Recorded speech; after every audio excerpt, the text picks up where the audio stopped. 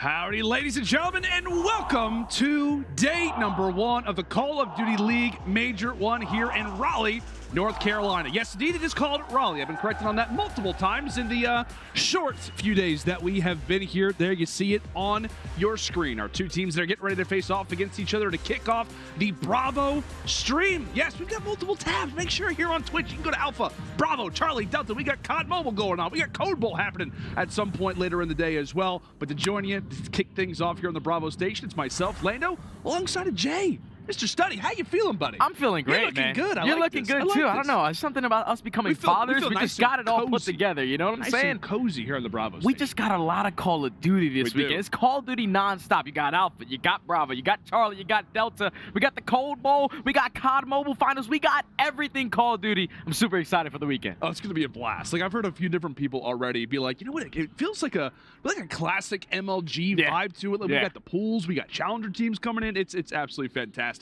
Before we do anything, let's go and take a look quick at our schedule to kick off things today, and this is solely going to be here on Bravo. So we're going to be diving into a bunch of different things. We're starting off the day with the New York Subliners taking on the Los Angeles Guerrillas. Following that opening series, we'll have Boston Breach taking on the Challengers team in iLLeY. We got a few other games going down as well. But Jay, what do you make of our first two that are guaranteed here? Oh, well, the New York Subliners LAG match is going to be a big one because obviously New York, they got the better of them already on week number 2 of the qualifiers and a clean 3-0. So LAG just have to respond, man, because that first series was not close at all.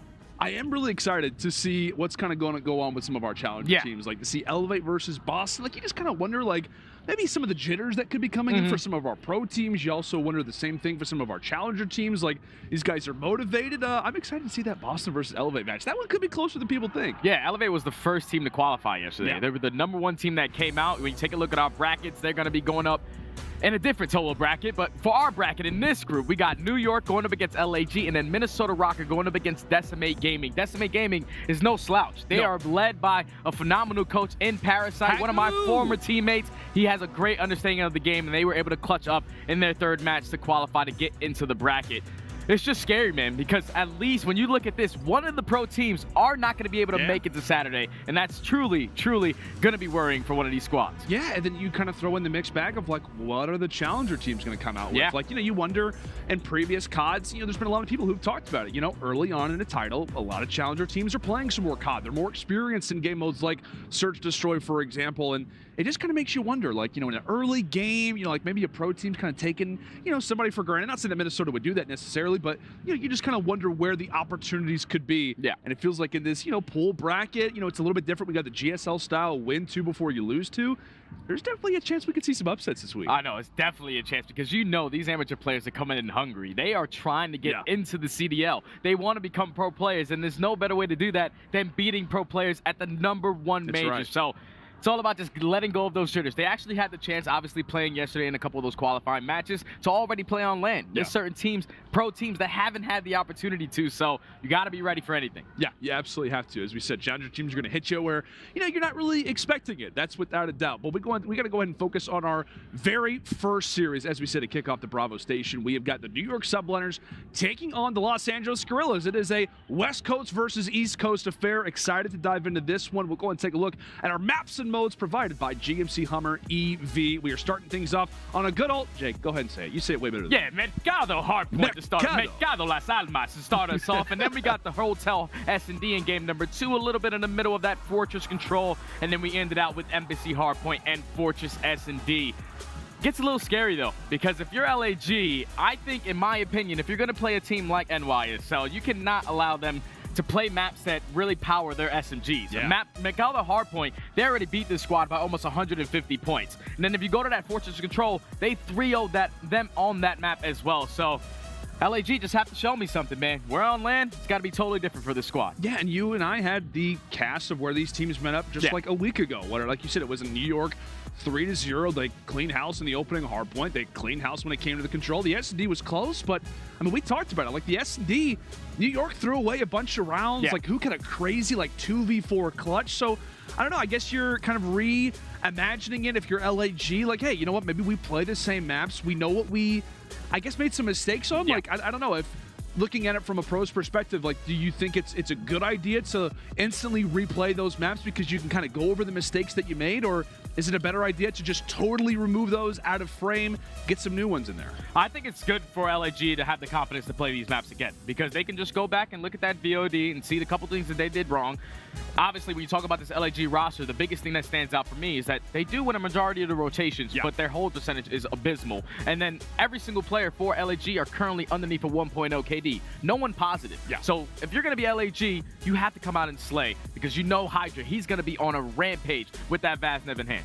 It's going to be a terrifying sight. It feels like. Without question. We've talked about, like, you're going to have the Fortress control, you're going to have the Mercado hardpoint to start things off. Like, you and I feel like have had quite a few New York casts so far, and it really feels like it is the HyDra show. Like, it really is. Like, it's HyDra starting off a hardpoint well, just casually clutches, 1v4 and search destroy from time to time. So if you're LAG, man, you've got to be aware of that guy on your screen. There's no doubt about it. He's called the French Phenom for a reason. He is New York's golden boy, and they're going to be relying on him and try to carry them through this first series. But we're going to go and throw it to a quick little commercial break, folks. But don't be worried, right? Except we got all kinds of streams, all kinds of games going on. You see the players. We'll be jumping into this bad boy right after this quick break.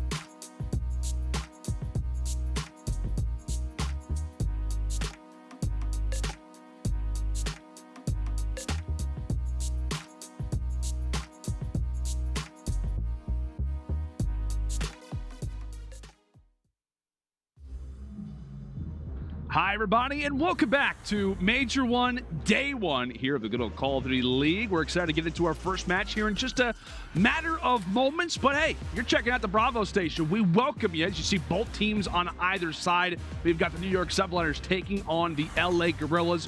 Both rosters ready, prepared, focused for their opening match here of Major 1. It's their first time playing some good old laying COD. Love to see it. Of course, it's myself, Lando, and Studdy guiding you guys through the action. Experienced a little bit of a delay, but we're figuring everything out. We're gonna be jumping into this map in just a matter of moments. But Jay, in case some people missed the opener, you know, any thoughts when it comes down to this series in general? It's a scary matchup. Biggest points of emphasis. Scary matchup for LAG because obviously you played against these guys already last week, and they closed you out pretty easily in a clean 3-0.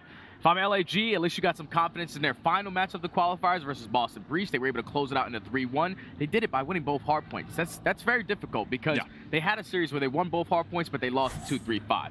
So if their hard point is on point, this is where LAG are at their best because they know that we know that they are a great search and destroy team. The control get a little scary that we're going into that fortress, but it's all about this Mercado hard point. LAG I love it when you say it, Jay. Need to make sure that they are rotating early and not allowing NYSL to get these breaks. Do not allow HyDra to get hot. He's a really difficult player to slow down. Yeah, without a doubt. LAG have got to be on their heels, on their toes.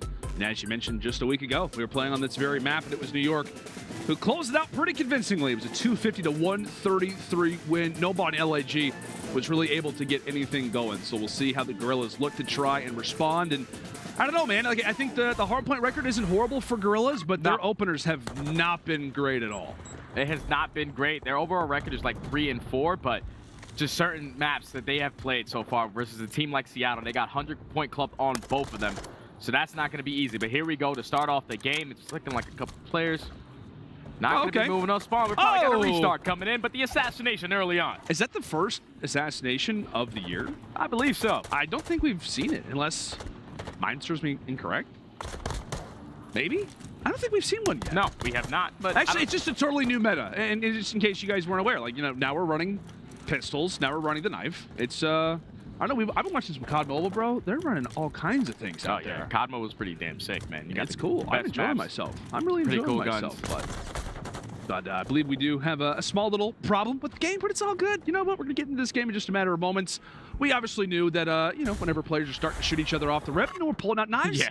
I wouldn't recommend bringing a knife to a gunfight even virtually, Jay. Yeah, not the smartest strategy. Yeah, definitely not the smartest strategy, but at least what we saw on that side, New York are going to be starting off on the bad side. The last time we saw them play this map, it was all about that break. They had the nade spots on point. So I cannot wait to see how they come out. But let's take a look at the New York Subliners roster. We got HyDra, we got KiSMET, we got Priestahh, and we got Skyz. At least in the beginning of this year, I thought that this team was going to be really young. Like, they were going to be lacking leadership. But the guy that stepped up in that role has been KiSMET. Mr. Do-It-All. Comes to objective time, he's there. Slaying, he's there. Communication, he's there. And at least based off of what we saw in the week 1 of qualifiers, when we went into a listening with this squad, it was 3 people communicating. When you go into the second week of qualifiers, HyDra was leading the pack. Yeah. So you can just tell this New York Subliners roster is starting to get really confident, really comfortable with each other, and hopefully they can continue on that hot streak that they're currently on. Well, yeah, I mean, we were kind of going over all those stats, and it was like, oh my gosh, like New York, the turnaround. Yeah. I don't know if it was the, you know, the meta change or whatever it really was. Probably a factor of different things.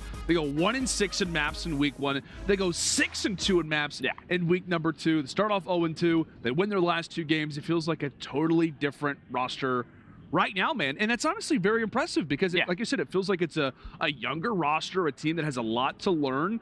And I don't know, it just feels like in general, like already they've adapted, they figured some things out, and they seem to be maybe one of the scarier teams. Yeah. Maybe at the tournament, just because you don't really know where they're going to be at. Yeah, I believe it. I believe it. Because when you talk about this NYSL team, that M4 meta was not their best suit. No, like, not at all. You're going up against 4 M4s on the map. Very difficult for a player like HyDra, who was the only player running that BaZnet. But ever since that meta change, you bring that TAC 56, you're allowing Priestahh, you're allowing Skyz to get their kills, and now you allow KiSMET and HyDra to be that duo with the BaZnet. So it's very, very, very scary team. The meta change definitely helped them. Yeah, I mean, we were talking, 2 weeks ago, we're very worried. Now we're like, oh, okay. Subliners could be a fun team to watch. However, let's talk about the team that they're going to be facing off against, that being the good old Los Angeles Guerrillas. They also had a little bit of a change when it came down to the off-season. They remove Arsity, or rather, they remove Slasher, bring in Arsities to a pretty interesting trio of 3, Hook, Neptune, and Spart. it's been a mixed bag, I feel like, from the overall reaction from the community, Jay. A lot of people excited to see what this team can do, and I don't know, how would you grade their Major 1 qualifier performance now heading into LAN here? I'd probably give it like a B. Okay. Because they did have some great matches. Like the 3-2 victory over Seattle Surge to start off the entire CDL for this squad was massive. We thought, like, once they won that series, this team was going to be that 2-3-5. We like to call it the Neslo team as they clutch up in that Game 5. But then as they go forward, their next 2 matchups, they lost a tough one versus London all the way into Game 5. And then they played NYSL and got 3-0'd. I think right now, when you're talking about this LAG team, they have playmakers. Hook and Neptune, with the SMGs in hand, can make plays. The thing that really scares me for this team is just their inconsistency. Like, they have great communication, but when you talk about their hard points, they are dead last in hold percentage, they are dead last in break percentage. When you talk about control, they are dead last in defensive win rate, and that is terrible. That's the respawns that we have in this game, and then going up against an NYSL team who are fairly strong in those modes, it's going to be a tough task for them. Yeah, it really does seem like we kind of know the strengths and weaknesses for both these rosters, maybe even most specifically for the LA Guerrillas side. Like, you're really going to have to turn up when it comes down to the respawns. Again, folks, we do apologize. We're getting everything sorted. Again, it's our really first match on LAN. We're going to get everything figured out, but we are going to throw it to a quick little commercial break. When we come back, I'm not making any guarantees, but I'm telling you, we're playing some COD. We'll see you in just a few moments.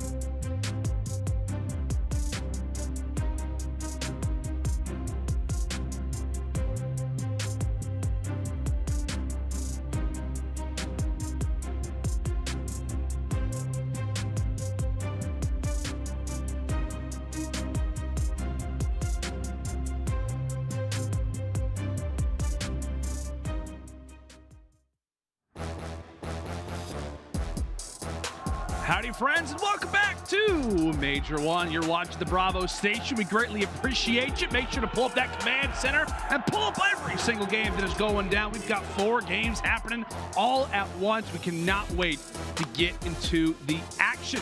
It's Lando, it's Study. We're happy to be with you, ladies and gentlemen. It's been a little bit of a slower start, but we're getting into these games soon. I'm being told it's soon, Jay, right now. Yeah, it's soon. Just be patient with us, guys. Don't worry. It's non-stop Call of Duty action all over the place. We got Alpha, we got Bravo, we got Charlie, we got Delta. If it's not working here, go somewhere else. It's okay. But we have a banger of a matchup in front of us, man. I just can't wait for it to start. Oh, it's going to be a blast. It's going to be a blast. Now we've got our brackets we're going to take a look at. I want to kind of get more involved in the really big discussions when it comes down to this tournament here. We're taking a look at Group A, Minnesota Røkkr. We've got the challengers team known as Decimate Gaming. We've got the Los Angeles Guerrillas and the New York Subliners. This just so happens to be really the pool that we're going to be talking about in terms of that lower side match. But Jay, how do you feel about this group overall? Strengths, weaknesses, group of death? Question mark? I don't think it's the group of death because either one of these squads can close out. Like when you look at the LAG team, they're great at search and destroy. You look at Minnesota Røkkr, they're also one of those teams that are great at the 2, 3, 5. Yeah.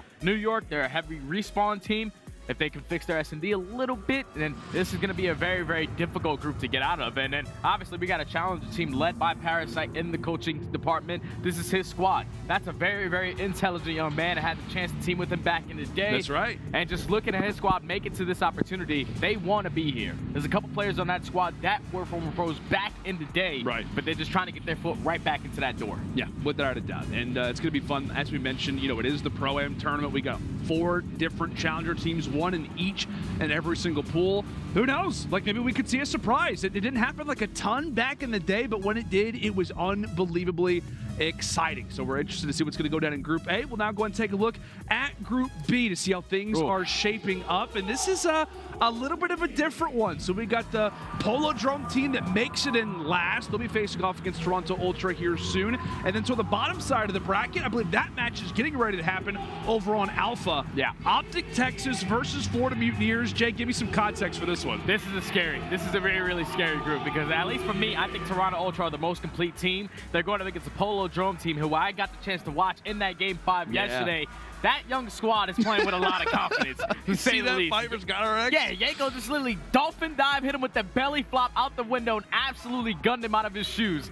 So they are feeling themselves. And then for OpTic Texas going up against Florida Mutineers, that's just a scary matchup, man. Yeah. Because OpTic is just, they have a little bit of inconsistency when you talk about their hardpoint game right now. For Florida, especially in their respawns, they are half decent, but their search and destroy is where they really shine. Yeah. OpTic are a great search and destroy team, so that's going to be a battle all the way to the very end. Yeah, it's going to be a very exciting series to watch. A lot of context, a lot of history when we talk about these franchises, at least going back to the prior season in Vanguard, where it felt like OpTic could just not get over that Florida hump. Well, we've talked enough about Group B. Let's go and check out Group C and see how the action is lining up there. Actually, this is my first time actually taking a look at how this bracket shapes up. Atlanta FaZe taking on the LAG Academy. Really like those boys over there. I think it's a little terrifying, the fact that you're facing off against Atlanta to kick off your bracket. I know, but at least if you are LAG Academy, you got Joe Deceives on the roster. That's Joe true. Deceives is basically best friends with the entire Atlanta FaZe roster, so you're going to know the tendencies of how they play. So that's going to be a banger of a matchup. And then you got the Ravens, who have really just turned up to a whole different level. They have completely changed the way I thought about them in the beginning of the season. Yeah. I thought that this was going to be a really weak squad, but they come out and they dominate at least week number 1 in qualifiers. Clean maps, clean 3-0s, did not matter. And then on the opposite side, Seattle Surge. This team is scary. Yeah. We know what Seattle Surge are capable of. They do have a couple losses coming into this event at 2-2.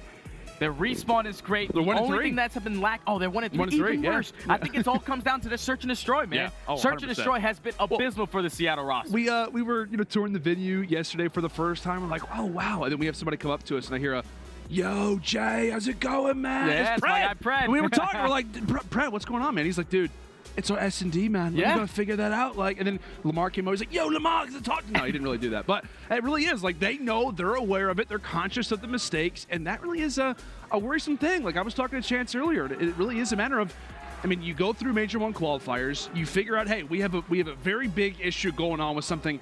How quick can we fix that? And especially versus a team like London, where, especially in that 2-3-5, the S&Ds, the controls, that is not a easy matchup by any means. But I can tell you, there's one quick fix that Seattle Surge already need to do. I gave them the tips. I gave them the blueprint when we ran into these players. And it was simply, stop playing Fortress S&D. Yeah. For God's sakes, you guys simply do not know how to retake bomb sites. It's just a very struggle. They have the same exact setup. Yeah. It's just difficult for Seattle Surge. So just get rid of that map, and you probably have a better chance of winning a majority of these series. Yeah, I think, Seattle does stand a fair chance, but this is going to be a fun group to watch. Let's go and check out our final one. We'll head over now to Group D, and we're looking at Boston Breach toward the top side. They'll be taking on our challenger team in Elevate. Some former pros when it comes down to that roster as well. Excited to see Gizmo and the boys back on the main stage. And then on the bottom side, we've got the LA Thieves taking on the Vegas Legion. I want to say that was a matchup we've already seen, right? It was the first one. It was the first one for Vegas Legion. Unfortunately, they did fall short in a 3-1 to the LA Thieves.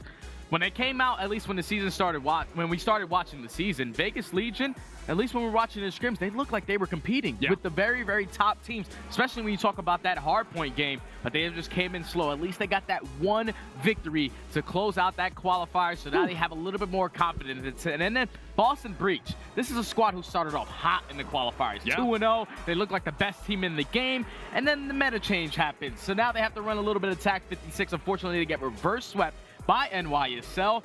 It was in a fortress control. They allowed New York to get round number 5 attacking ground. You just cannot allow that to happen if you're Boston Breach. And then in their following matchup, they lose a 3-1 to LAG. So it's just tough for Boston Breach. Hopefully they have the confidence to go up against a team like Elevate, who has some former pro players in Gizmo, 100%. Who was a player for the Ravens last year, and then even Vortex. This is a guy who I was competing against back in the day. My guy's still putting on the show in Challengers, trying to get his foot back into the door. Yeah, without a doubt. And by the way, that Boston Breach Elevate game is going to be our second match here on Bravo. So we're interested to see how that one goes. I've been hearing the desk a little bit. They've been saying that the Group D could be a pretty open one in terms of who could get that first and/or second seed.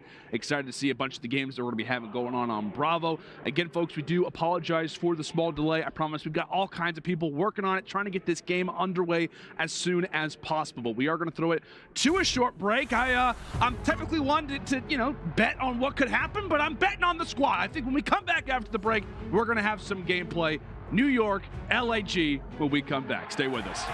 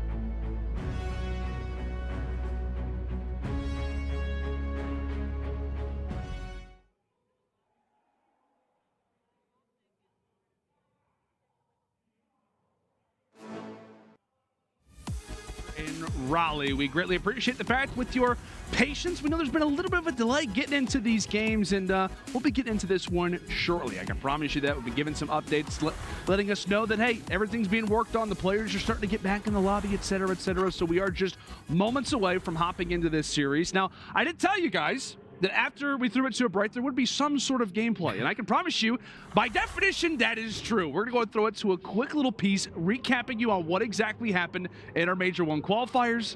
Give it a look.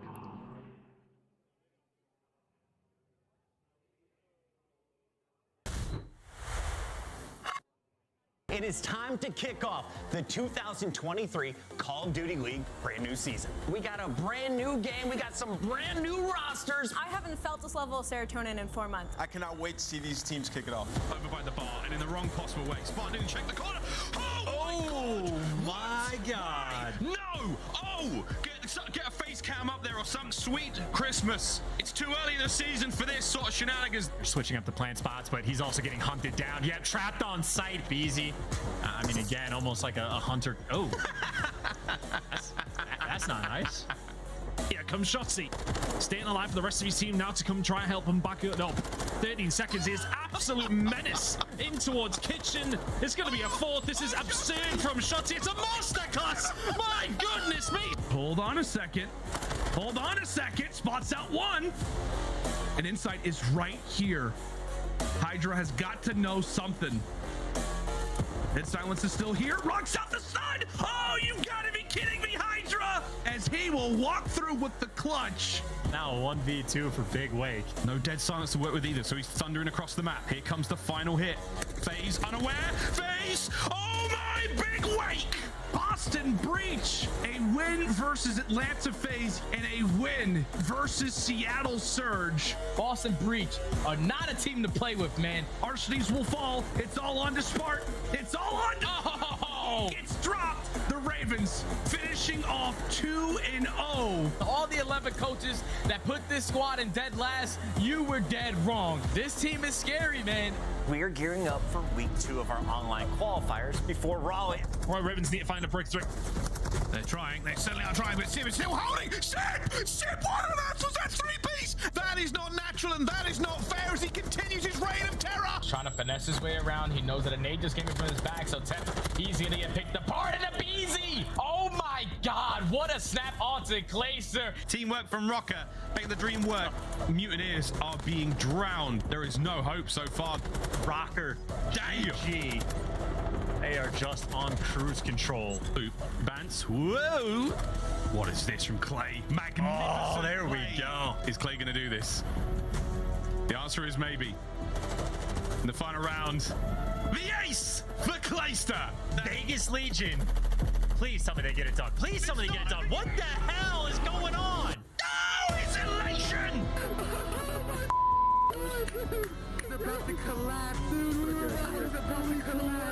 Zero days since the last Las Vegas Legion win. 2v2.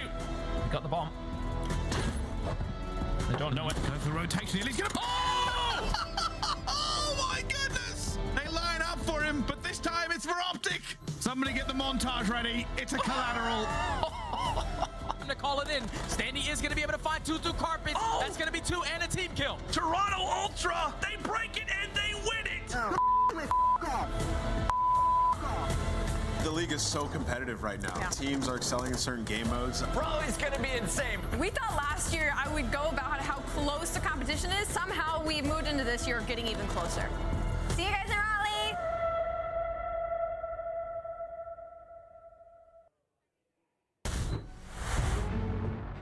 Alrighty, well, I mean, hey, iLLeY said we'll see you in Raleigh, and here we are. We're live on location. I'll tell you what, man, that was a nice little qualifier piece. Got me up to date. Let me know what's going on right now. And it feels like week 1 to week 2 is totally different. Like, Without question. everything, like Boston Breach starts off well, like New York, like everything is totally different.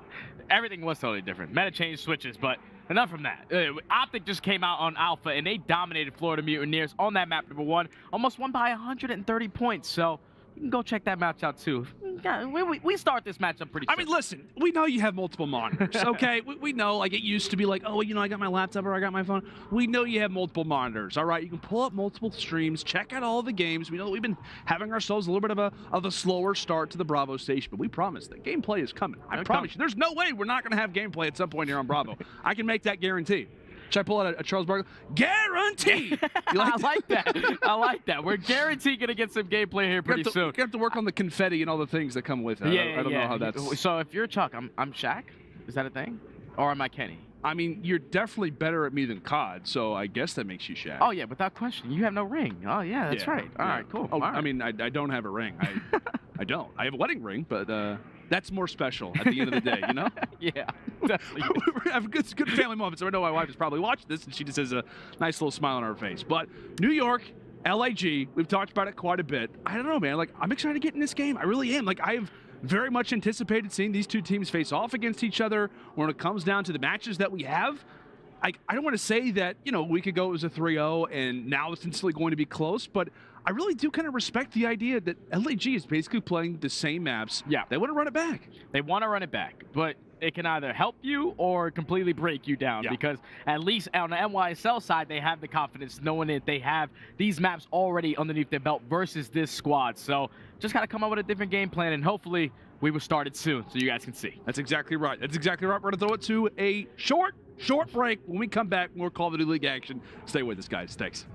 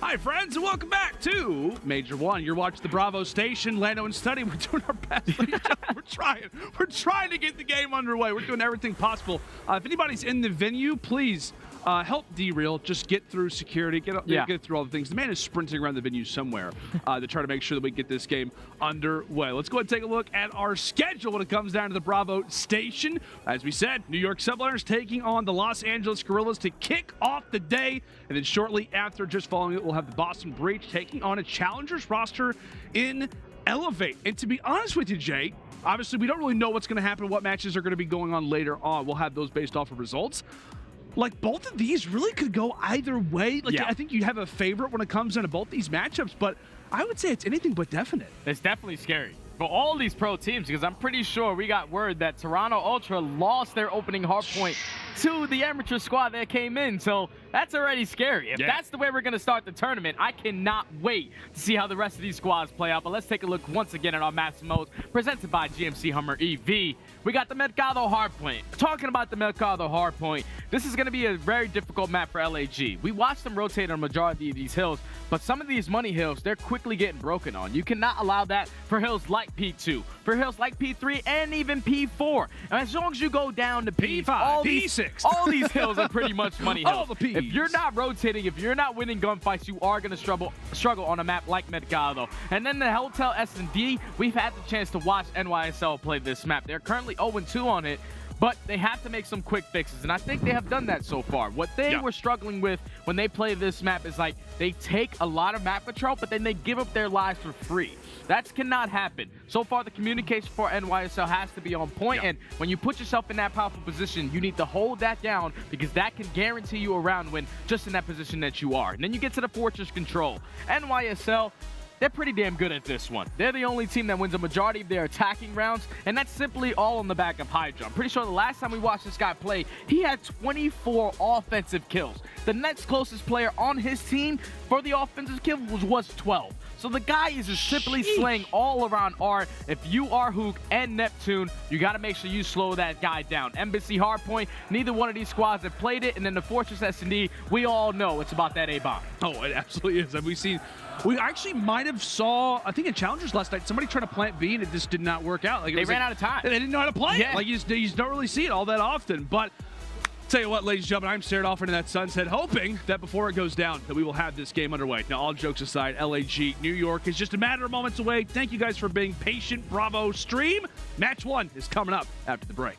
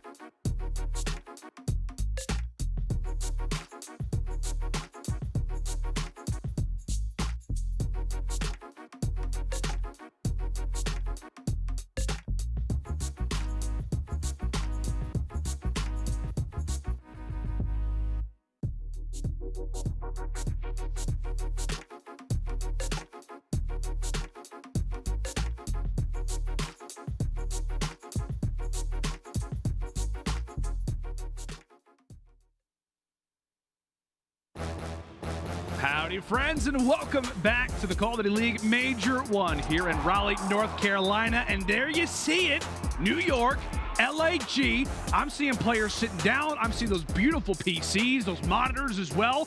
It looks like the action is getting ready to get underway.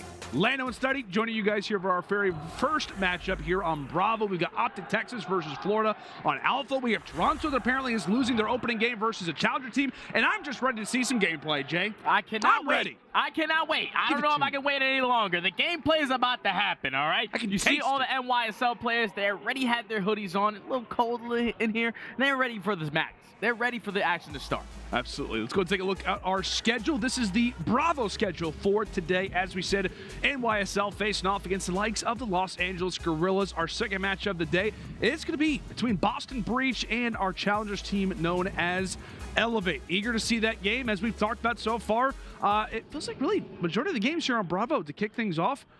Not really. I mean, there's favorites for sure, but it feels like these absolutely have the opportunity, the direction to go the other way. I tell you what, man, Pool A is it's quite chaotic. It's going to be quite fun to see exactly how it shapes up. Let's go and take a look now at our bracket. We're getting into the game. We're focusing everything out. New York, LAG is our series to watch, but this, Jay, is Pool A. What do you make of it? It's just scary to me because one of our pro teams are not going to be able to make it to the bracket play. I know right now we have 3 squads currently with 1 challenger team. Røkkr are one of the powerhouses. NYSL have turned the tide, turned that page of the chapter ever since that week 1 qualifier come out in week number 2, go 2-0. LAG 1-1 through both weeks, but this team has a lot of unknown factors. They can be good at hard point. They can rotate when they need to and potentially close out some hard points. And also, they can also be great at search and destroy. So it all depends on the day, to be honest, because it's either LAG are winning hard points and losing S&Ds or winning S&Ds and losing hard points. It has to be on the same page versus a team like NYSL. Yeah, we'll go and take a look at our maps and modes presented by GMC Hummer EV. We're starting things off with a good old Mercado hardpoint. Good.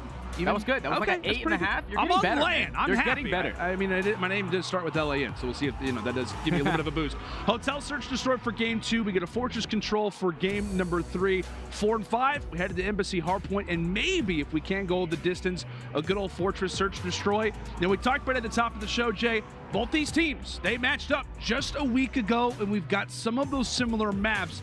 Put it into context, New York, they won that series in a 3-0. Yeah, they won that series in a 3-0 by winning the respawns the way that they did. The Mercado Hardpoint, they're currently 2-0 in the season. The Fortress Control, they're currently 2-0 in the season. But I think the biggest map in this entire matchup is going to be that map 4, that Embassy Hardpoint. Neither one of these squads have yet to play it through our online qualifiers, so that's going to be a lot of unknown factors. But if you're LAG, just based off of what you need to do on map number 1, rotate and make sure your setups are on point. When you get to a map like Embassy, it's where you start to slow down if you're an SMG player, because it's a big map. You're probably going to see 3 TAC-56s out there, 1 submachine gun. We know who that's going to be on the side of NYSL, so just can't wait for it to start, man. Yeah, and it's going to be fun, right? Both these teams, I mean, it feels like there is definitely levels of pressure to it, right? New York, we discussed it. They had the very slow start of week number 1.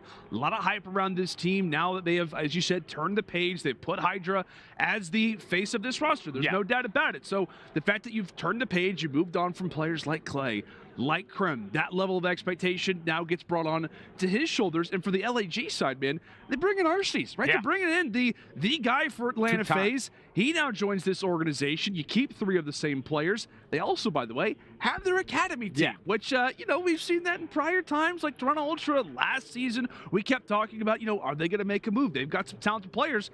Obviously, if LAG Academy has made it to this level, they've got some unbelievable talent on that team as well. Yeah, they have talent all around. The academy team, the starting roster, and I also just got this memory that this is sort of a revenge game.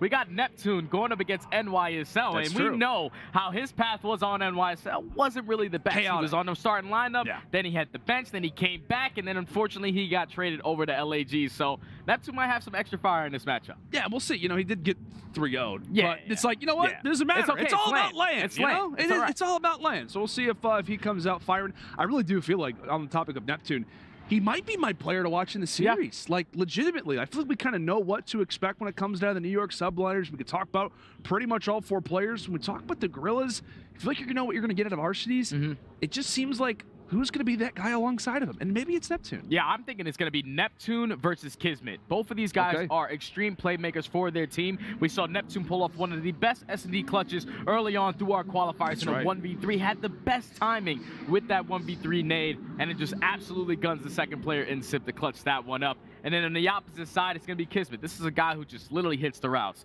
hops the hill, gets his kills, leads in the comms. I'm really looking at both of these playmakers to set the tone early on, because on a map like Methodz, if you can hit those routes and set your team up properly off the rotation, that's when you can start to open the game wide open. Yeah, without a doubt. We've talked about really HyDra. We've talked about KiSMET for the New York Subliners. We got to talk about the two other guys that have been added to this roster just during the offseason. They bring in 2 new ARs, right? Priestahh, previously coming from the Minnesota Røkkr squad. Skyz, his first time not on the Florida Mutineers in the CDL era. How do you feel about really how this team is completed when you bring in Priestahh and Skyz alongside of the other two? How does this team mix for you? And how do you think they play coming into Major 1? Well, week 1 was atrocious. Nobody from NYSL was over a 1.0 KD besides HyDra. But week 2, totally different squad. You had Priestahh looking like the old Priestahh, going out there with the TAC 56, picking up the BAZM when needed, and just slaying the way that he does. He's such a raw, talented player. I've always said this about this young man. He has the ability to be one of the best players in the game. He just has to have that confidence. And then on the opposite side for Skyz, this is a guy who, throughout week 2 qualifiers, he was putting up some insane stats, only dying about 17 times in one series. Like, that was insane, man. If he can play as consistent as that, he's controlling spawns for his team, allowing his SMGs to put out. And then when they're vibing, when their communication is on point, that's when this team is really the scariest. Oh, without a doubt. And I think in that series versus LAG, when New York 3-0'd them, Skyz had a 1.92. That's unreal. That's in unreal. the series. Oh, so he's delusional confident in this matchup. Yeah, he's got to be. Without question. And I'm excited. Go ahead. He's sitting there like, I played these guys before. I basically had a 2.0. It was a week I was ago. Untouchable in that series. So the confidence from him has to be on a different level. It has to be. And I think confidence is really the name of the game for the other squad, right? For the Los Angeles Guerrillas. We can talk about that team for a moment. I mean, I tell you what, man, like, it really does feel like all of these players are trying to find that confidence again. Like Arseny's life after Atlanta FaZe. You got Hook, Neptune, and Spartan, who really haven't criticized a lot by the community. I mean, even us as talent have been like, you know what, LAG, you decide to keep these 3. How are you going to play? Like, the level of expectations were that, you know what, this maybe wasn't the right moves for them to make during the offseason. They're in this constant level of trying to prove that they deserve to be here. Yeah, that's the thing. It's like, you have to prove that you deserve to be here. We know what Spartan is able to do, but hold on! It looks like we're getting it started. Is it happening? We were teased earlier. But is it happening now? It very well could. Ladies and gentlemen, cross your fingers, cross your toes, everything else, it's fine. You know, it's all good. And it looks as if it might be happening. Mercado, Hardpoint, our first map in our very first series to kick off the day here on the Bravo station. NYSL versus the Guerrillas. As we said, these teams faced off just a week ago on this very map for game number 1. And it was a dominant W. A dominant W for New York. Did they come out, prove the same thing, or can we see a different-looking LAG when it comes to LAN? Here we go, ladies and gentlemen. Some gameplay. I promised it to you. Let's go. Priestahh starting off with that initial gunfight, and I already love the break-off from NYSL. They sent 3 players through Dark, 1 player through Gate. That guy that won that gunfight at Gate, which was Priestahh, now allows them to get pushed over towards Green. Couple gunfights are going to be important right here for Skyz, but unfortunately he does get traded by Arseny's. Neither one of these squads fighting for that P1 time. Yeah, after 30 seconds, we finally do see somebody inside of the hard point. Quite refreshing as KiSMET and HyDra are able to start things off in their venture now for P2 spawns. Neptune, the guy that we talked about, needs to have a solid performance, especially in this opening map. Comes through with a nice one. And well, no real time has been awarded over at that first hard point. It is all about the Cantina as Priestahh open things up for New York. Yeah, it's all about this rotation in Cantina as Priestahh and KiSMET combine for 5 through back alley. They execute the break going into P2, and that's exactly how you want to do it. You have 1 player in HyDra go for that pinch, so now all of LG spawning across the map. They had the rotation for about 55 seconds, but They'll find a couple. NYSL were able to execute the break, and Skyz holds down that positioning. Through back barbershop, finds 3, and just makes the push a little bit more stagnant for LAG. Yeah, that's really annoying if you're Guerrillas, right? Because you're like, you know what? P1, who cares? It's all about the cantina, right? When you lock it down, New York run right through their setup and into the hard point they go. 29 unanswered points so far for the Subliners. KiSMET nearly turns on to a third, as now it'll be a 1v2 inside of the HP. We've got battles going on the bottom side as well as the top side of your mini-map, so make sure to check out for those. Arsty's still fighting for the scraps. He'll take that. 13 will go to LAG as now we rotate toward 10. Now off the rotation, multiple players here for NYSL. Spark, he does able to take down 1, but Skyz right there for the trade. So now New York are going to be fully set up off the rotation towards Tin Hill. LAG have to try to execute this break. It's looking like we're going to set up a pinch.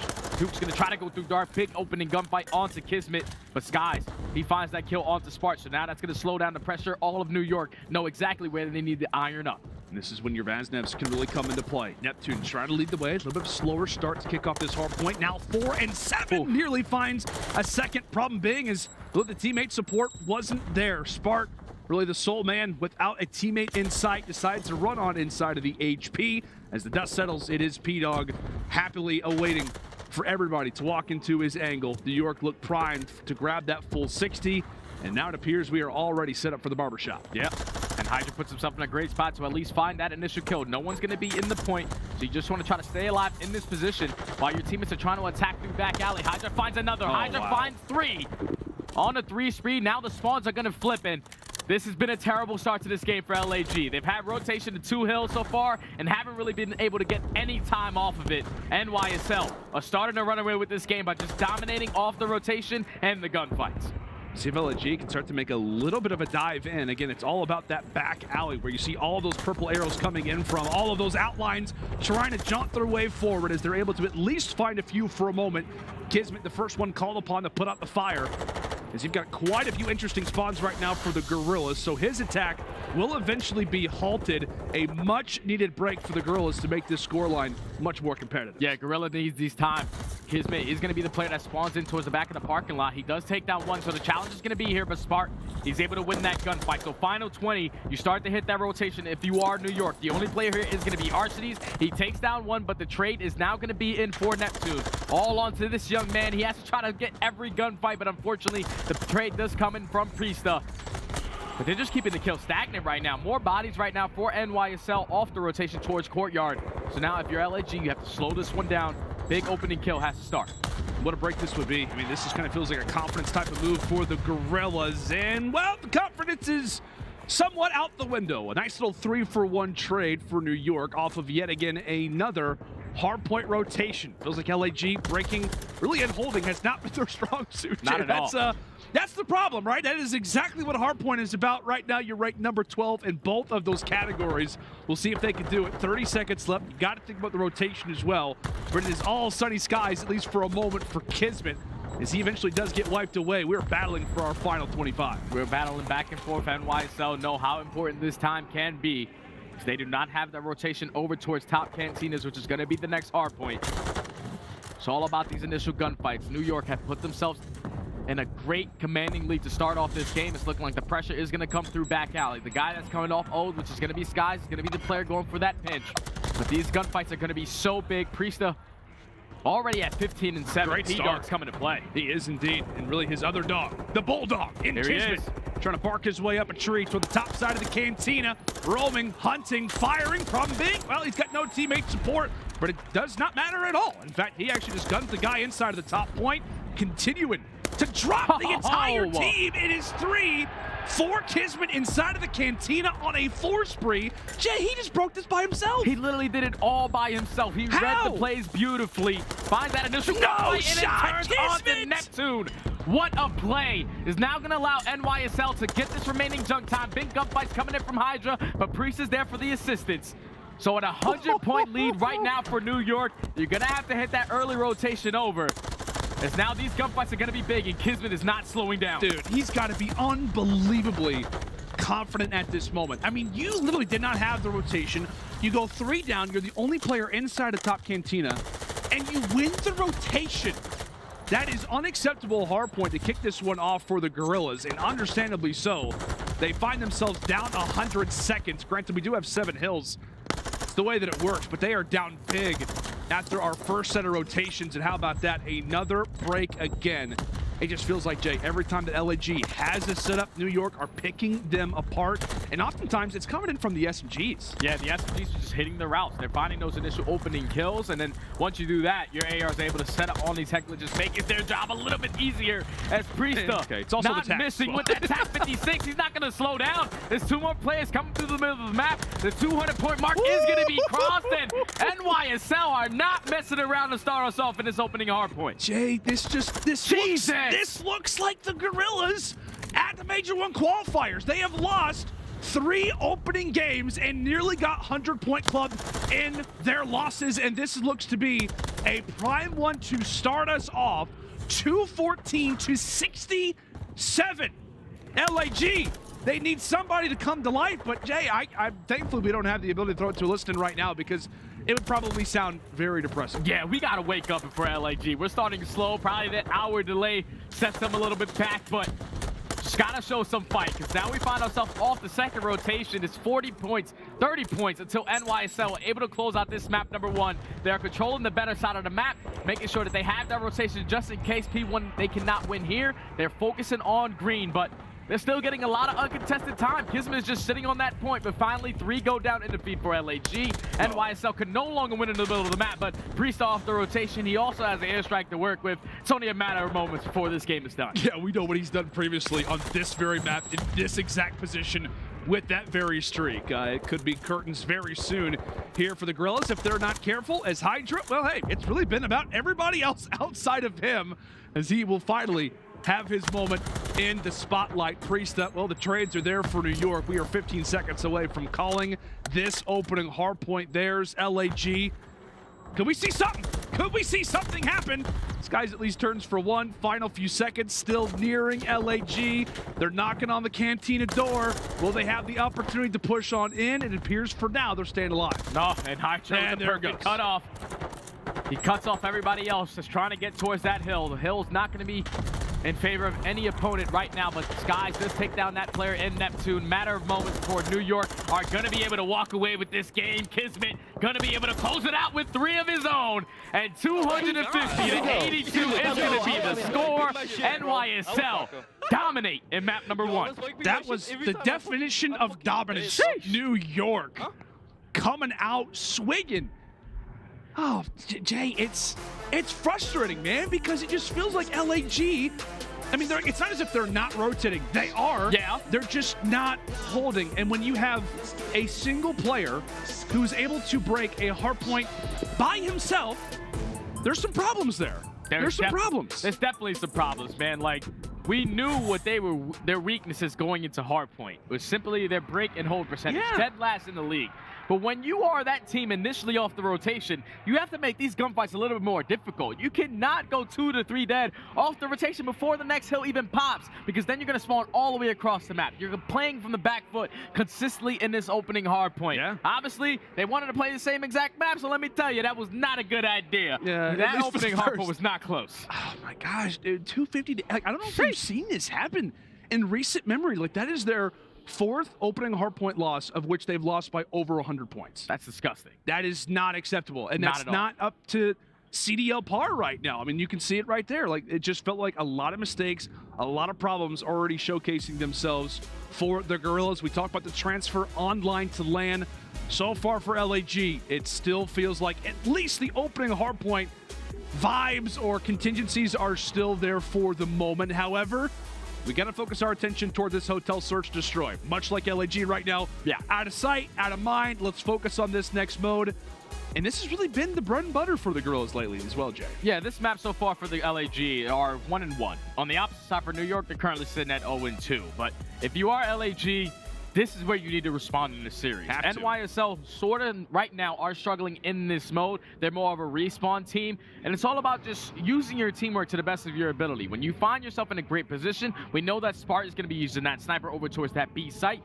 get your opening picks, and play your life together, because NYSL, they have a tendency of just giving up their life for free. Do not allow HyDra to be the last one left on the map, because he has the potential to get a 1v4 for you. But LAG, that's right. No momentum off that map number 1. No. They need it all. The coach needs to say something to this squad, because this map number 2 is so damn important for this team. I mean, how often have we talked about it, though? Like, with teams who are great at search destroy, maybe the hardpoint lacks, and you got to win some of your opening hardpoints. Yeah, Like, you can't have not just losses, but just dominant losses at that, because like you said, it absolutely affects your confidence when we come down to the search destroy. Even when we come into the control, you can't afford to have losses like that. A scary one, to put it lightly, if you are an LAG fan. They're going to have to rebound when it comes to the search destroy, but as you said, we've seen both of these teams. They've had some reps when it comes down to this mode. I know you talked about it for New York.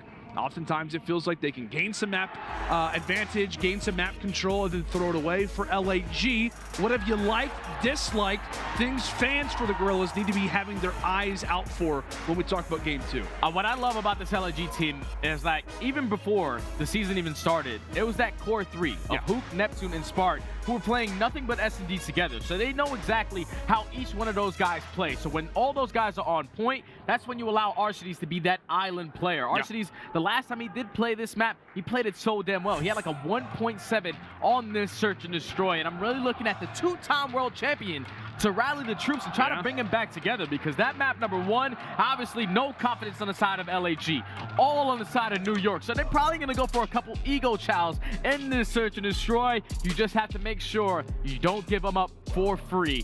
Really big search and destroy for both of these squads, but way more important for LAG, because keep in mind, man, you lose this match, you have to win 2 more matches to get out. And this is very scary. If you're losing that opening hard point by 100 points, more than 100 points, not good. Not good if you're LAG. No, not at all. And like we talked about previously, you want to see certain things. Does it translate from online to LAN? You do have those question marks. It's the first major of the season. Those doubts, those questions are going to be there. But for LAG, it's really been the name of the game for them. 4 opening hardpoint losses, all by 100 points or more. Got to shake it off, focus on this next search destroy, of which we will be on the hotel. I gotta say, Jay, I like our hotel in Raleigh. I would probably prefer this one more, though. Oh, yeah, this is nice. Yeah, this is a beautiful hotel, man. Like, imagine having that viewing from top bedroom. Like, you have some glass windows. You can see the checkout desk. You can see everything. And obviously, the kitchen is fully stacked. Oh, yeah. The meals are coming in beautifully for the hotel. This has got to be a 5-star. Is fantastic. Without I mean, I don't know what kind of cuisine we're cooking up, but I tell you what, the drinks are going to be popping. Probably have some good appetizers as well. You gotta imagine, right? Definitely. You're an appetizer guy. Especially if you're a 5-star recruit. Like, if you are a platinum member at the hotel, you're basically getting that premium access to the I'm checking out late, baby. In towards top bedroom. You get the best meals. You get the best views. You have a spa, too. Yeah, spa. You can go out there and get a mani-pedi, It's going to be great. Oh, dude, it's going to be phenomenal. I'll tell you what, both teams maybe want to stay here for even longer. I think this is one of the only series in recent memory where we've not had multiple hotels. But here we go into Game 2, Search Destroy. LAG starting things off on attack. And it appears to be a nice little aggressive hit over at this B site. KiSMET, first one in the ear's distance. He jumps in. Oh my goodness, everybody lines up. Half the lobby is dropped in a matter of moments. And Priestahh has an inkling of where somebody could be. And instantly it is a 1v1 between 2 players. Jay, take it away. All out battle in towards the diner. Even trades across the board, but now it's Skyz versus Spark in the 1v1. Skyz is able to spot him, and that's a great opening round for New York. Aggression from both sides, but New York are able to win the trade battle. Leave it in the hands of Caesar Skyz Brandon, who always is investing in this game. Finds that round number 1. New York, 1-0. Indeed, my friend. New York start things off nicely. Like you said, a very aggressive hit over at the restaurant. Like, everybody fell. It's just a matter of moments. New York, they were aware of it. They sniff it out. And as you said, it is Skyz as the dust settles, closing things out. The nice little 1v1 goes to him. I guess it's a team ace. Everybody gets a kill. Not everybody stays alive, but at the very least for New York, clean COD to kick off this hotel S&D.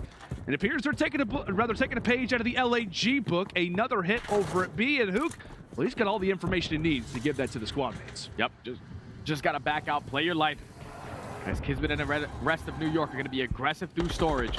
Stun does come in, but that's going to be the initial kill going to Arcides. Already finding that first blood. Now you're going to have to relocate if you are New York. Just pay attention to your mini-map right now, where Priestahh currently is, sitting at single arch. He's going to start to slowly work his way, be that island player trying to play 4-pick.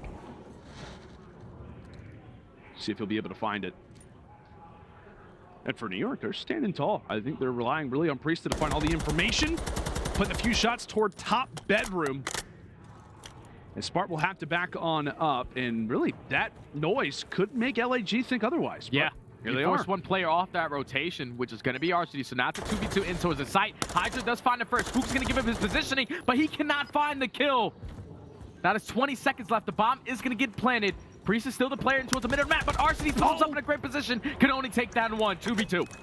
They'll pop that silence. Looking to run through the restaurant. Got 35 seconds to work with. A bomb still to defuse. RCD's and Spark trying to work together. Spark for one. Priestahh there for the instant trade. Puts in some shots on a dead body. 25 seconds left. Oh, talk about the gutty. NYSL are feeling good right now. And that play is all in the hands of Priestahh. Once he puts down those shots to the player in towards top bedroom, you see in the repositioning coming out of RCD's. It was a 3v2 before it turns into a 2v2. New York able to break in towards Kitchen, find both of those kills, get that bomb planted, and then Priestahh with the repositioning clutches up the round for New York. Great plays from NYSL to clutch up in the 3v4, now up 2-0. It's a round you can't throw away, man. If you're the Guerrillas, as we said, off the hardpoint loss, you're thinking about search and destroy, instantly throw away that 4 versus 3 advantage. Another attack for the Guerrillas. It's currently a 2-2 split, maybe a little bit of a bait over at this A site, and I guarantee if they had the information that we did, they would be already planting that bomb over at the restaurant. But they've got some comms, and thankfully, despite losing a player, Hook has successfully made the rotation with the roster. So it'll be a post-plant position for LAG. We'll see exactly how the Subliners elect to retake. So Hook's going to be the player to try to make a play. Slowly trying to work his way through single arch. It's going to be a 4v2. In towards the site. Couple wall bays coming in. You're checking every single corner, but Neptune, he actually going to sneak his way through the side door. He finds that initial gunfight right there. You need to slow down. You got your job done. Now it's all left up to Hook in the 1v3, and unfortunately, he is going to drop. Right there, if you're Neptune, you get that kill, you have to stay alive. You have to force NYSL to get out of their positionings, at least challenge you towards the side door, not completely jump into the kitchen and give up your life for free. New York are not making any mistakes. They get that first blood. They get the retake. Clean search and destroy so far, up 3-0. Yeah, very, very clean so far from the Subliners. And that was a great call, my friend. Like, it literally does feel like that play made the right move. Like, you know, they did lose the opening kill, but they had the sight. They had Hook, who's able to stay alive. Neptune finds that opener, and really from there, play the time. Make New York have to sweat it out. As we said, a big series for Neptune, facing off against his prior team. Lost to them 3-0 just a week ago. Has something to prove, has some revenge in his heart, and maybe because of that, gets a little out of focus and throws away his life. 3-0 to start for New York, so we'll see what they can do on another attack. And really, it feels like for the first time, we could be seeing a push over at the A site. And look at right now the positionings of NYSL. HyDra already puts himself up towards top light steps, but unfortunately, he's just going to wrap back, give up his life for free. So now in the 4v3. After Spark gets that first blood, KiSMET still's taking a lot of map control, finds himself in towards top cat. So only a matter of moments before he tries to line this play up. But New York is just trying to even out the numbers. Skyz, unfortunately, he is going to get hurt. He checks his corner. Hello. Great play from him. It's now Hook. He's going to go for the gunfight. Unfortunately, does not get it. Oh, shoulder after shoulder. Hook thought he had him dead to rights. And LAG still hunting, searching for that first round. A glimmer of light is all that they're hoping for. His New York decision to make, 20 seconds left. Is it going to be B or is it going to be A? Thankfully for LAG, they've got the forces for everything. A quick trade, still NYSL down in numbers. Skyz having to plant down this bomb. Priestahh, the AR to work with, and a great job so far. Somebody hanging out till the top side of the lights. And Priestahh, he's going to be there, at least for the moment. Neptune and RCD's will come through, and there you have it. The life we've been waiting for has been felt. LAG claimed their first round, a successful retake, and a round on the board. There it was. That round almost got scary. Soak it in. I think the biggest kill on the round right there had to be Spark taking down KiSMET because they had no idea where he was on the map, but then you play slow towards top bedroom, you take down their playmaker, Then you force them to plant that bomb at A. Even though Priestahh does take down 2, you get the guy out of bottom bedroom. Neptune repositions himself towards top plat, hits a couple shots, drops the nade, and also finds the kill on the Priestahh. Then the 2v1, the guy is left on that bomb site. The nade comes in from aRSTDs. aLLeY finally get on the board.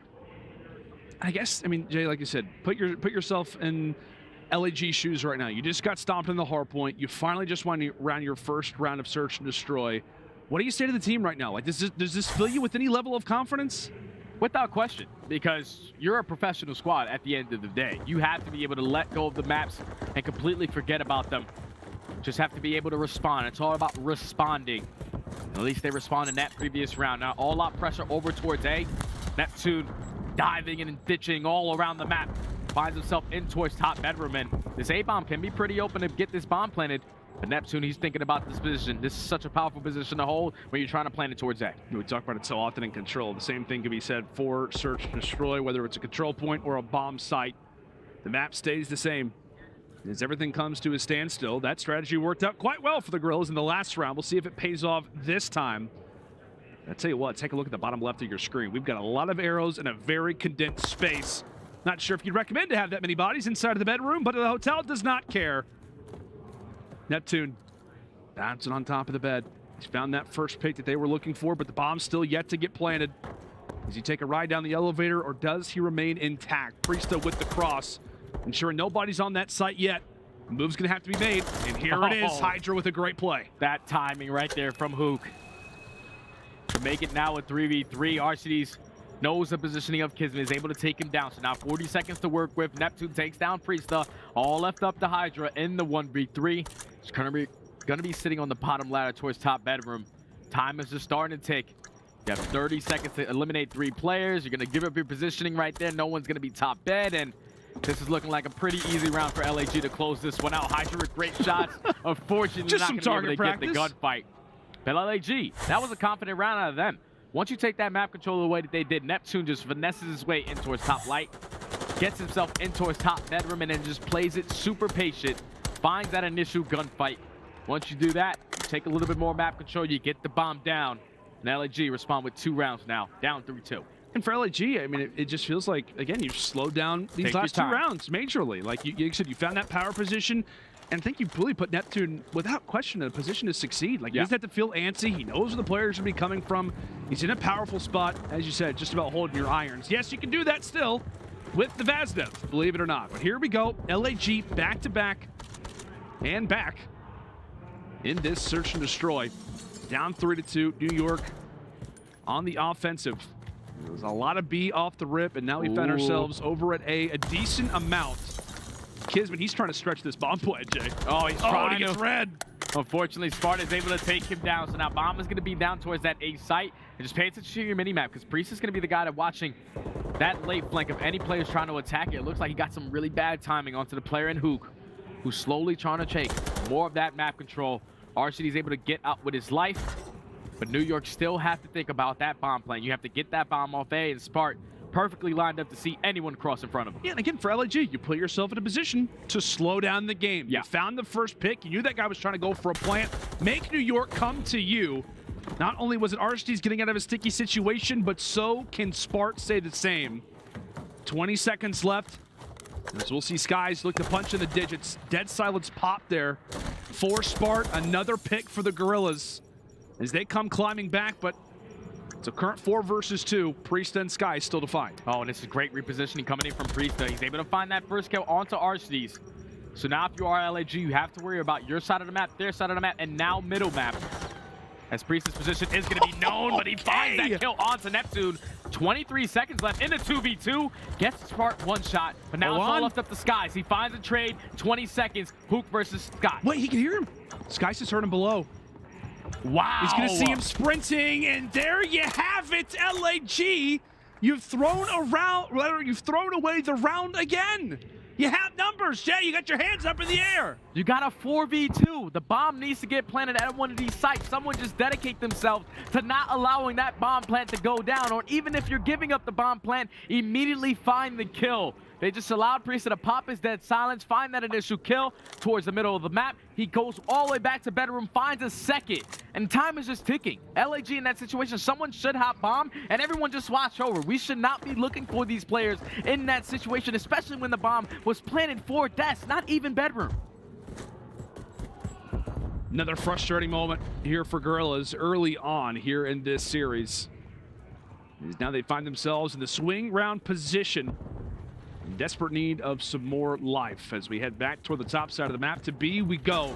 To the kitchen we head, and it is HyDra starting things off quite nicely. I believe maybe even using that TV spot, and there you have it. 4 up and 4 down. Another dagger in the heart, as New York are all smiles on the left side of the screen. Oh, this is tough, man. HyDra, he puts himself towards the top of the TV. It's absolutely bolted into the wall to hold him up in that positioning.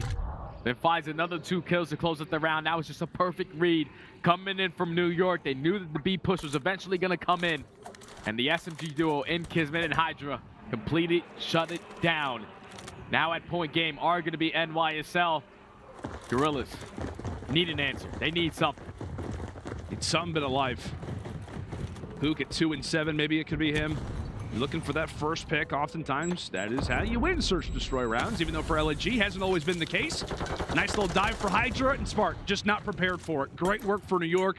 They apply the shots coming in from bar. He sneaks up toward the light stairs, and an easy first pick for New York again. And now look at Priestahh. Priestahh gives the information that everyone is going to commit towards the flank. Neptune sneaks on through. He's able to get that player off bomb, but fortunately Hook is going to drop in this situation. So now with 3v2, bomb still down at A. Basically a split of the spawns. So now LAG need to clutch up in this round. Neptune does get some information of a player towards bottom bedroom, but you still just can't allow New York to get this bomb down. Neptune finds that kill, makes it a 2v2. Maybe giving a call from a teammate. Hey, somebody ran toward the bottom bed. KiSMET versus Neptune. He's able to take it, but it's all going to be on to this man. King Neptune, what can he do? Trying to keep his team alive as Priestahh does have a free bomb site over at A. We'll see if that timing, really that too quiet type of nature at the A site could come to bite him. Really just some warning shots issued out over toward Neptune. Priestahh does have the visuals. Bomb planted up to Neptune. We've seen him clutching in spots like this before. Priestahh looking to hold the bomb, and Neptune will save the day for the Guerrillas. Down 5-2, and it's all on him. A great round coming in from Travis McLeod, as I believe he finds the ace there. He does find the ace. It's great plays from him to start the round. He sneaks his way in through single arch, gets that player off bomb, and then just simply does not give up his life for free. Gunfight after gunfight to keep his team in the game. I thought right there when he finds himself with a Vaznev going up against attack 56, it's going to be a difficult gunfight to win, especially long range, but he was able to take map, get a little bit closer in that engagement, puts him more in a better situation with that Vaznev. And now Guerrillas are currently down 5-3, staying alive. We talked about Neptune had to be the man for them. Only problem really for LAG is that you find yourself in a very, very big deficit. Who can Spark? At least able to put themselves, elevate LAG to the man count advantage. And do they send Neptune forward? Do they allow for him to thrive off the spree that he currently sits on? And maybe even a bomb site rotation. They realize, hey, we cleared some players out. We've got that open avenue toward B. And Neptune's going to lead the way with the bomb. Is he going to expect for players to instantly challenge? We'll see. Gotta just get this bomb down if you're LAG. New York are ready to attack, but Arsenes with great cover fire, able to take down HyDra. Now all left up to Skyz does not have dead silence currently to work with. You probably do not want to invest it in this situation. That's the magic door right there. It opens right back up. And Arsenes, great shots with that TAC 56 to find that initial 2-piece to close out the round. Just a great play call from LAG. All-out aggression towards that A site. Once you find yourself in the man advantage, Neptune, once he hits that stunt all over towards bottom bedroom, the repositioning, the rotation already comes in towards that B site. You get it down, you get the cover fire, you stay alive a little longer. Now down 5-4. You could just feel like the wheels were turning for LAG. Yeah. Once they found that pick, it was like, oh yeah, like we can just rotate this. Like we can just rotate this, get the bomb down, make New York come to us. aLLeY now down 5-4. New York in desperate need to close this one out early. All the hype, all the momentum was behind them coming into this search. They look good off the rip, but aLLeY showing us why this is the game mode they rely on so often, why they could be one of the most dangerous teams in this very mode. Neptune still in the force spree. KiSMET, however, able to find the first blood, and Neptune cannot even out the numbers. How about KiSMET? Comes through with 2 off the rip. It's about to be the 3rd, the hat trick, and hunt for the ace, and the only man that stands in his way, it's gonna be Hook. 1v4, a bomb to defuse. Best of luck to that man. Yeah, Hook. He is going to pop his dead silence. He also has a stun to work with, but a 1v4 bomb planted today, not going to be easy. He finds that initial kill onto HyDra, so that dead silence is going to reset. Great shots with that SMG in his hand. Don't forget that Hook is a world champion with that Dallas Empire roster. But in a 1v3, he's going to get sniffed out, and New York with the perfect 2-2 split to close out the search and destroy. KiSMET, he takes control of carpets, finds himself in towards top cat, saves Sky's life. And now New York take a commanding 2-0 lead. This is looking like the series that we saw in the qualifiers. Identical, the only thing is the search and destroy was a 6-5. This one's a 6-4. New York clean it up and finally get their first win on Hotel S&D. How about that? It's got to feel good if you're New York. I mean, if you're aLLeY, just not feel nice at all. I mean, like you're coming into this, you know, we got 3-0. It's all good. Like, we're going to come back on land, play a lot better. Well, the hard point has been worse. The search and destroy, you win 1 less round. And to me, man, really the mantra that it feels like right now for Guerrillas, too late. Like, you constantly lose the hard point. And search destroy, they started off flat, going down like 3-0, 4-0, whatever it was. And it felt like they finally started to figure things out, slow the game down, but you're down 4-1, you're down 5-2. Like, it's not going to happen. And just keep in mind, like, for them to go up 3-0, they lost a 4v2. Like, you cannot be searching for players in that situation when you had that man advantage. Just someone hop the bomb, commit towards it, and everybody else watch over him. But New York find themselves in a commanding 2-0 lead, going into a fortress control where they have yet to lose it on the season. Yeah. aLLeY, they need a miracle. They need Jesus. They need something. They need something indeed, my friend. And I know we've talked about a lot of different players, but give it to me straight, man. Fortress control, you know the way that it plays out. We've seen New York on this multiple times already. For aLLeY, who does it have to be? It has to be the SMG duo. It has to be Hook and Neptune. You cannot allow HyDra to just cause havoc in your arm. Yeah, you cannot allow for that guy to have some fun. We know that he has had a pretty good time when it comes into Fortress control. I think he's actually dropped 39 kills on that map previously. Just brought that stat out of absolutely nowhere. But ladies and gentlemen, New York currently find themselves in the driver's seat, up 2-0 in this series. Can aLLeY make it a game? Can they close out our swing mode and keep this series going? I would like that, but we'll see exactly what happens. We're going to throw it to a quick little break. When we come back, Fortress control.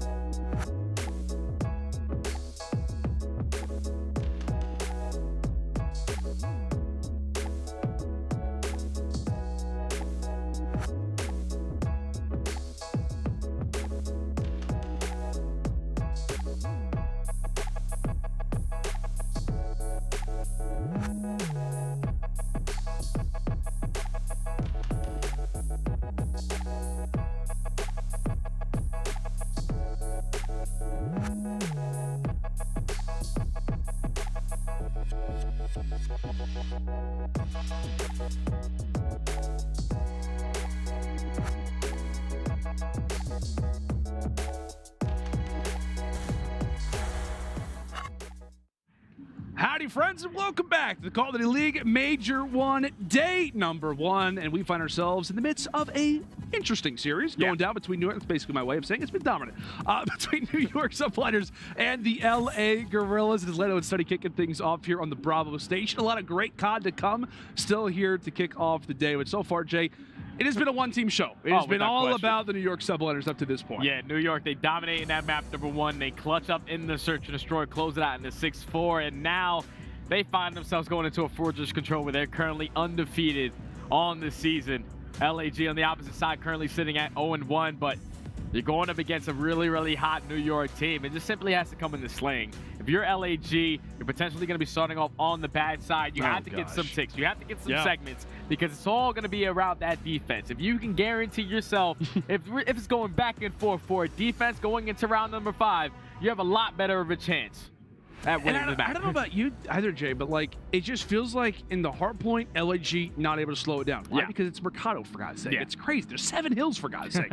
And the search destroy, they finally started to figure out to slow things down, but it was too late.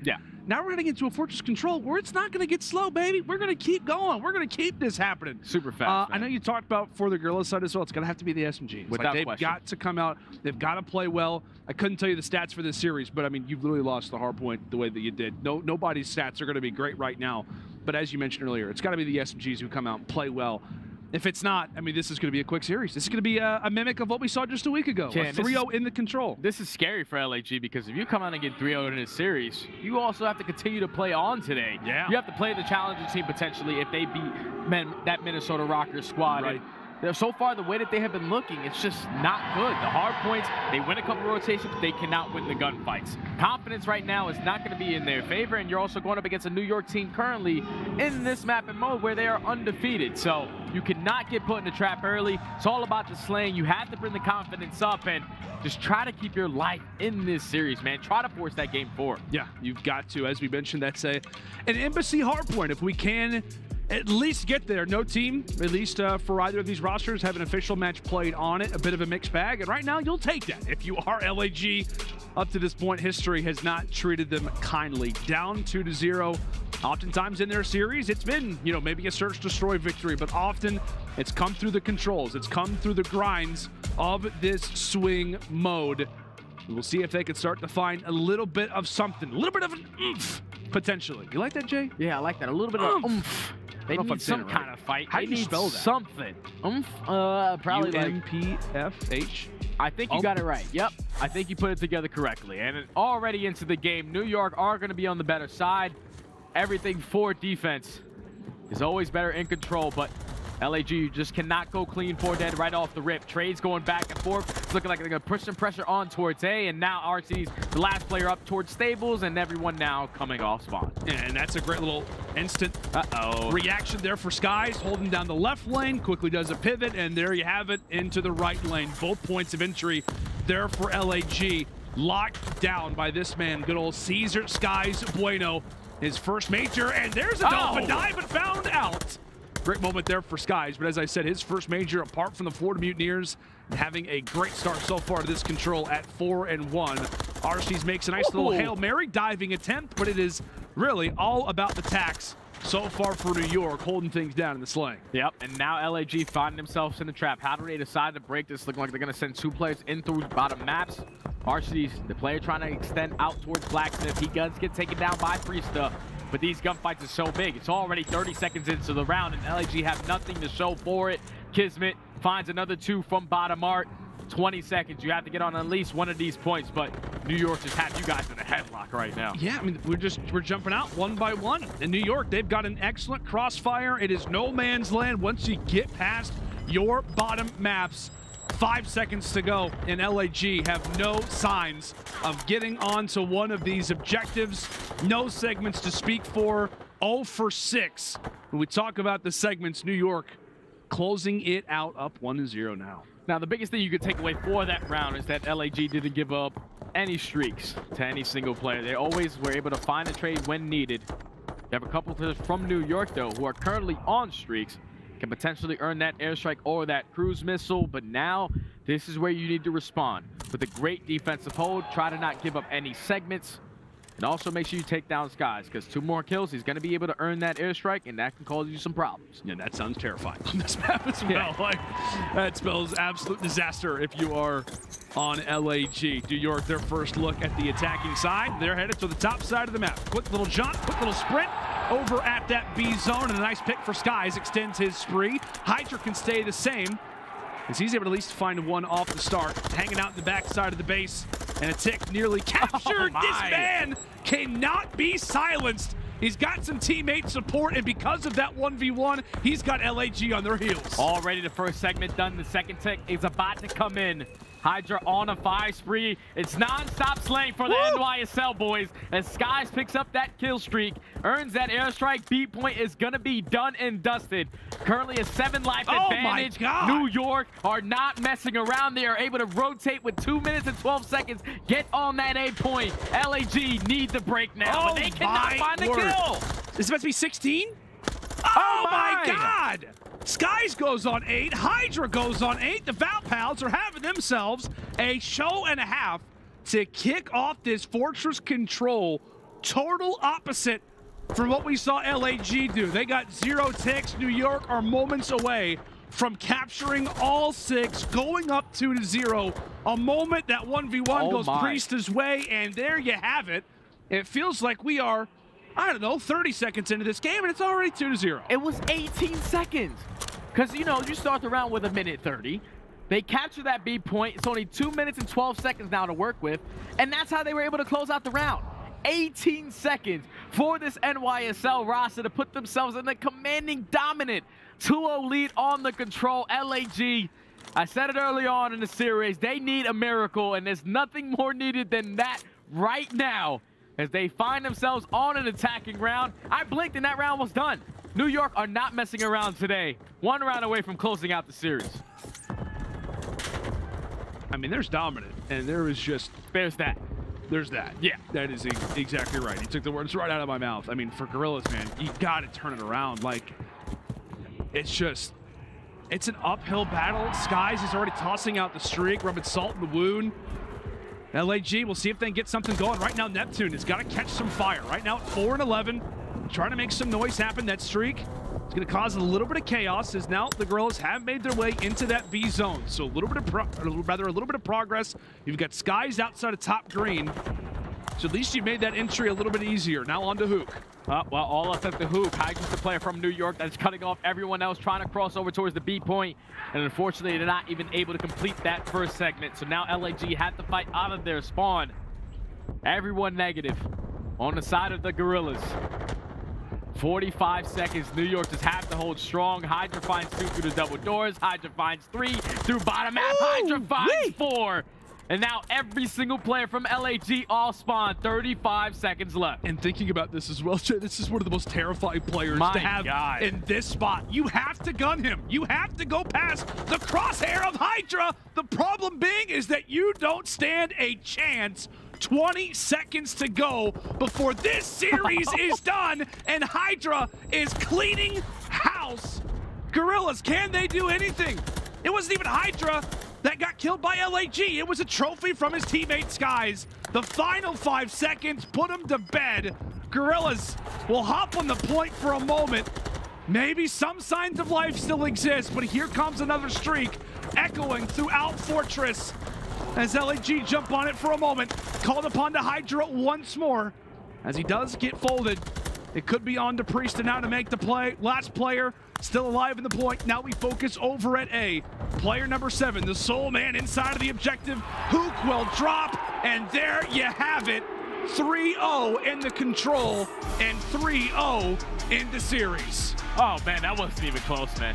That was not close. LAG were not ready for it. I thought we were having a conversation when we looked at the maps and modes, like, okay, LAG decided to play the same exact respawns that they played in the last time these guys matched up. Not a good idea. But I think this time around it was a little bit more dominant for the NYSL boys.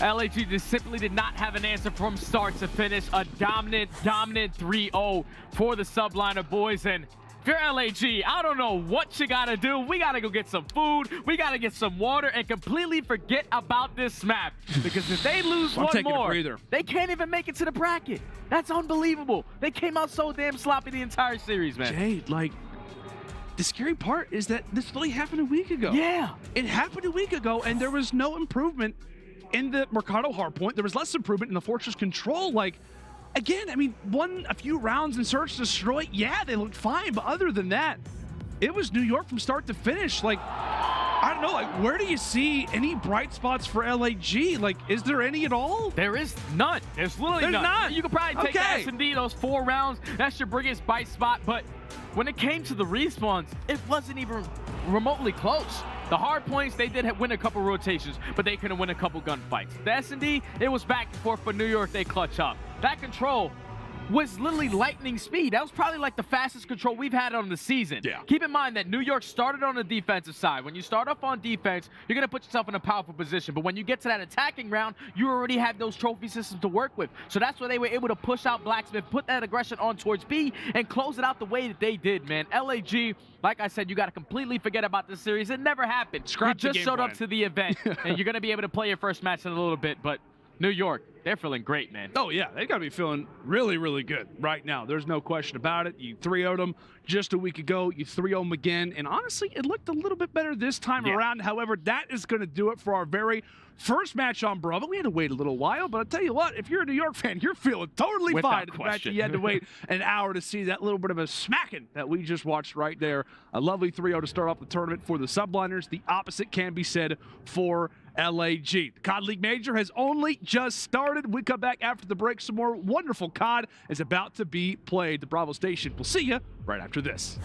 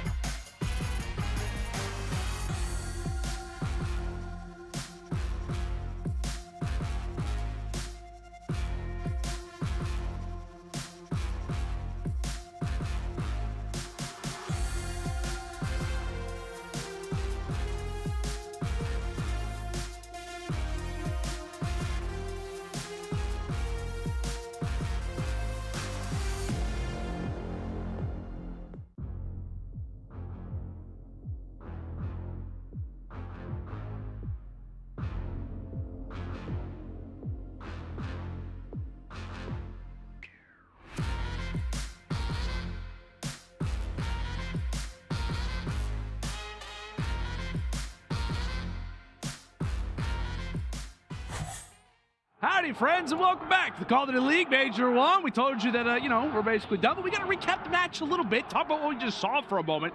Jay, as we said, man, New York, clean 3-0 sweep, was not really competitive. It felt like throughout a majority of that one, at least in terms of the respawns. S&D, some good moments for Guerrillas, but I'll tell you what, man, you are definitely looking for a rebound, as we will actually have a nice little update here. So this is Group A, and so far it's been clean sweeps. Yeah, we expect the Minnesota Røkkr to come out and take care of the challenger team. Yeah. They get it done in a clean 3-0. And then on the opposite side, NYSL dominated versus the Guerrillas, a clean 3-0 as well. So we're going to have New York and Røkkr going up against each other in that qualifying round. Excited for that one. To be that #1 seed. That's a big place to be because you want to be the top seed in any of the brackets that you are currently in. And then on the elimination side, we got Decimate Gaming going up against the Guerrillas. If you are the Guerrillas, I'm telling you, they just have to go back, get some food, do something to completely forget about that last match because it was not close. It was not close the entire time. Like, the only thing that was close was the Search and Destroy, but they still ended up losing that. I asked for the SMGs and that Fortress Control to turn up. I'm pretty sure both of them like triple or quadruple negative. Not the best start to your Major 1, but hopefully they go up against that challenger team. They can get some confidence back and potentially find that #2 seed in that bracket. Yeah, without a doubt. I mean, we talk about pressure. LAG is feeling that right now, right? You're going to be facing off against that challenger team. You want to have a solid performance. We'll see if they're going to be able to do that. But a lot of games going on. We got alpha match going on between OpTic Texas and Florida. When we come back after the break, we're going to reset everything, make sure that we're all good to go. And when we come back, I believe it's Boston Breach facing off against Elevate. Yeah. Another main CDL team facing off against a challenger roster. A lot of pressure, a lot on the line. That comes your way right after this quick break.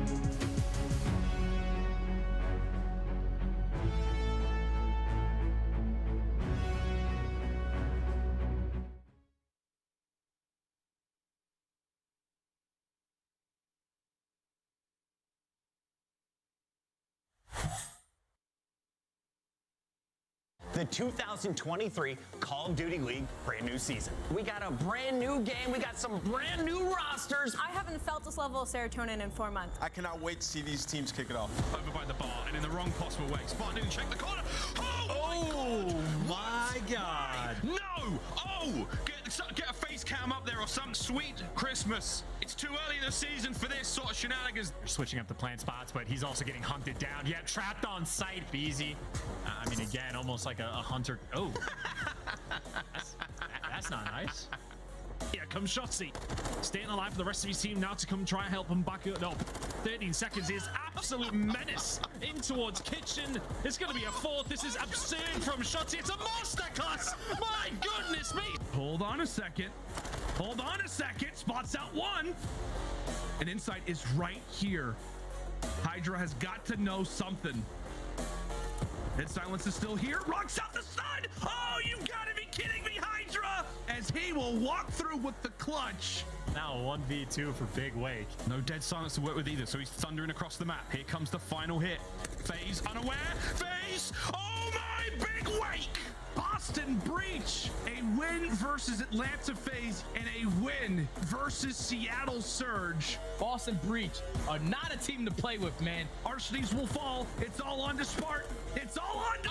Oh! It's dropped. The Ravens finishing off 2-0. All the 11 coaches that put this squad in dead last, you were dead wrong. This team is scary, man. We are gearing up for week 2 of our online qualifiers before Raleigh. Right, Ravens need to find a breakthrough.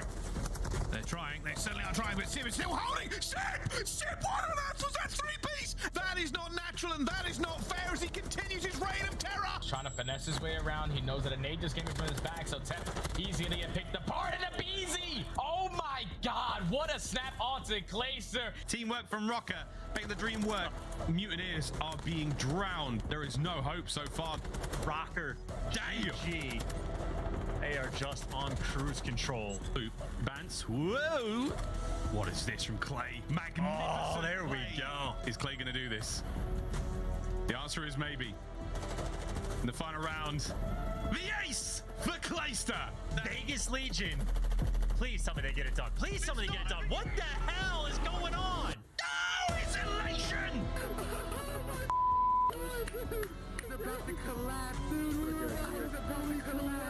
Zero days since the last Las Vegas Legion win. 2v2.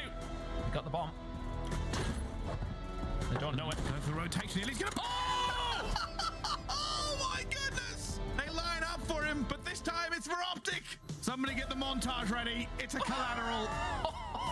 I'm gonna call it in. Standy is gonna be able to find 2 through carpets. Oh! That's gonna be 2 and a team kill. Toronto Ultra, they break it and they win it. The league is so competitive right now. Yeah. Teams are excelling in certain game modes. Raleigh's gonna be insane. We thought last year I would go about how close the competition is. Somehow we moved into this year getting even closer. See you guys in Raleigh.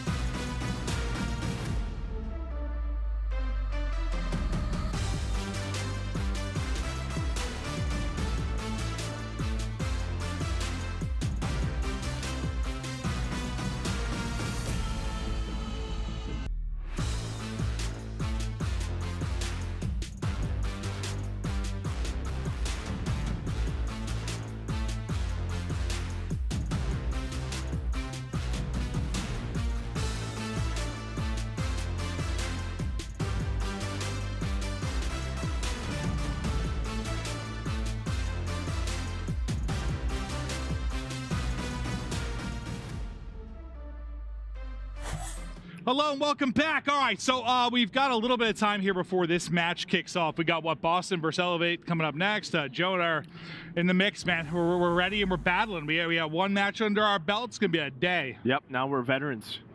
We're new at this, dude, but now we're pretty good at this now, I think. Yeah, we're going to get there. I don't know what I'm doing 99% of the time.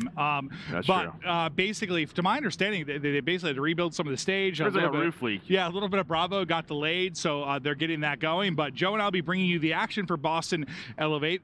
Before we get ready, I think we're going to check out some of the, I believe, the D-Stream action. But before we get there, any thoughts on just the upcoming match and how Breach have looked?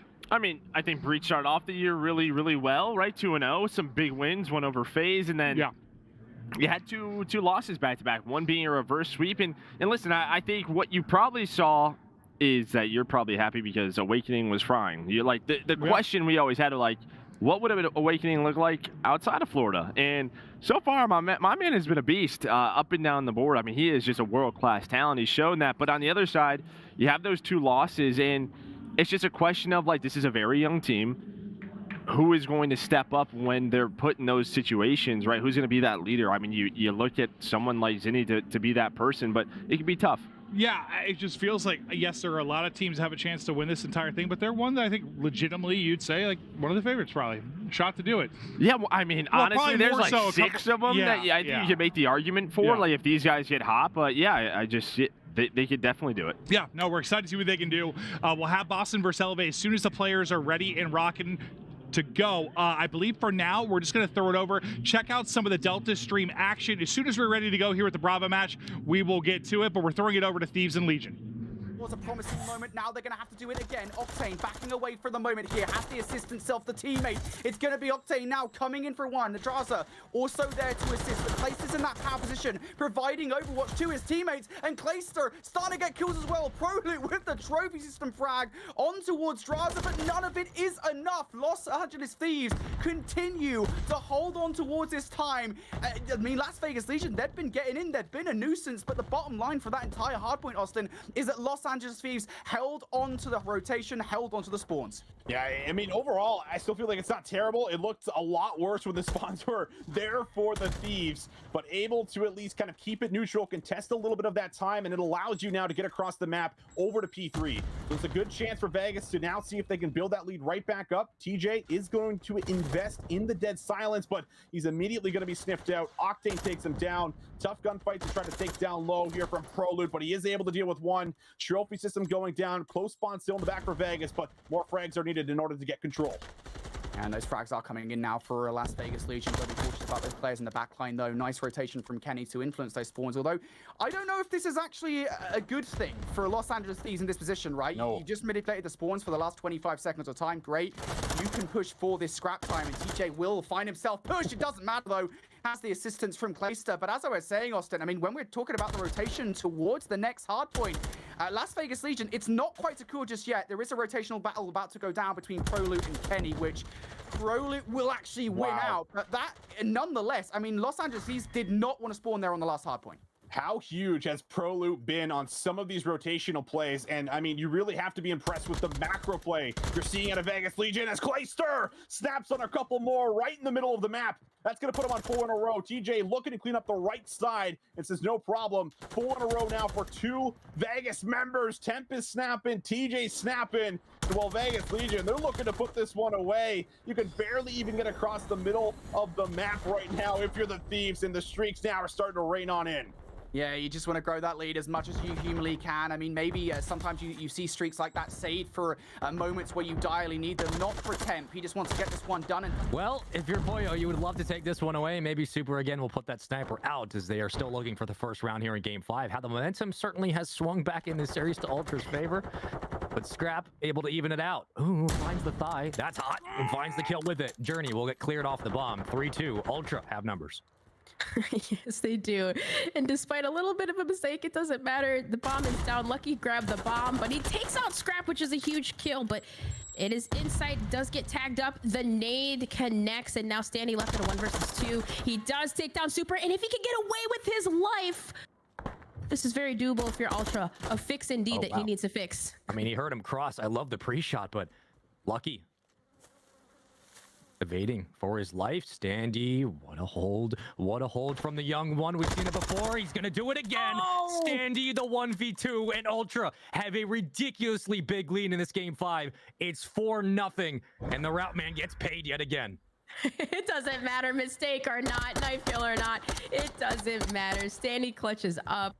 And I mean, really credits to Scrappy there. Of course, through the door, those peeks right onto the Thunder Thigh. I mean, Scrappy with the sniper in hand is completely devastating, but able to cut down that side of the map and, of course, stop the pushes, stop the plants that Poyodrome has ensued, which, well, let's see this time around if they play for that retake over that A or if they're going to play aggressive yet again. But you see Lucky, you see Super with the sniper in hand yet again. Top maps. Going to see if he can get a pick. I mean, it's tough to boil anything other than this. What this comes down to has been those first bloods. Even, I mean, it's crazy that Standy took out his teammate and then proceeded to take out everybody else in Poyodrome to win the round. But you need a sign of life, a breath. You need a rehabilitation program if you're Poyodrome, because it has not worked. And they will slow the approach. Defensively, not giving up anything for free. Here comes the plant. Ultra now on the stage. They know Lucky's around, but no challenge as of yet. No challenge indeed, and Lucky's still waiting. Really key for a play here. I was gonna say Yako, but now Insight able to spot it, and Kleenex does pop the dead silence, looking to make a play, and he's gonna see if he can confuse. But Insight takedowns Journey now, so it leaves Super last alive. The teamwork is lethal, and you can pop the Deddy all you want, but it just doesn't have the weapon to work with here. Oh, this is smart. Yeah, we get the bomb down and GG's, right? You got 20 seconds and a 1v4. I mean, if he pulls this off, Reddit's gonna go absolutely bonkers, and that's an absolute nut shot. One or around the statue, but no one else gonna peek. They're gonna play the time here, and it's up to Super to find this. Yeah, and I mean, realistically, if you're Super, not much to do, not much to work with, but if you could maybe isolate one of the picks over at Hayside, I mean, yeah, Ultra's got a good setup, but he takes down Standy, not before the trade comes through, and Ultra completely dominant on this fortress, leading 5-0. I think, yeah. I'm not gonna lie. You felt something. That quick scope had me feeling something. I was a little bit scared, but Ellen, I mean, I thought it was going to be closer than this. 6-3 potentially. I thought the momentum certainly was back in favor of Ultra. They close out the control. They close out the hard point, and really, they kind of just showed up and played firing range for a little bit. But this has just been an absolute beatdown. Poyo, not out of this if they lose this, but what a way to go down to the lower bracket and have to win outright. It has been all of Ultra all the time. If they get first blood yet again, you might as well chalk this one up. Yeah, most definitely. But as the A bomb does go down, Standy gets stunned up, able to get out of the window. And the bomb is planted for Poyodrome, but Ultra, they're going to play for the retake here. And Scrap looking for a pick. He has Insight right there for the trade. So now Insight makes his way onto the bomb site, and it's going to be really for your Poyodrome holding down that middle site. Kleenex gets taken down. And Journey can't find the angle, though. Here comes his teammate, Lucky. Everybody. I guess he got everybody. We didn't see it, but the kill feed did. Lucky gets them around, and that's how that sentence works. He got them the round there. A desperate one, a last-ditch effort, but Super through the back. I guess this is just how things open up anyway. Finally, Poyodrome are on the board. Indeed, and just that aggressive push towards A site, yeah, which was really key there. Lucky and Super both the catalyst for that round to take it, but with how strong Toronto Ultra has been looking, we'll see if they can answer back. Yeah, they stopped it. They stopped it. Yeah, 100%. And if you've been wondering where this series has gone to, it was 250 to 245 on aBeZy. Poyodrome opened it up on a hot spree. It took it into a round 11 win as well. They were up 2-0. It's the reverse sweep for Ultra that has just been one after another, one push after another, one kill after one another. So clinical, so precise. I think Yako absolutely got spotted. You can see him under the double doors, as creeped as they might be. Super has yet to put away the sniper, has 6 kills, but he will end up dropping. And with that, 4-3. Ultra have to play numbers here. Bombs down. Yeah, that just opened it up, but Journey is going to be the one to play spoiler. If he can, he takes down Scrap through the back, but all members of Ultra aware that he is there. So takes down Standy before he falls, leaving Lucky last alive in a 1 versus 2 with that bomb plant. And yeah, that's done and dusted for Toronto Ultra, but PaulEhx does lose the map from start to finish. Ultra looked very comfortable in this scenario, winning the game 6-1. Oh my god, shout out to everybody in chat who just got hit with ads. That's hilarious, get smoked. But guess what? Ultra take game 5, 6-1 L, and PaulEhx put a hell of a fight throughout this entire series, but at the end of the day, it's Toronto Ultra. They are a professional team. The disparity is closing, but Ultra get it done regardless. Hi, look at us.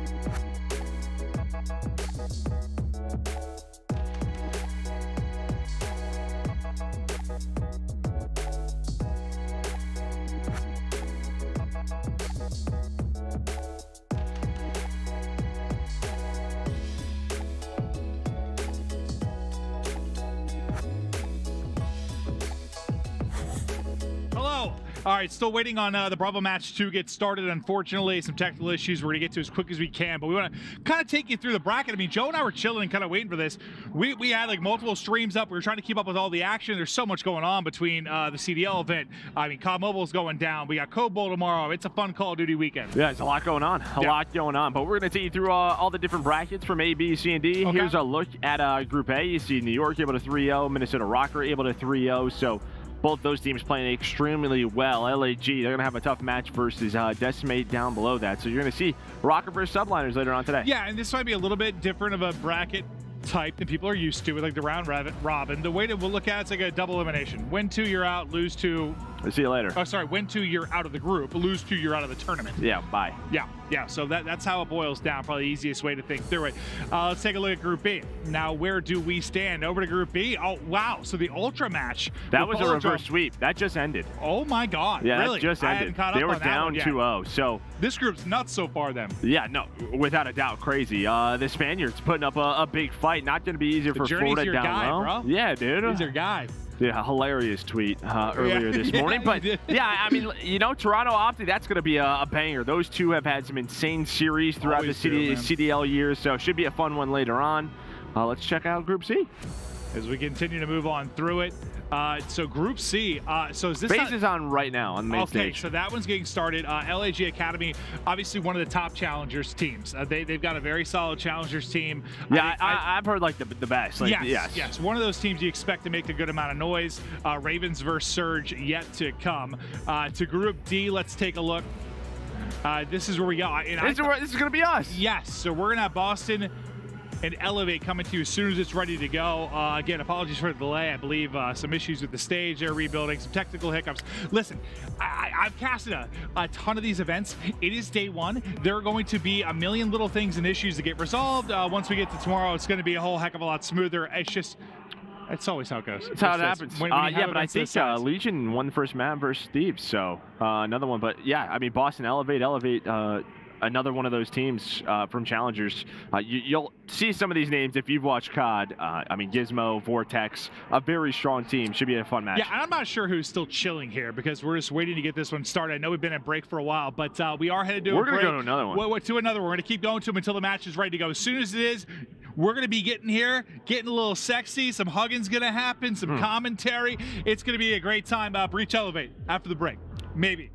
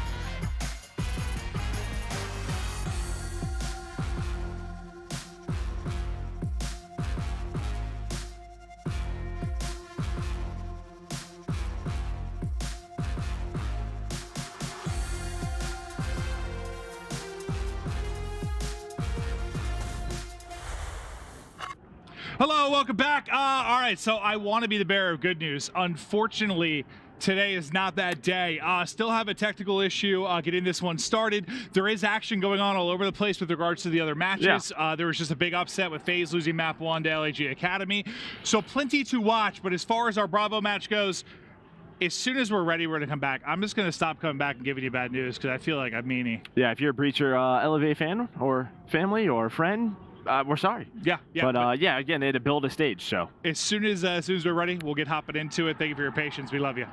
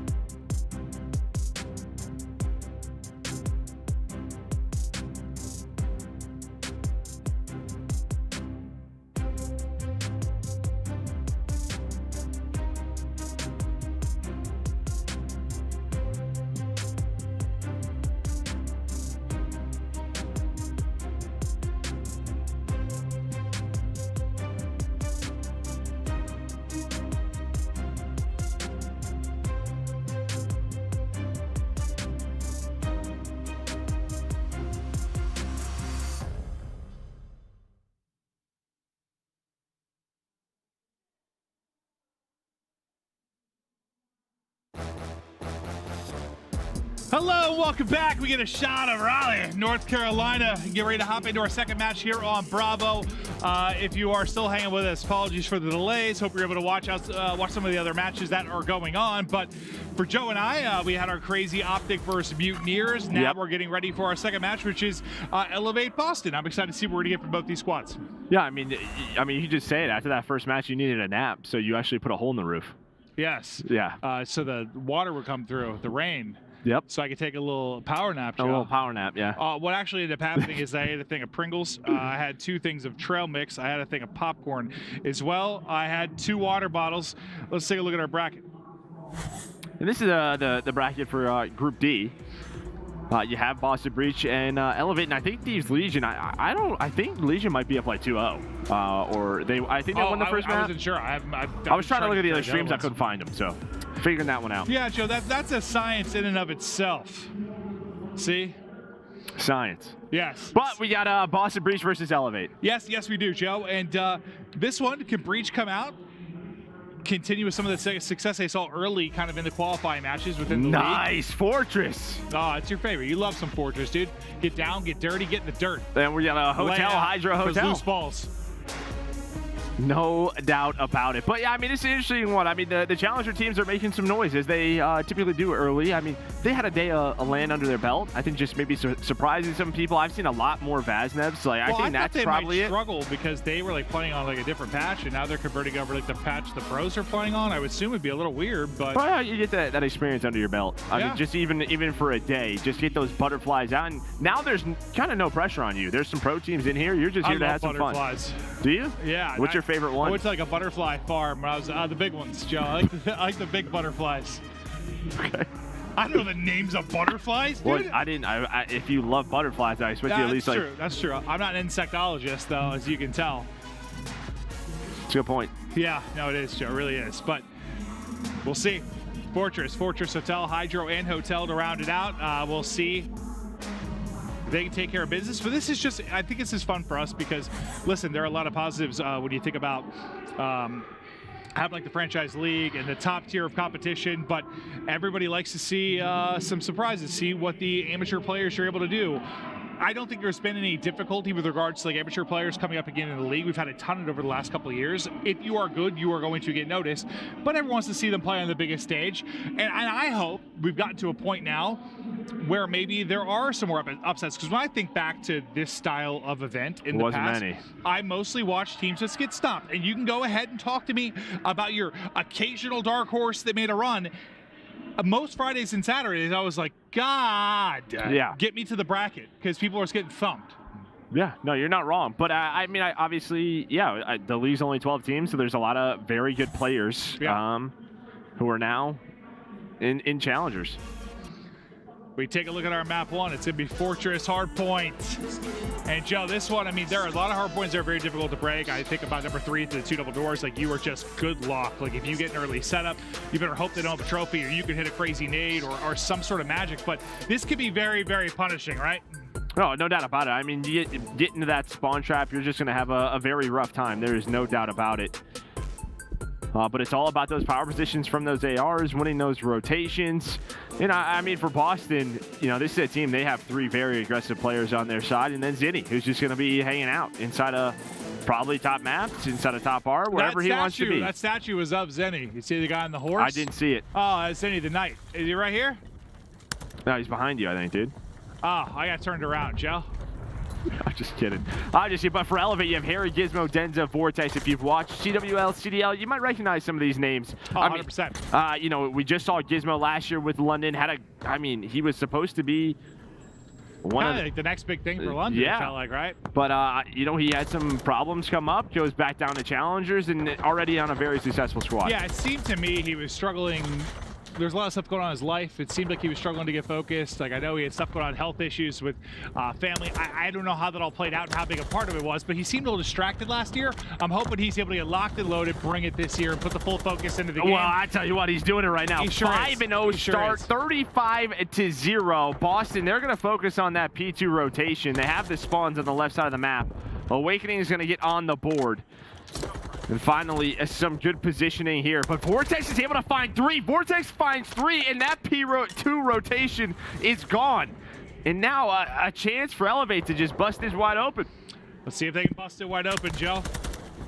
But it's Vortex now. I mean, you saw the 5-0.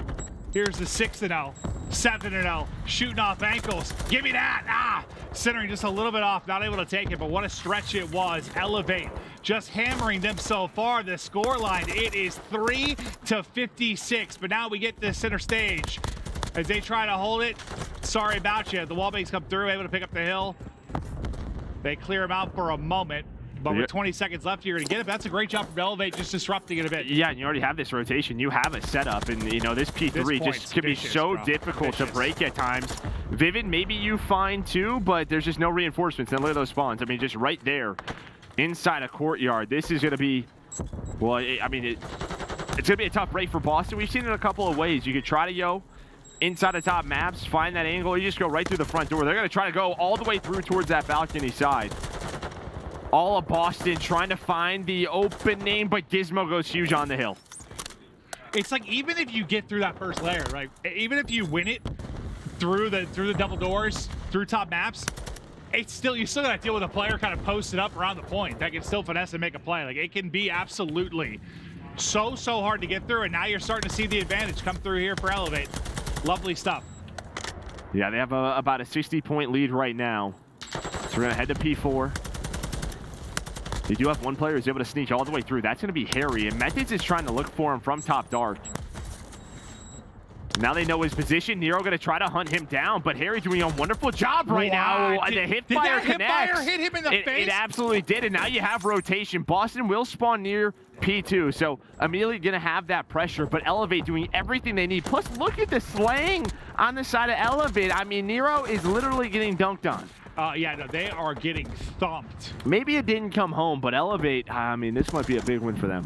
No, it certainly could be. Yeah, but they're taking out all their anger from that game into this particular match. Yeah, anytime you tie the U.S., it's probably not a good start. Not a good sign, not a good sign. But this has been a thing of beauty. Now to back to Vortex's POV, who started out, 7-0? I think he got maybe stuck during that sequence. Is Vivid able to hit the nade? And much needed, much needed. Nero's able to find a couple of kills, get him on the board, but a break for Boston. And now you have a chance here, right? Because P5, it's a little bit interesting. It's just that statue right outside of those doors. And I mean, this is one where you can chain P5 and P1 because you could basically put them in that trap, right? Spawning on the right side of the map. You could get yourself right back into the game. That's what Boston's looking for. But aLLeY, able to find the kills, and they do a good job just getting out. And this might be one of those things. Now, I could be totally off base, but you've been kind of living in like the sea of smooth. If you're like been like the franchise league, like your matches have mostly been on time once you got to majors. You haven't had like an open qualification you have to go through. You haven't had like the group play. You just sort of got in, you know who you're playing against, people you do day in and day out. Now you're back to like this open type event where you have delays, you have issues, you have teams getting hot in open bracket. Do you think for some of these pro teams, it's going to be like a bit of a wake-up call? Like, oh, we forgot what that was like in some capacity. Well, the other side is just passion, right? aLLeY's trying to make a name for themselves, an opportunity to put their name on the map early on in the year. And don't you think there's like a chip on their shoulder even more now? Like all these pros are sitting on their luxury cushions and pillows, like up above in the franchise league. Like we need to remind them what it's like. Oh, absolutely. Yeah, and I mean, also just like, this is a chance to maybe get a sub spot. I mean, you have a good event here. You might be on a CDL team, right? That is the whole goal for these guys. And then throughout this first rotation, it has been all aLLeY up right around 80 points. And they have P1 rotation. And for Boston, oh, you get a bit of a lucky spawn here right by P4. Harry doesn't care. I thought for a second. Does. That is so unlucky. It really is. I thought he was going to win that for a moment with little jump shots over the top. Thought he got a couple hit markers to the head, but it's not going to be the case. Back to Gizmo we go. He's going to get dropped, and bit by bit, you start to chip away at this. The fortunate spawn. How many points is it going to give you if you are breach? And I mean, Nero's struggling, but like Big Wake. I mean, you've been big about him. Like when he went to a different roster, how was he going to be? The guy has been the fry man. Has not got in the groove yet. Yeah, no, 7-18 from Owakening. And we've been seeing it. It feels like maybe just now that we're on land, like the Vaznev has kind of been frying. We just saw Like, if you were watching FaZe versus LAG, if LA FaZe, they had to bring out another one. Like, well, maybe this is just... It's been like that, man. The game changes when you're on land. Yeah. Like, the guns hit a little bit different. You get a little bit different reg, and you're like, oh, that's a lot better than I thought it was. I feel like it's always been that way. Now Boston, I mean, nice job at P1. They get a good amount of time, but they win the rotation over to P2. Nero now on a 5 spree. It was Vivid, now it's Nero starting to get hot. But maybe a big break for Elevate, and they're going to get that. I'm sure it's partly the gun, partly the audio, and being able to find openings as a sub. I'm sure it's a lot of different things that play into it, but we got 70 points separating the two teams now. A trade of kills back and forth, trophy out for Big Wake. Can he start to get in takeover mode? It hasn't happened yet. A little bit of a wall bang, I think, through from the wide open doors. Sitting here at close, it will be Vivid. There's a shot onto the first, able to take it. Now the snap back to try and deal with the pressure coming in on the other side. Just a snap. I think he thinks he's in the deep corner. Not going to be the case as he gets tucked away back to the stairheady. Yeah, I don't know what he saw. That was a wall. Yeah, I don't know if like the trophy threw him I think the off, trophy or maybe the up. smoke and stuff coming out of it. I mean, you know, visually it can be tough in this game at times. Now within 40, but it's going to be a tough break here. He definitely thought he was snapping on someone's forehead that corner. Over to towards P3, you're going to have the cruise missile, and I'm going to assume that either missed or got ate by a trophy. I think maybe he missed Gizmo. I thought he missed. Yeah. Okay, he was trying to get that player on the balcony, but there is a trophy there, so trophy is eat a giant missile. I don't know. Realism. It's Gizmo now back to but get through the Nasty. front, though, they get the player off the hill. 5 in a row for him. They do get the player off the hill, so you at least buy some time. Does Nero, but while that happens, his teammates die. And that's about all you can hope for in this point sometimes, though. Like, just get them out of it for 20 seconds. But a chance and building towards streaks, so it'll be Gizmo.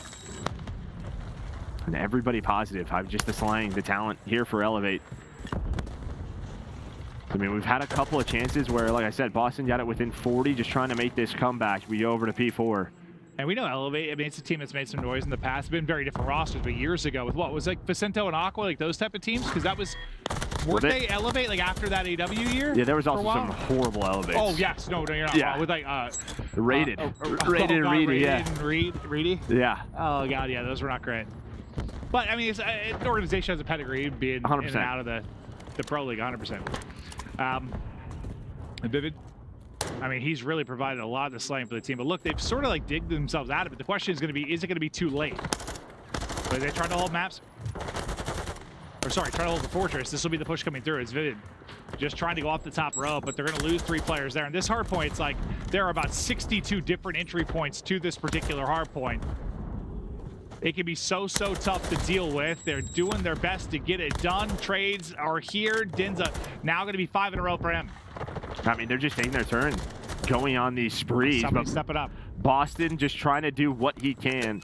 Well, what they can. Boston is a man. Yes. A place and a team. One heart, one dream. One soul. One opportunity. Yeah, thank you. But over to P5. I think we mixed together several different things there. They have the rotation. They have control. They have Methodz just kind of lurking. They're looking for him. You can see Gizmo just trying to find him. Just trying to look for him. And, well, he's going to get flanked. Top art.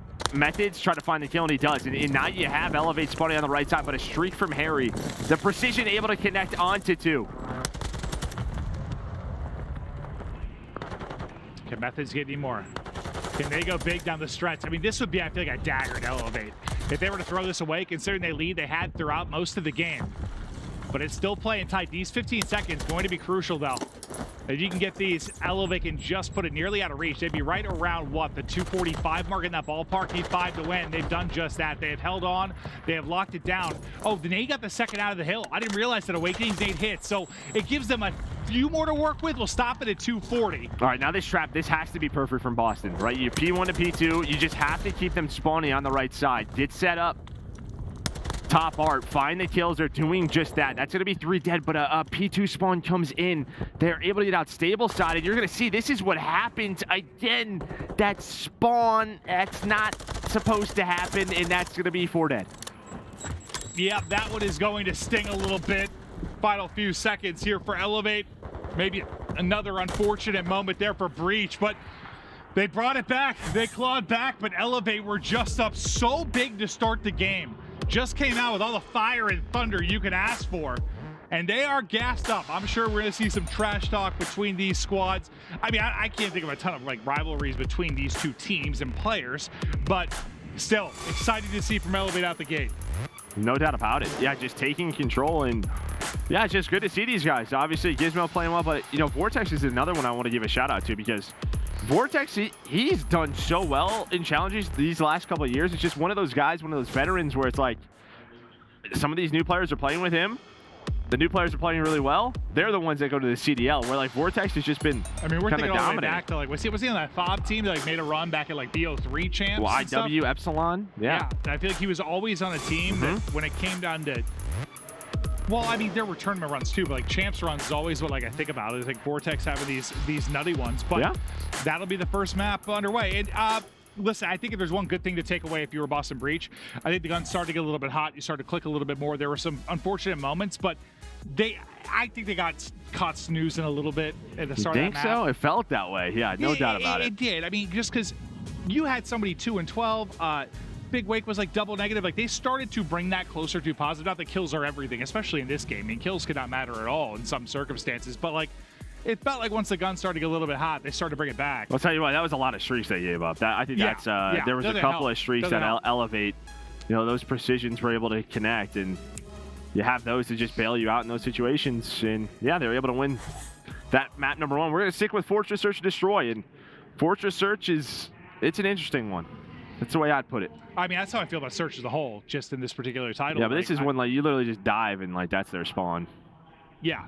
No. You're you're not wrong. You're not wrong. But that is where, I mean, typically in the past, I guess, when I think about like challengers teams that have found success, a lot of times it's been through Search. One, because a lot of times they'll get more reps. They'll play in a lot of Search and Destroy tournaments. They'll get more reps just in Search and Destroy, and they just sometimes play a little bit different. Like, what comes to mind? Okay, we think about Spark, like coming in last year. When you think about it, for which event was that? Minnesota? LAG, yeah. Was that for Minnesota with LAG? Like, he came in and like just had some wallbang spots we hadn't really seen before, some breakoffs the teams weren't ready for, and it's more like it's a play style. This is sort of like I was talking about with the Pro League and how you've got kind of comfortable. You play Search and Destroy against these teams, and you get to a point where you're playing the same teams all the time, you sort of know what to expect. Like, if I go into a map against Thieves, and I played them throughout the course of the league, like, I know Octane's going to be holding this spot, right? Like, you kind of expect it. When you play somebody different like this, it's just sort of like, The only thing I'll say is there's at least maybe VOD to go off of yesterday. Like, that's the only thing that you could say. But yeah, it's definitely a little bit different when you're playing. I know how even like the LAG thing threw people off, because you throw a new player into the mix. You're just like, you're used to spots people are going to be in. When you start to play a little bit looser and sort of do your own thing, and people are sort of picking up spots as this by committee type approach, it could be weird to play against when it's just someone you played constantly. I'm thinking if you ran a team, your Search and Destroy strategy would be basically spin and wheel, and whatever it lands on, that's what we're gonna do. That'd be me. Yeah. Yeah, just chaos. Mix it up. Just keep catching people off. Yeah. Like, bring this back to like have like 10 strats on a wheel. 4 hits. 4 hits. Wherever. Nikki D leading the way. Oh boy, on a wall. Just yeah. Basically TDM. You got a wheel. There's 10 options. 9 are Nikki D's hitting it. I like that. That'd be my strategy. But we're just waiting for the Search and Destroy to get ready to go. I hope everybody's having fun. Checking out the various matches. Joe and I are very thankful to be back, and you fans are a big part of that, and we love you all, each and every one of you. All the ladies out there and the gentlemen. I'm a single man. I don't know where I'm going with this, Joe. What are you doing right now? Reel me back in, Joe. Okay. It sounds like the map. We're getting ready for map 2. Thank God. Oh, thank God, producer, for helping me out there. Whoa, I was getting scary. Who knows? You may find like your true love here. You never know. It's going to be gaming related, I'm sure. Yeah. Yeah. We're just going to lock eyes and be like, that's the one. That's the one. I thought that was me, Turns though. out it's Joe, though. Yeah. Like, there's a little bit of like fog and stuff. My eyes were dry. It was Joe the whole time. Yeah, you got one-way smoked. Oh, Lord help us. We're having fun today. We sure are. As Search and Destroy gets loaded on up. These lights are bright. Yeah, shine bright like a diamond, Joe. I try. You had me watch, that made me think of like the one song from Moana. I was thinking you had me watch that Encanto movie. Beautiful, dude. Drip, drip, drip. What's that one song? Oh, dude, I just catchy. Dude, all the songs are so catchy. I gotta rewatch it. You remember the one? Oh, dude. The Bruno song too. Oh, if you haven't seen Encanto, it was heat. I was loving it. I'm a little okay. Back to map 2. All right, sorry about that. I got a little bit distracted. But we're gonna stay on Fortress Search and Destroy now, up and underway. And it is, it's quick. You were joking. The engagements are. No, literally, one spawns like by the stables and the other one's by the staircase. Yeah, it's more of a game of like surprise. It's like Mercado spawns. I don't know why we don't just spawn them on the left side of the map and the right side of the map like we used to, but. Well, Joe, we're always trying to be creative and look for new ways to confuse our players. I think we should add bots, some AI to it. Yeah, no. Got to win the stronghold to get the bomb down. That would be incredible. Perfect. I'm in. Could you imagine? Well, we're into a 2-on-2. Methodz and Nero. I mean, bomb, you rarely see it get to B. It's there, though, Joe. But it is there. Harry able to find the route. Bomb is planted. Here's the thing. When you plant B, there's a lot to clear, right? This is not easy to retake. Well, Vortex in a great position watching the cross. It's like we were trying to take the third hard point. Like, it's tough. Same logic applies. And now with his teammate dropping, all going to be on Nero. Good luck. Oh, my God. He just rips him off the box. That I was not ready for. A bit of spice there from Nero. Up to 2 in a row. Can he find his third? He's feeling it! My God, he does it. What a win. 3 in the round. That was disgusting stuff. Dude, I thought I started to say he was dead just in the box heading. Well, I think Methodz hit like a bullet, so he was a little weak. Vortex was maybe 2 bullets, so you could see the way he was playing it. But yeah, Nero with a huge clutch for this Breach team to give them some momentum. They need it. Yeah, that's a big one. Now you can see over there, they're kind of talking through stuff. It's like, boys, we can't let that happen to us on the Elevate side. It's a big, big clutch. What a round. Yeah, you see where the spawns are? It's like, why? You think they just like threw a dart at the map? Yeah, no, probably involved the dartboard and bottle of Jack. But his Breach go up 1-0. Now let's see what they can do offensively. Nero just leaking on forward. He gets a 1 headshot at least through there, so Vortex just gets absolutely melted. Little pre-stun to the close push. Nothing there. And that's a lot of what you'll see. For defenses, it's can you somehow get inside the top art, try to make a play from there. Twisted now, or you push out towards A, all right? Just try to get near that bomb on those headies. But a very slow round for Elevate. They pretty much haven't moved off of spawn. Harry maybe trying to find an angle. You see that number 6, and there we go. Bomb's not going to be planted either. Oh my God, that was so close to being planted. Oh, bro. Vivid, at least, the headshot hits. He gets out. Bomb has been recouped there by Methodz. Another jump up for the Elevate player. That's Denza, a quick trade. Bomb, though, still not planted. Deddy is up. And Boss is just running at him. They just run at him. He does not expect it. See, I think I like that play there because it's almost like a... Oh, it has to be a numbers game. Yeah, it's almost like he probably has Deddy. If we wait for him, there's a chance he finds an opening. If we send it, like you force the engagement, right? Like you force the 2-on-1. Whereas, yeah, you just sat back there and plant the bomb. Who knows what kind of timing he gets? Well, I mean, we saw in that. Well, I really have a Call of Duty mastermind. That's nuts. We saw in that first match, though, like, just feels like you really have to group up in this game. And either trade or get pieced. Yeah. Well, I think grouping up, I think part of it, to me at least, is like with no red dots, too. Make the trades like as easy as you can in some ways. Because like 100%. How many times have we seen just like what should be a standard trade just not happen and a team gets fried? Man, it happens. We've seen it in the league. We've seen it here. Gizmo. Gizmo just getting juicy on him. Able to find both of those kills. Just peeking the windows. Methodz is at least able to make this a 1-on-3. Not going to be easy. And the problem is when you're in a situation like this, you kind of want the round to just end because you don't want them to get their dead silence, their trophies up. You just kind of have to go in my eyes. Man, it looks like he's like, screw Joe's eyes. I'm taking my time with my luscious Italian eyes. Stay away from my eyes. He's trying to find a big. Yeah, it might be to set up on like the log heady, but not there. Now spots one. We'll see you later. That's not going to be a fun one to take. Elevate able to bring it back, but that's just all Gizmo. Just early in the round, finds 2 picks through those double windows. It reminds me of like, it's not like the same exactly, but Sort of like aBeZy when you're in between like the two buildings. There's so many windows. Like when I'm out mid map here, like it's just like all these. It's like what 3 windows like on either side. I'm just like, where are they gonna peek me from? it's tough. So many positions. Yeah. Not easy at all. I know, completely different than aBeZy. That's like the feeling. I still am like anxious whenever I'm like in those spots. I'm just like, I'm gonna get peace from somewhere.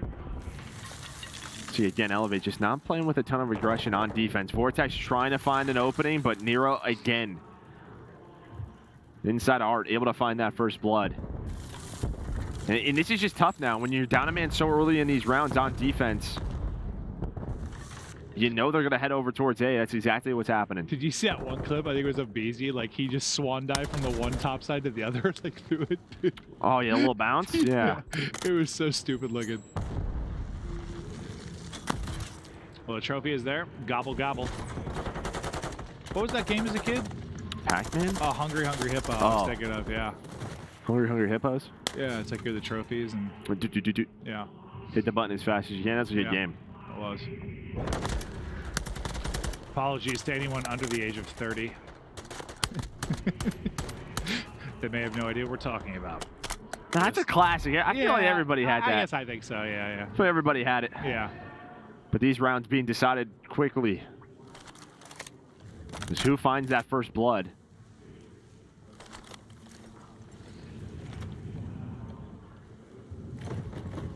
And this is the thing you need to be able to do, though, like if you're breach. Like if you come in and get stunned a little bit in a hard point, maybe, just brush it off.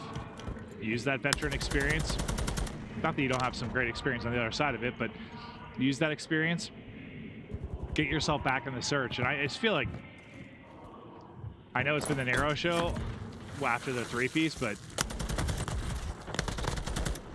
Owakening has just been a terror in search. I feel like ever since he's come into the league. I like always rely on him to make a play. Ooh, see ya. Oh, no, he threw it just a little bit short, so Awakening's still alive. Yeah, We're into a 3-on-3. I thought he was dead to rights. Finally, they're able to pick him up. And that's just what's so tough. Working the flank is Nero, trying to find a kill. Methodz with a big one-on-one win. Is there going to be a trade? There is. Gizmo just flies out the window. Another chance for Nero. They knew that Nero was here, though. I think Harry spotted him early on as he went on that flank. Have that Vaznev, but bomb being planted at A. That is going to make things very difficult. Not all heroes wear capes, Joe. Well, no, you don't want to get like sucked into the airplane engine. True. I thought I was kind of setting him up for a clutch there. It's not going to happen, though. Elevate, they'll get around. Much needed because they were in a 3-1 hole. They'll put their second one up. You know, the one nice thing about casting on Bravo is just get the chairs to sit and kind of chill a little bit. Like, just relaxing. We're on the main stage. Yeah, I feel like I'm on my feet constantly. We're just like, it's basically like a podcast. Yeah, we're just chilling and vibing. Hopefully you guys are enjoying the show. Sorry if we're a little bit goofier. It's Bravo. We know the crowd in front of you sometimes. Like you said, you hang out and have a little more fun. So hopefully you guys are enjoying. And if not, then just tweet me and tell me to die. Well, maybe not that. Oh, okay. Tell me hi. That's what I said. Tell me hi.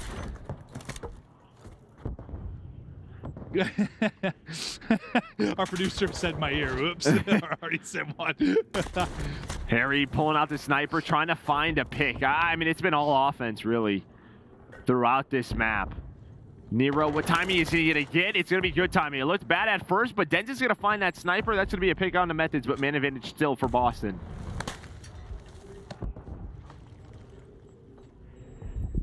That is crazy. It really is just this A site and these doors, and just can you climb into a window and find the timing? Yeah, no, it feels very one-dimensional at times. That nade, he tries to hold it, just thinking through the nade he can get the kill, but good job Awakening kind of repositioning behind the pillar. The nade hits and he's able to get it. So Gizmo kind of just get spat on a bit there. Like he could have played it differently, but nice shot for Awakening. Good use of the utility. Chalk up another one there to breach. Yeah, it's just those first bloods. You saw Harry just try to switch it up with the snipe. And I'm surprised we haven't seen any like A aggression, just trying to get out towards that stage, trying to get out towards the bomb.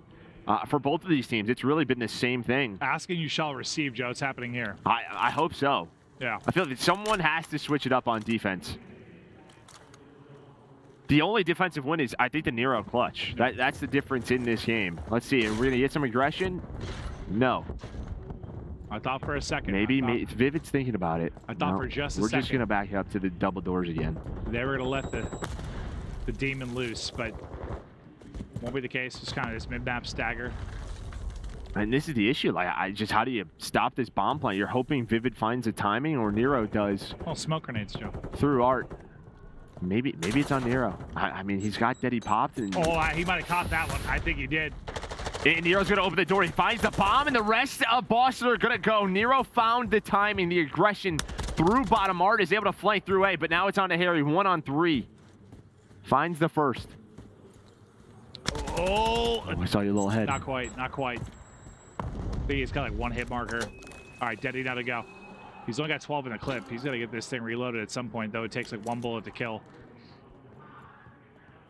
Maybe not going to be ready for this. I'm so worried this reload's going to cost him. I'm so worried this is going to cost him. Oh, boy. Or not. Took 6. First down. 6 to go. There's the reload. The chow is out, and he is caught.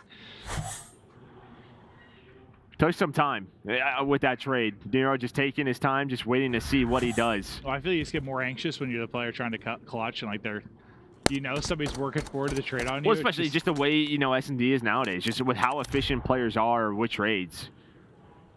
It's really developed over these last couple of years, but you saw Nero up to 10 now, the hero of that round. He might have found an ace for all I know. He's on 5 in a row. Honestly, he may have, yeah. I know he had 3 for sure. He had the 3-kill round. Yeah, I know at least 3 there. I'm not sure if it was the 4.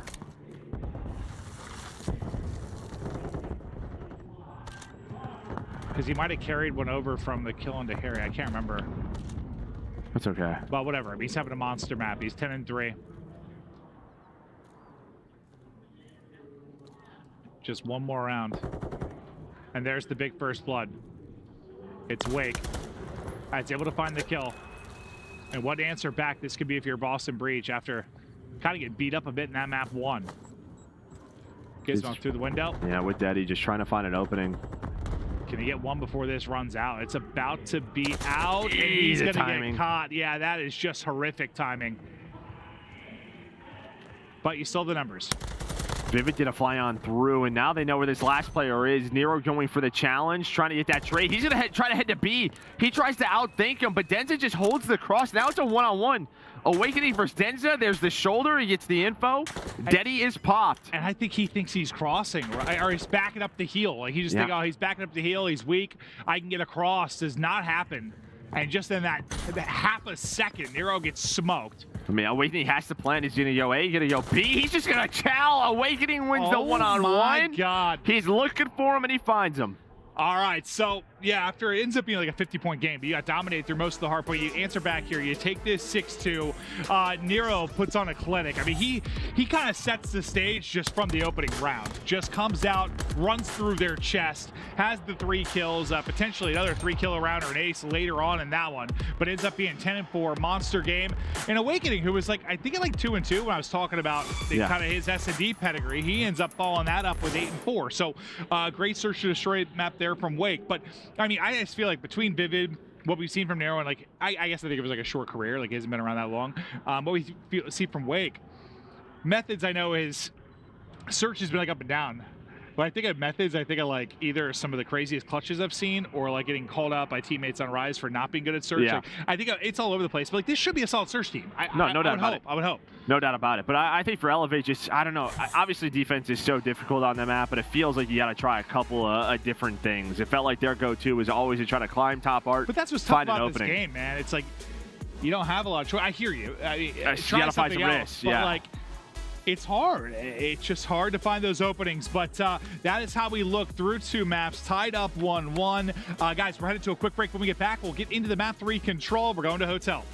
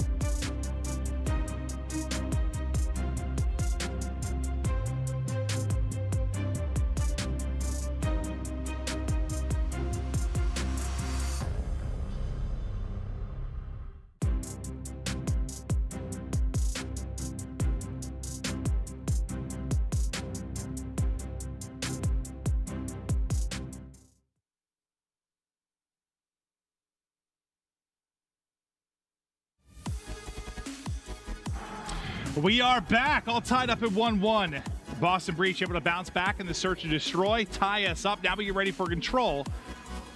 The hotel we go. And, well, Joe, when we cast this earlier, we had, what, OpTic and Mutineers. It was just very offense heavy. Like, no one could hold. There were a couple attempted holds at A and B. Like, you got like a 90-second hold, but needed to do it for really 2 minutes. Just early in the rounds. Like, it was just like one push, and then... You were usually in about like 20 minutes on the second, or 20, sorry, 2 minutes. 2 minutes on the second point. Yeah, and that's difficult no matter the map. But, yeah, it just felt like the early breakoffs from the offensive teams, and the defense was, yeah, they couldn't recover. We'll see what these two teams show us. But it has been pretty one-sided. I know that first map was 250 to 202, but it was all Elevate just right from the get-go, right from the start. Elevate playing very well against this Boston Breach team so far. But Breach needed a big map too to keep that minute. Nero, he was the one with a clutch in the round one. He's a beast, yeah. I always struggle with Nero. That's okay. Always have Asim, Asim, like Vikal. I struggle with names sometimes, Joe. Everyone knows what you're talking about. Yeah, no, I think that's true.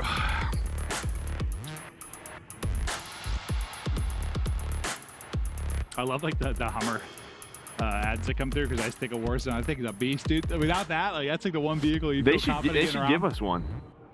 I think I look good in the Hummer, huh? Have you seen that pickup? Yeah, I looked up. I think we looked it up. I think the starting price is like 100, over 100. Ooh, I think I'd be a good gift. Yeah. Thanks, CDL. Let's go. Activision franchise sites. Want to throw that in my yard? You and Copper videos? I'm with it. Yeah, that'd be awesome. I'll get some marketing going your way. But all right, to map 3, big wake. Also crucial in that map too. As he looks to get eyes onto the point, he is greeted quickly. But it's just like one win. Can you get pushed up? They're able to take out 2 that are set up deep. You get somebody forward towards the pillar, the wrap back to the flank from Vortex in through the top bedroom. That might be enough to hold on for now. Yeah, I mean, just a very nice start from Boston, but through the middle of the map comes Elevate, so not even a tick comes in. See, I think like this type of play from Vortex is just huge, man. Like, instead of just worrying about getting to the point, contesting, and flying towards it, like the kind of the mid-map flank, just happens quickly, it works out. Yeah, that bedroom control. And now Boston, they spawn kitchen. Nice shots, Gizmo. Trying to find this A point, but Gizmo, yeah, just kind of bleeding him out. Nero's going to take him down finally. That should be A for Boston. As Elevate just going to set up for this B defense. But right there, right? I mean, they took 8 lives off of Boston. I know there will be around 2 minutes, but just much better. And maybe even a retake here. They found a couple of kills, but it's almost done, and that is secured. Well, Harry, it's just one before he is greeted. And like lives like never came into play, at least in our last series, like ever. I mean, it was just the clock got close a couple of times. Lives not so much. No one was really able to set up a trap defensively, that's for sure. Well, there was no one ever really alive in this area where Gizmo is, right? They're going to spawn over towards Kitchen. He's going to have the ability to spawn kill some of the players from Boston. Oh, he holds that one to the forehead, but that honestly, that nade was like enough. Yes, it ends up getting the kill, but enough to like make him have to re-maneuver and not just be able to lock that down and get the kills. Back to Harry now, who's 7-2. Strong start in the respawns thus far for him. As it was just a flurry of sprees in the hard point that really stood out. Now just trying to maintain what they can for this control point as you start to build forward if you are Boston Breach. Yeah, but a nice job here for Elevate so far. But there we go, Harry and Vortex going to get taken down, and that's going to open things up. Nero through the flank. Denza just trying to stay alive. Trying to lock down that area, but that's going to be the B point wide open. And it's like, how much time do you have now? Do you have time to get that mid-map flank? They're going to send a couple into kitchen. I think one's trying to get the cross. Trying to get tags in. He's able to get some shots in. Will that be enough? Be 4 dead. Nope, that's going to be 4 dead. And this time with 42 seconds, but like that's what we saw so much in the last series. Like around the 30 to 40 second mark, you just need that one big break. You're able to get in. You're able to capitalize on offense. And I mean, it's going to start becoming this thing on this map, it feels like, where you're like tallying kills and you want to somehow work it out where you're magically less and you get offense in round 5. And I feel like though, like online, like we've seen some really good defenses. Yeah, I'm sure you can, but I'm just saying from our little small bubble of what we've casted so far, it's just people getting thumped on defense. Yeah, 1-4 dead, and that's it.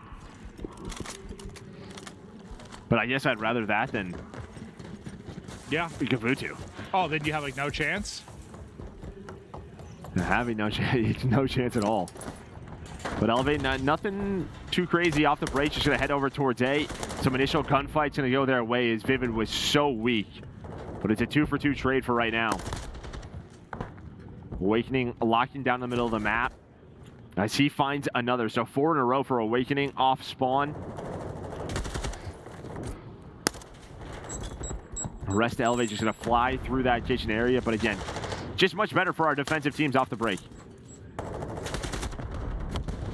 He just drills him with a stun basically to the forehead. That's 3 through though. Some big kills. The opening onto A. Trophy out for the cover. Spawning bottom right pocket, you'll see, will be basically everybody for Breach. You have one guy up, really, and Methodz just kind of lingering, making sure there's no quick and easy transition across. It's the second point of progress about to get done onto that A point. You really have one guy lurking, the rest trying to find out and get positions. Like when you take A, maybe you got a quick collapse. Yeah, well, I like this from Drazah, though. Just locking this area down before A is even done, right? Yeah. I mean, we talked about bedroom control. He's already in there. Now you leave a one-on-one here. Does he go for it if you are Nero? And now, I mean, this might be both. Yeah, I mean, they can have A. You can work towards B. A is almost done. They're going to spawn up. White is Boston, and that means you got to work all the way across the map. And I think you take this all day if you're eLLeY. Yeah, 100%. It's like, yes, you stop that with like a centimeter left, but if you lose the opposite point at the same time, and now you got nothing left to work with or work against on A, yeah, works out pretty well. Gizmo, he was on 4 in a row. We go to Vortex as he gets his third. Up to 5 is Gizmo as the guys are on a bit of a spree right now. B, second point of progress, done.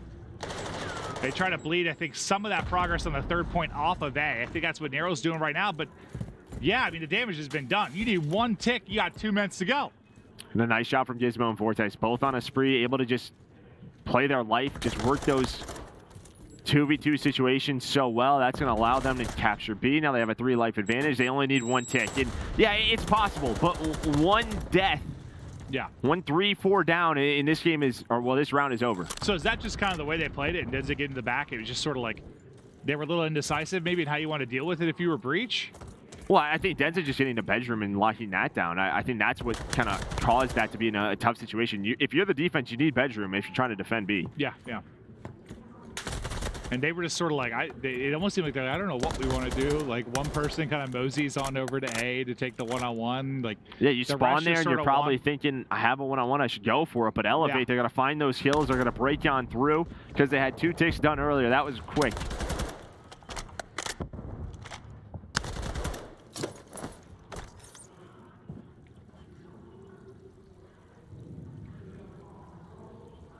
Now we get ready for the round 3. And we'll see if it continues this pace. Yeah, it's who's going to end up being offense on round 5. Well, Slaying, I mean, yeah, definitely one-sided right now for eLLeY. Yeah, looking that way. Still have Nero playing well, but similar to map 1. I mean, you just need the rest of Boston to wake up. And remember, it's a slow start in the hard point. And that's when they really came alive. Well, there you go. There's an opening for Vivid. Yep, just kind of sense it on forward. Drazah trying to track back and maybe find an angle on the wrap back. Gizmo's just going to peek. Vivid's still holding that. Now from the wide angle of the doorway, you see it number 7. It's going to be Drazah looking for that cross. He's able to get 1, 2, 3. Not quite. It's just as he now hammers to the door. It's Owakening waiting for him. But by the time Drazah got to an angle, basically the rest of his team had dropped. That second take, though, not done. So, I mean, Boston is still thinking about B. They do not want to put anyone on A right now. They're still thinking about, hey, let's get B. We almost have that second tick. Nero with the flank. Deddy popped, able to find 1. Now the pressure back onto Drazah, but he's going to get taken down over by Couches, and that's going to be B wide open. You're going to have to lock down A. Unless they're going to go right now. This is done. Yeah, they're going to need to give that up. Harry will take one. They kind of send like 2 players at this, but before it's already over, so now you lose a one-on-one on the other fight in transitions. Denzet's going to drop. Vivid gets another on the cross, and you might have just thrown this game away. That seemed like an indecisive moment where it wasn't like, do we back up and hold A, or do we send one more push at B? Did it kind of seem like that a little bit? Like, yeah, it felt like they wanted to go for it, and they get caught in that transition, which means, hey, Nero's going to spawn up at A, and this round is done. Yeah. That's what it looked like on the minimap. It was just sort of a, do we take a one-ditch effort? Because I kind of said at the point, like, you either go now or you don't go at all. And there was like a brief moment of hesitation. And then I think it leads to Vivid. Yeah, he gets like... Nero spawned kitchen, so he was just hanging. He's like, all right, I'm going to just go to this point. It's wide open. I don't know. It seemed just a little bit indecisive, but fact is, another offensive round. That is all Joe and I have casted here. It is all offense. Just people landing in threes from deep. Steph Curry from 40 feet out. Don't know what accent this is, Joe. I'm not really sure either. Yeah, I had no idea. That was horrible, though. It's like an old like announcer. I guess so, Joe. Nero, though, he's 19-11 in this, and now they got the 2-1. But yeah, can they hold it all on defense, or... Listen. No, because that would even make sense. I was thinking for a second, like, what if, like, Elevate was kind of feeling what I was talking about earlier? Like, this might go around 5. Like, do you give up some kills to try? But I didn't really do that. You just sort of threw that around away. So, I was trying to get a little too deep there, Joe. You never go too deep. As well, you nice see shots. Denza hitting Nice the prone. Yeah, the headshot multiplier coming in. You have one tick for now. As Elevate just controlling the map, and you're going to have one of these similar situations, right? You have Denza kind of lurking already over towards bedroom. You have Vortex pushing up. And I think these players are Elevate already thinking about B. But Nero with some beautiful shots. That Vaznev across the map, and now he wants to get a little freaky. Inside of A is able to find one. They're at least making it messy. They're doing just that. Vivid in to try and chow. I don't know if he saw him. It seems so absurd with all the smoke and dust and everything you saw. I know you get the markers, but like, just looked insane from his POV. All the different headies you can pop up from.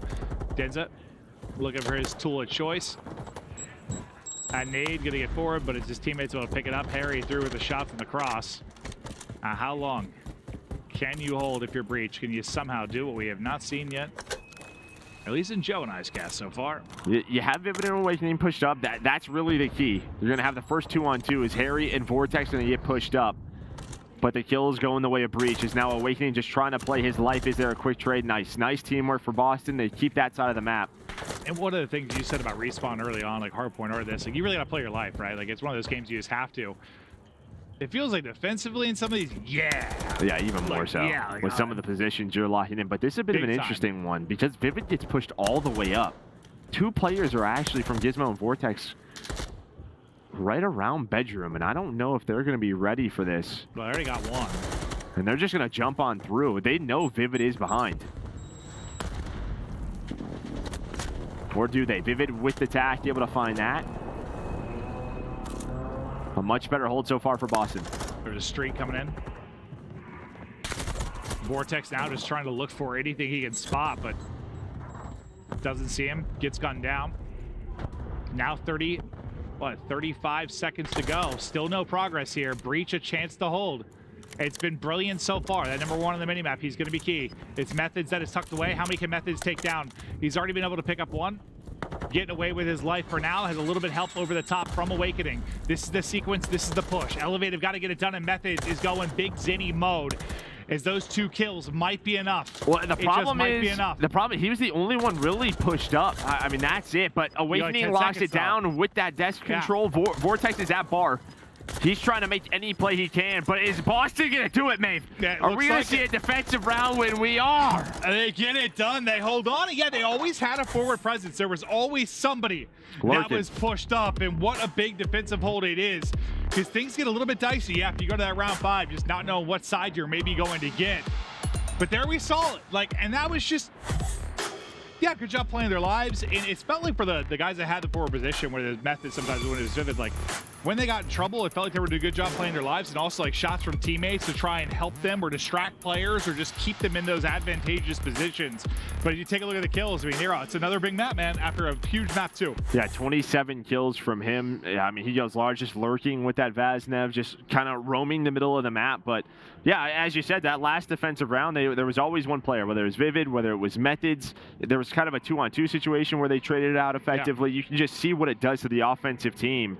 They have to find that player or two players. They just weren't able to do so. You notated that, but they're like, when, because of how forward they were at one point, there was kind of a scary like situation around bedroom, but they dealt with it. Yeah. You know, it could have been difficult, but I guess you kind of know with your position where they might be funneling through, they're able to hold on and get it done. Now we get ready for a hard point, and like I kind of thought, at least the way I felt during the map 1, it really felt like Breach came out flat to me. It just did. I mean, you had like Gizmo on 5 in a row, Vortex on 7 in a row. Like we're talking first life.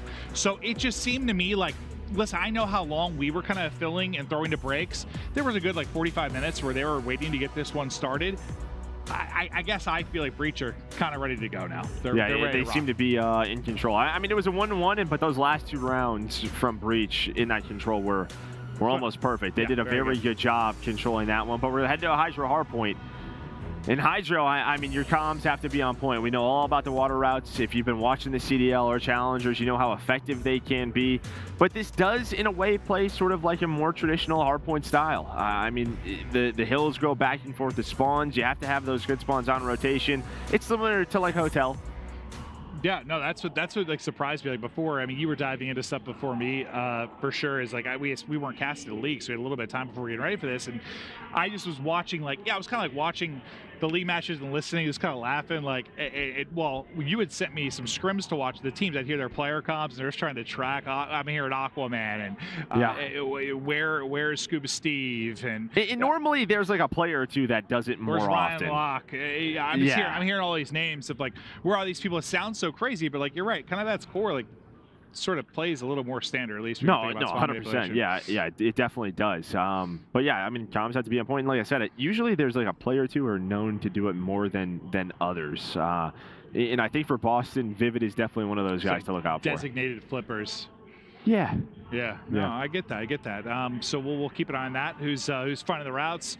It's just everything you said though. Without the red dots, and when you have like a 3-lane map, or like a 7-lane map disguises the 3-lane map, like you have to have, not only is it comms, they have to be quick and they have to be precise, because we've seen multiple times today where like it wasn't even I think that the comm wasn't clear. It's like in order the amount of time it took to get a clear comm out, the player already wasn't ready and already died to somebody. Like it's just not as snappy. We've seen it a couple of times today already. It's very, very difficult. But we get ready to head to HyDra. We are going swimming. It's summertime and the living's easy. And we're swimming. What'd you say? The what? I don't know. The living is easy? Yeah. Is that summertime? Living's easy. That's like a. Is that? Oh God. Oh, why am I blanking totally on the band that is? The way your mind works is just, it's a treat. You go from one thing to I don't know. It's like you it's sublime. You pull out these little nuggets from like when you were like 18. Yeah. It's so unbelievable. You ever listen to Sublime back in the day? Oh, probably. Dude. Yeah. Yeah. Felt embarrassed. I was blanking on that, but yeah.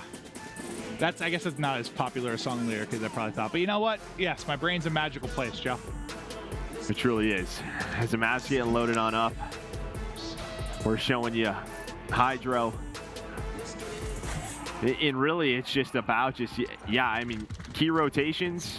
Can you get a good break? Because for the most part, you're going to trade a lot of time.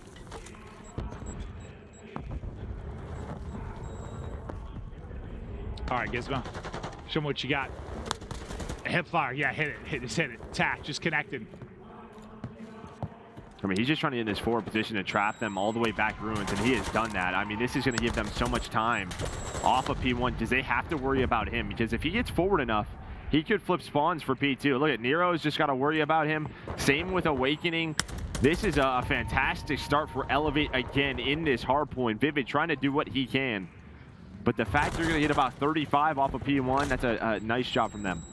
And now you're set up for the answer back if you are Breach. You see the lock popping on the minimap. That's going to be the second hardpoint we are headed to. And yeah, you're spawning out about as far as possible. It's just funny because when you look at like the map bottom left, like it looks like pretty typical like 3-lane map. It's just you can't really account for the water routes on that. But like it's got the look of it, right? Like I'm saying just purely on like the map bottom left. 100%.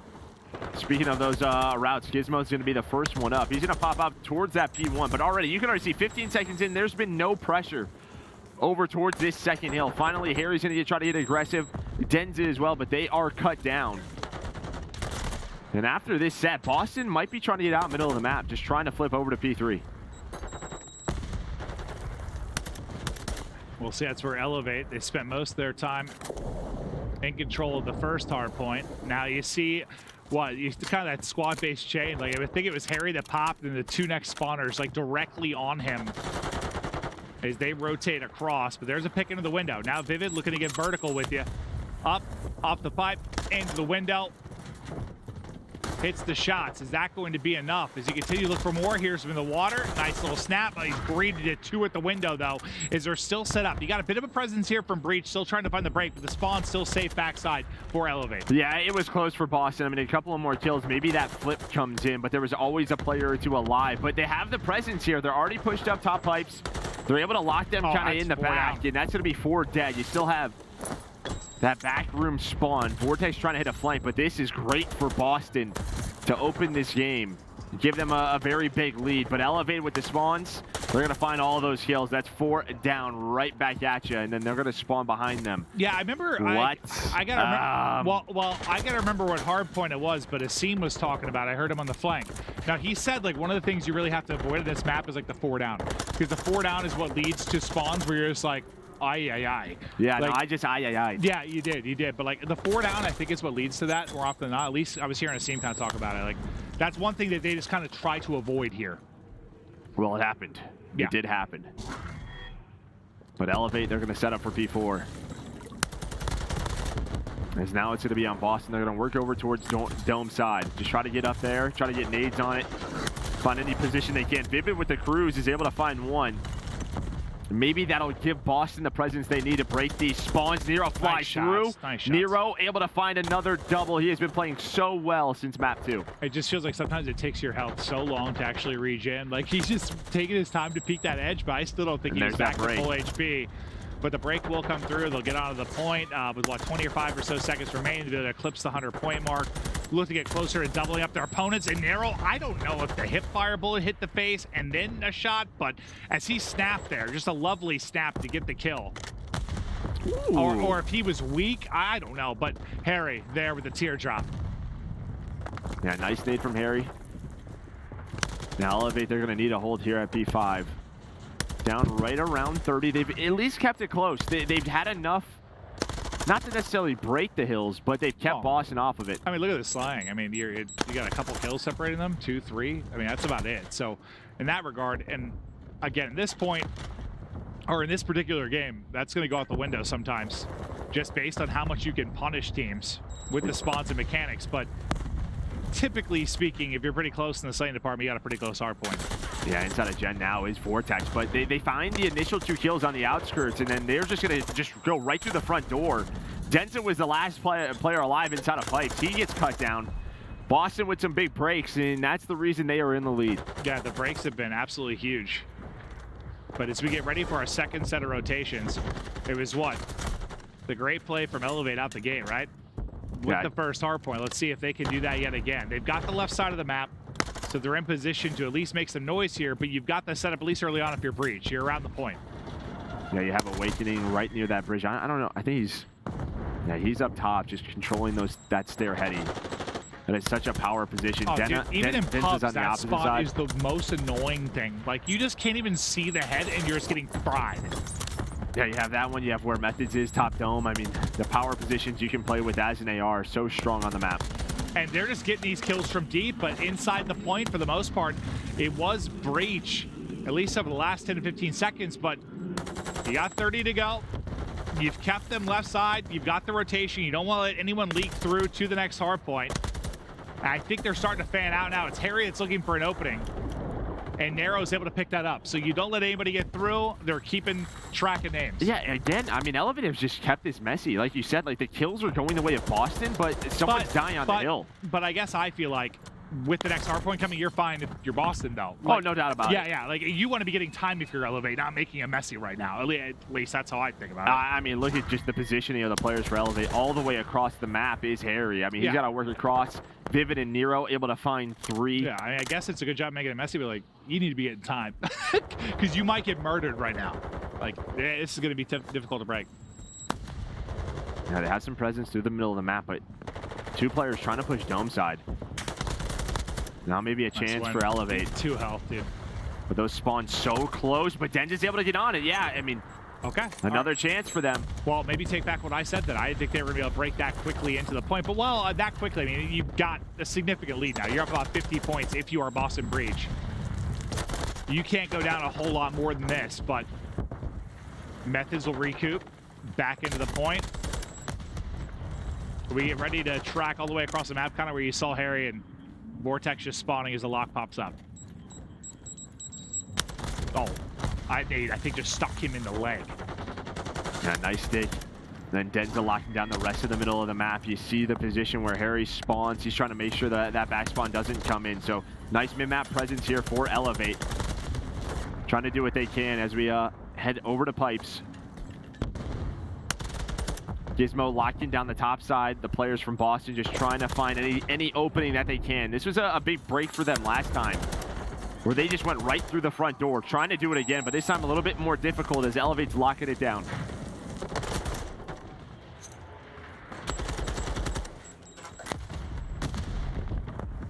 If they get this final, 20 or so seconds, they'll be right back in the hunt.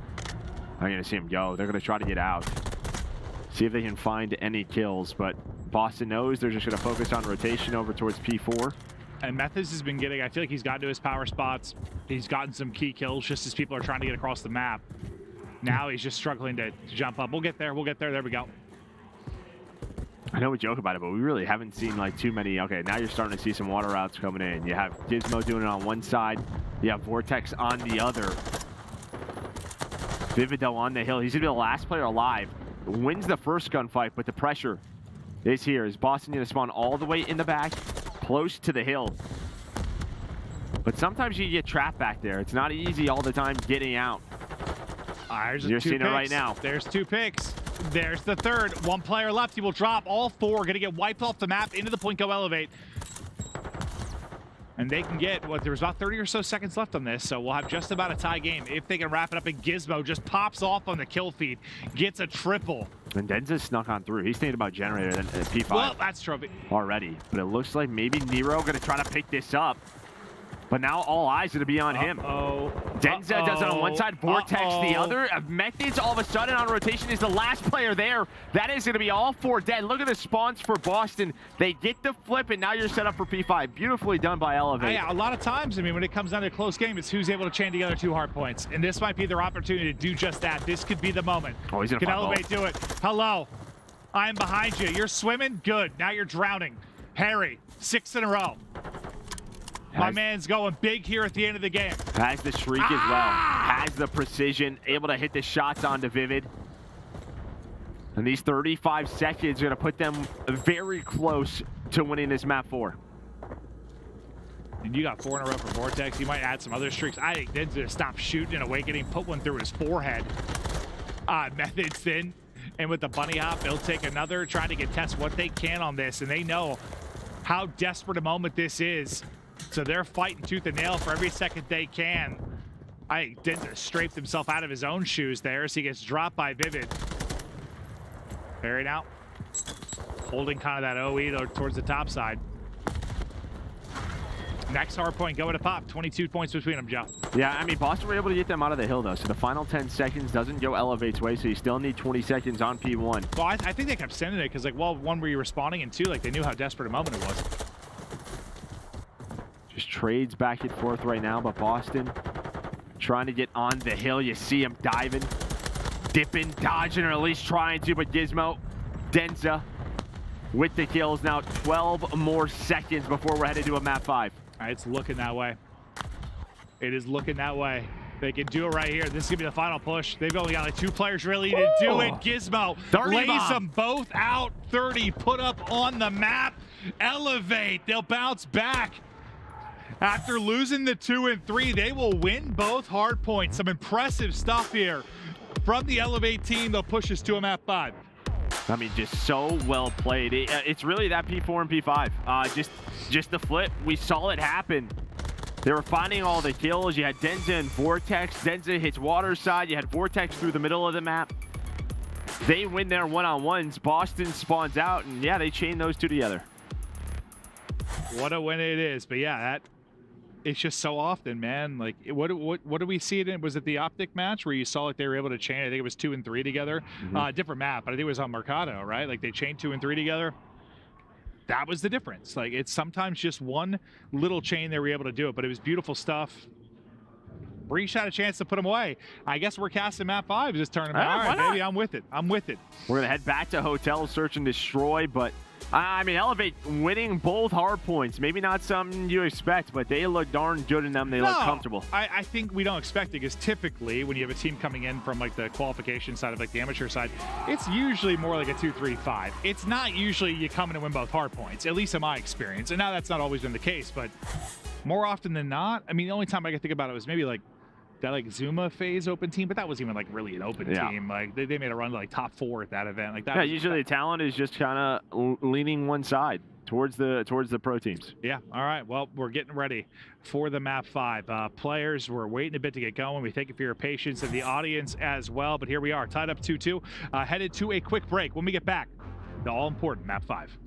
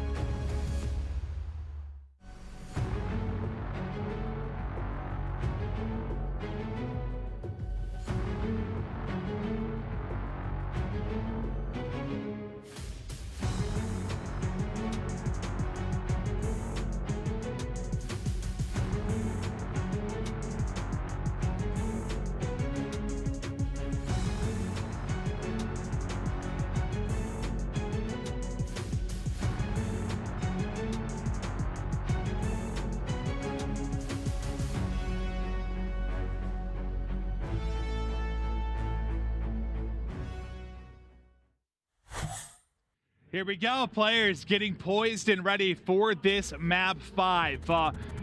Everything so crucial within this. Remember, it's sort of like a win 2, you are through to the bracket. Lose 2, you are out.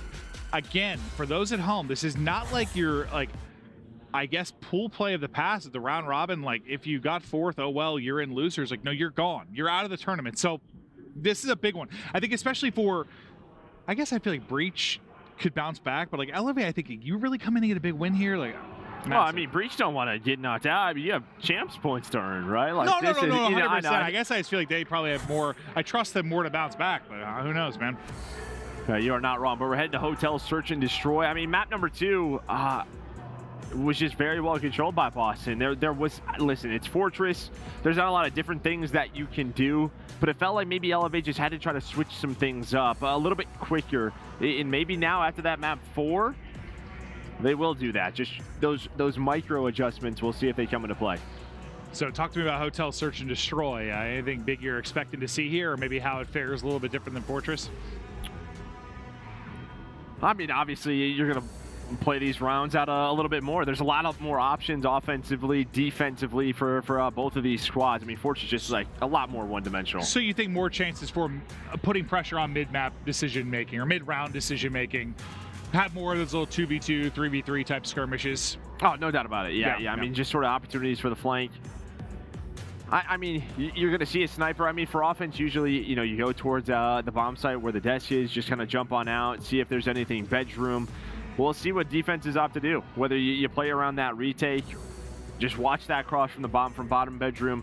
There's lots of little things you can do differently. Yeah, I think, what team was it? I think they were talking about, I think it was Seattle when I was listening to the flank. It was like, I believe the stat up, and I'll butcher this, but like when bomb gets planted, they've never defused. Like, bomb gets planted, they lose the round. Like, the retakes can be difficult maybe on some of these maps. Well, that probably makes sense because their search record has been abysmal, right? They're like 0-5 or something? Yeah, 0-5. Yeah. So that's probably the team they were talking about. But retake, I mean, a lot of times I think that was the thing. But like when you have this style of gameplay, with the lack of chances to make plays, with no Deddy and stuff like that, like, yeah, retakes are that much harder too. Like, I guess I feel like the whole let them plant type thing and we're gonna retake, it's gotta be so hard. It is, but I will say, I also think a lot of the times, because after you plant, you can't really move either. Yeah. Right? But so at least like you're in the defensive position now. You're ready for it. You're ready for it. But I mean, we've seen it in like a lot of FPS titles. There's a bit of a peeker's advantage. Yeah. Where are they gonna set up? Okay, bombs planted this way. I think it kind of works both ways, but yeah, I mean, I'm interested to see, you know, maybe we see some snipes on this map. Hit it. I already saw iLLeY with some incredible snipes on aBeZy, just hitting some nutty shots, but it comes down to this game 5. And ready and waiting, you're talking about like a kind of peeker's advantage. I mean, that's kind of, in a way, at least in COD, what it looks like. Like, you're sort of pre-aim ready for that push, and they just come soaring. You don't get first bullet. I mean, and yeah, I just don't think that they're ready for that. Three defensive players just flying out of B or towards middle of the map. Well, I think just, yeah, like, just... So Boston's like, all right, let's just go to A. Having some courage and hitting some stuff sometimes, I think it's going to be nuts. Well, bomb planted, we talked about it. Nero will get taken down, but it's into a 2-on-2. Awakening was able to find one Methodz now near these desks, but he's going to get pushed. But does Awakening, I think Awakening must have lined up. Awakening from couches, I think finds so. both. Yeah, let's see it. We should see it in the final kill. Yeah, I think he's just watching. Bottom bedroom, there's one. And there is the second on the Drazah. So, yeah. Wait, so he doesn't have 3. Does he have 3? He should have 3. I don't know. Did one player like die to a nade? No, he has 2. No, okay. Maybe Methodz threw a nade or something. Yeah, he might have got it like right before he jumped out. I was kind of with you. I was thinking maybe he got 2 on the cross. Confused. Yeah. Maybe I'm silly. All right, listen, Joe, we haven't casted yet. This is our first day of casting all year, you know? Yeah.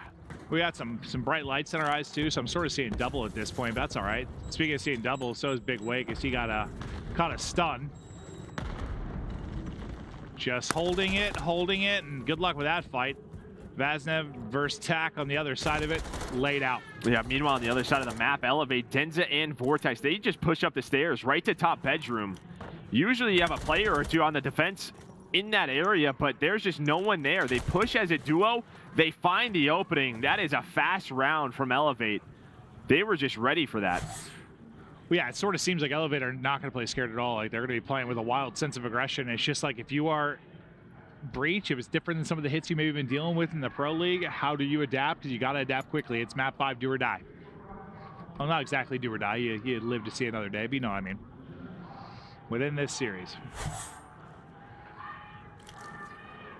See, iLLeY, yeah, they try to go, what, 3 down middle towards B last time on offense, or on defense. We'll see what they do this time around. Boston, it was just that standard kind of A hit, but you have the same thing. You have 2 players in Vivid and Awakening kind of going over towards B to show some presence.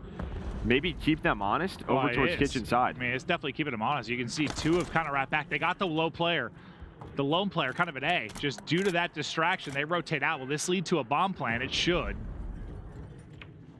Not quite yet, though. Not quite yet. Just enough time for Vortex to come and get the angle. You saw what Nero was doing. He was trying to tiptoe and like get the bomb stretch. But Vortex with the timing, just watching the cross, and obviously when you don't have smokes in play, that is going to be difficult. Yeah, that's difficult to do. That's a frustrating death, because I think you got everything you wanted there. Like, you got them to wrap back, multiple towards B. You got yourself sort of that 2-on-1 down at the A site. You got the kill, and you're feeling pretty good at that point, I think.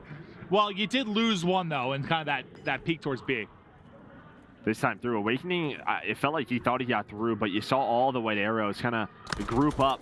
Got him. And looked at him, so he was spotted. Methodz now in a 1-on-3. You talked about him in the past. He's had some crazy clutches. Should have need one here.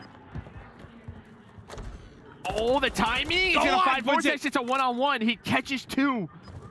Yeah. He's got to go for the bomb plant, though. Drazah, he's going to watch the cross. Yeah, if he had 20 more seconds to work with, he might be winning that one. But no, I think of Methodz, dude, that's like it's just the 2 things that come to mind. Like, what was it, like him and Looney getting into it about Search? The struggles of the Search on that OpTic team, but then like he's had some nutty clutches, man. Even right there, like obviously he's just in desperation time, 9 seconds left. Like if he's just maybe crouched behind the bomb, like then he doesn't have that angle. But there's just a lot. Maybe just wondering where the last guy's coming from type thing. 100%. You're not entirely sure. You're just thinking, I got to get on this dang thing. Give myself a shot to win.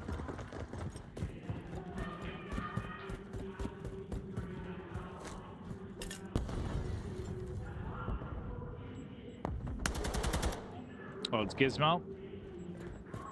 Takes Awakening out of it early. Harry's still looking for his first kill. Same can be said for Vivid on the other side. It's 2-1 to elevate. And Vortex just trying to spot, just gets eyes on Might. Child behind the stun. That nade should do some damage, and just takes 1 bullet to the forehead. Nice play there from Vortex. Yeah, I mean, behind that first blood from the elevate side, they have the 3-on-2, and they're kind of just taking their time now, right? Just keeping Boston on their toes. Methodz and Vivid are kind of worried about that B bomb. That B bomb goes down. That is just such a tough retake. Hoping to find the pick onto Vortex. He's just going to play his life. Bomb being planted today.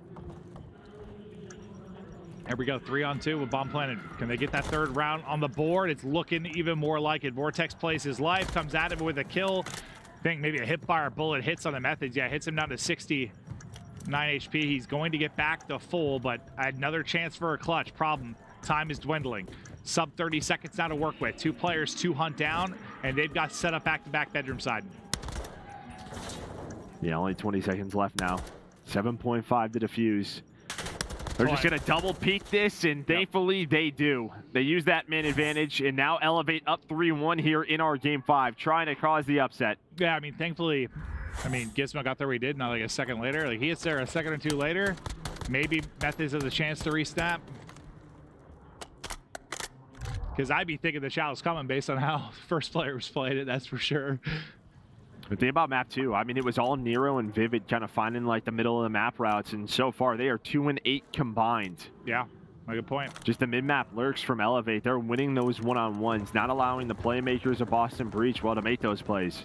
And even for Methodz, like, what, 3 of his kills are meaningless. Yeah, he's left in 1v3s. Yeah. I mean, he's 6-3, great, but most don't even matter.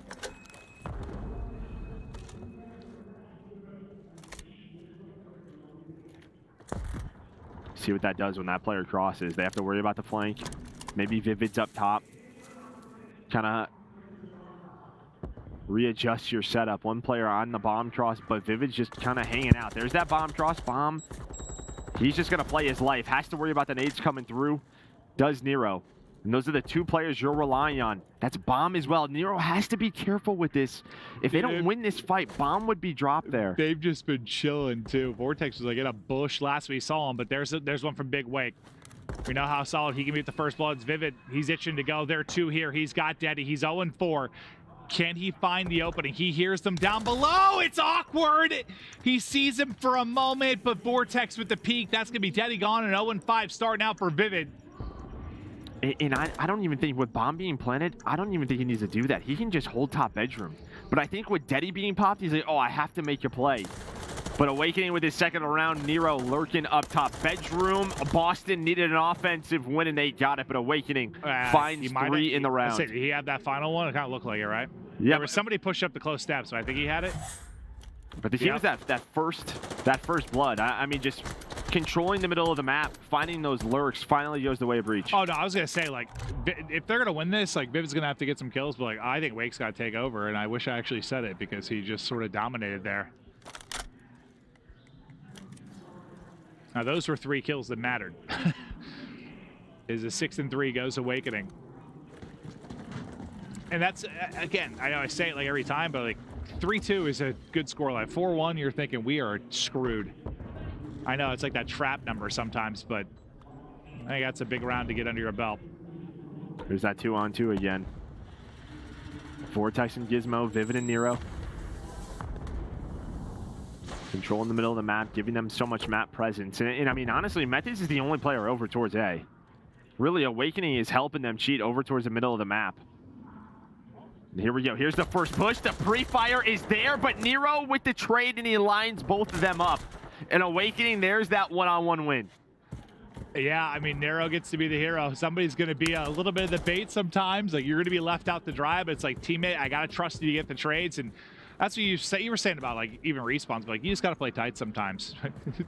The red dots, just be on top of each other, be ready to trade, and beautifully done.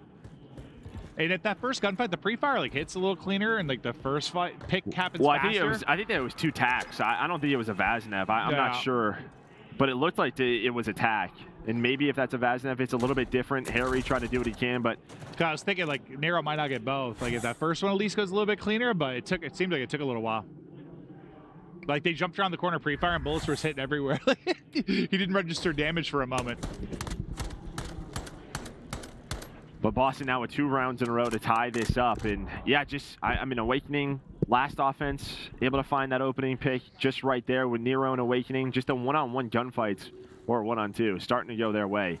As we have a combined own 11 from Vivid and Harry. So, at least it's not one. You know, like, if we're going to go down, let's go down together. Yeah. That's kind of our motto. Let's just leave it down for a one-on-one with them. Mm-hmm. Yeah. Round 11. Harry and Vivid without a kill, just battle to the death, dude. That'd be awesome. That really would. Harry, he's on the board. He said, screw your guys' plan. Well, that was a one-on-one. No, it's Vivid, though. That was a one-on-one, though. Oh, God. Vivid 0-7. Oof. This has been a tough one for Vivid. We know what kind of player he can be. But I think it seems like a couple of times maybe a little anxious. Like, it just needs to make a play. He doesn't have to. Yeah, it's just... He wants to be a playmaker. He just doesn't have a lot of options. Yeah, and that sometimes it could be just the double setup. It could be a patience thing, a caffeine thing, a whatever. Like, you just want to go forward and you struggle to do it. But Harry, he gets 2 within the round, so strong start from him. That is not an easy fight. The nade looked pretty good, and it is. And Awakening gets out with his life. Maybe you play for this cruise. Maybe that's the play here. I mean, you're on 5 in a row. 1 kill away from it. Oh my snappy doodle-doo. Den's on that back planter. I thought for some reason he got in 2 and took this to a 1v2, and I was like, oh, that's a 3rd player. Maybe you can get the bomb down. Maybe it's how long that first kill took. But he does get cut down, so no streak. And Elevate, much needed round win. So that gets them, what 4-2? 4-3. 4-3, sorry, 4-3.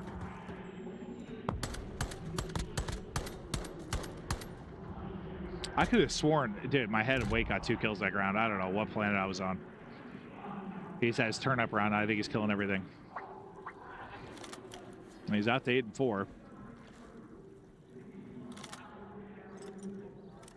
Harry with 2 in the round. Vivid still 0-7. Yeah, I just feel like Vivid's going to have to give you something. Like, there have been games that someone has won on a goose egg, but it is not many. Shout out Nicky D. Yeah, Legend. Shout out Nicky D, but like, it is not many. But the fact that you go straight to that's how big of a deal it is when someone's able to pull it off. It's like, Vivid needs something here.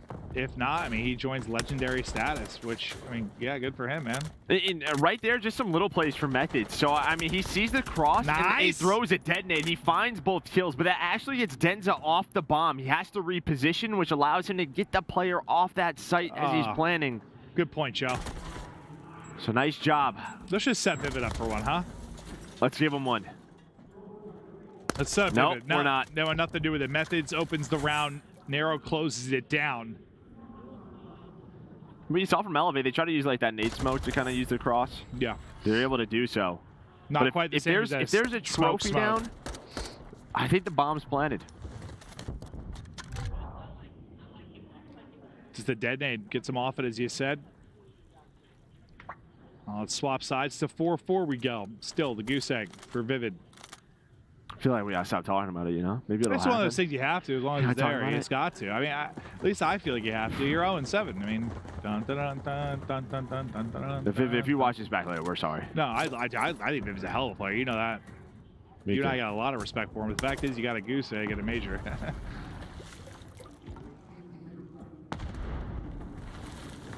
A little bit of a different I look bring it up here. because, like, if we're noticing it, I feel like it's no matter what player you want, something in your head. It is. If you're thinking about the fact you're on a goose, you don't want to be the guy that lets the team down. Round by round, that pressure mounts. It does. I don't care who you are. It does. Not that I have a lot of experience competing, but it does.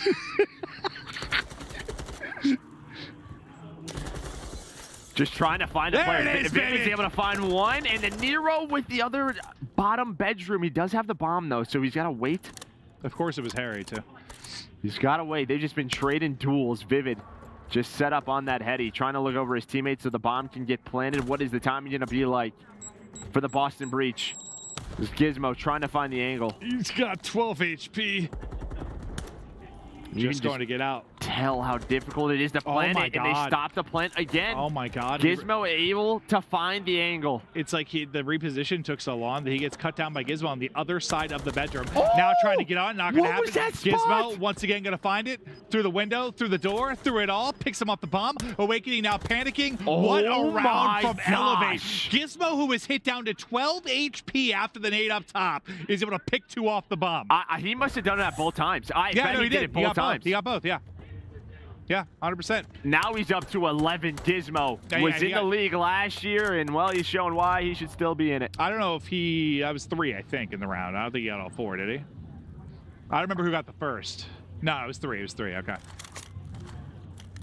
But yeah, no, I mean, we hopped from his POV, Joe, because he was, like, trying to, like, scramble Yeah, away. no, I Like, know, had but 12 he health, must and have had then- that wallbang spot. Yeah. Just through the door, you saw it there, a bit of nutty stuff there from Gizmo. Now a round away from the upset. Can they get it done? Their chance to do it on offense. There's that cross, and they don't see anything. Denzah's on it. Denzah's on it. He's just going to try to get this bomb down, and he does. The nade's not there, and he's alive, and guess what? Vortex is behind him. No! He's able to lurk on through. We're not done yet, though. We are not done yet. First blood for Vivid. Awakening with another one. We might be going the distance here. You got a chance to do it, but there's just under 30 seconds left to go on this clock. I think that's another one of those antsy plays. Like, nobody knows that Vortex is there, and you have the bomb down. You force them to come to you. Yeah. And just so what, he gets like 2 into the back of Methodz and then just gets cut down. Round 11 we go. Wait, is this our 3rd round 11 today so far? So between for us two, yeah. Yeah. Because they both are round 11 in the OpTic series, right? To another round 11. Game 5. For all the marbles. Elevate coming in from challengers trying to get the upset. Breach. I think one of the teams that people think have a legitimate chance to maybe make a run at this tournament. They're in trouble. And the OpTic Mutineers, we saw was what, an aggressive play from Shotzzy, kind of caught people off guard in the round 11. Who's going to be the hero here of the opening between Breach and Elevate? To round 11 we go. Are we going to see a B hit? Oh, man. Is it going to happen? It's happening. It's looking that way. We Round don't see 11. it often. They got the people here. And this is the same setup that they've had between Vivid and Nero. Are they going to make the adjustments? Here we go. Here comes the push for Elevate. And well, first blood to Vivid. Now the trades are going down, and this is typically why you don't see too much over towards B. Gizmo's going to have to peek this Nero. Oh my God, he won it. Oh my God. Well, we got a chance now into a 2 versus 2. Awakening's come across to try and get this kill. Back to full health goes Gizmo. He's just crawling. He gets information on the side. Gizmo, the hero, maybe again. He's up to 13 kills. Methodz. Can he do it? Methodz for a chance in the clutch. There's one, but on the side, it's Elevate that's able to get the kill. Elevate that take the round 5. And what a ludicrous round 11 it was. And Gizmo just prones. He just kind of crawls. In Awakening is just thinking, of course he's going to back up. Harry for the final kill, who I think was 0-6 at one point, maybe 0-5. Like, he is able to get the final kill. But yeah, I mean, Gizmo had no... Who did he pick off of the... Nero? Was it Nero he picked off the counter? No right getting that kill. Well, that's just a headshot multiplier that comes in. No right. I mean, I didn't think it was a headshot on the kill, but he probably got one before that. He gets that, and then, yeah, he just lays prone. So I think a big weight comes out, jumps out to chow. He's like, what? I don't even think he's chowing. Well, he jumps out to get the angle to maybe get the kill. Yeah, or he's hold the going doorway to the corner. if he backed up. Yeah, he's going to the corner. He's just moving. He's thinking that he backed up. Well, like sorry, when he first came out. Like when he first came out, he's thinking trade or let's hold the doorway if he's there. He's like, I'm not losing that gunfight. And then he was just laying prone. Ooh, upset, baby. I don't know how the other matches have played out, but... Oh, yeah, we have some catching up to do, that's for sure. Yeah. But unbelievable. I mean, from Elevate. Hell of a win. Yeah, this is the overview of how it all went down. They get done through 1, 4, and 5. Just a riveting search and destroy to close it out. Elevate a little too tough in the hard points, and they get that upset. Now they put a good foot forward within this kind of GSL style group. Win 2, you're out. Lose 2. I guess I'm saying win 2, you're out. Win 2, you move on to the bracket. Lose 2, you are out of the group. And I think you and I cast them later on today as well. I think they're going to play Thieves. Thieves end up reverse sweeping Legion. Did they really? Yeah. That's the one I was really curious about. So we're going to, I think that's the last match of the night. They went down 0-1. Do you know how that one played out? No, I don't. That's what I was saying. We have some catching up to do. No, we really do. But this is how it stands so far. So there, you were just talking about it. Thieves able to win that one 3-2 over Legion. And I think it's sort of, so far, at least this tournament, like, you and I came in, we didn't work the regular league, obviously. We came into the major, and you and I were sort of the opinion from what we've watched, like, all right. Feels like just about anybody can beat anybody. 8 teams are 2-2. Yeah. One team's 3-1, and that's Røkkr, who has a forfeit win. So, like, it's just, who knows? It felt so wide open, and that is how it's looking now. But that's going to do it for us from here for the Breach Elevate match. Hopefully you had some fun. I think we have a match off, then we're hopping back over to the Alpha, to the main stage. But I need some food. Yeah, no, I think it's food break now for us. Thank you guys. We'll be back with the 3rd match on Bravo as soon as that one's ready to go.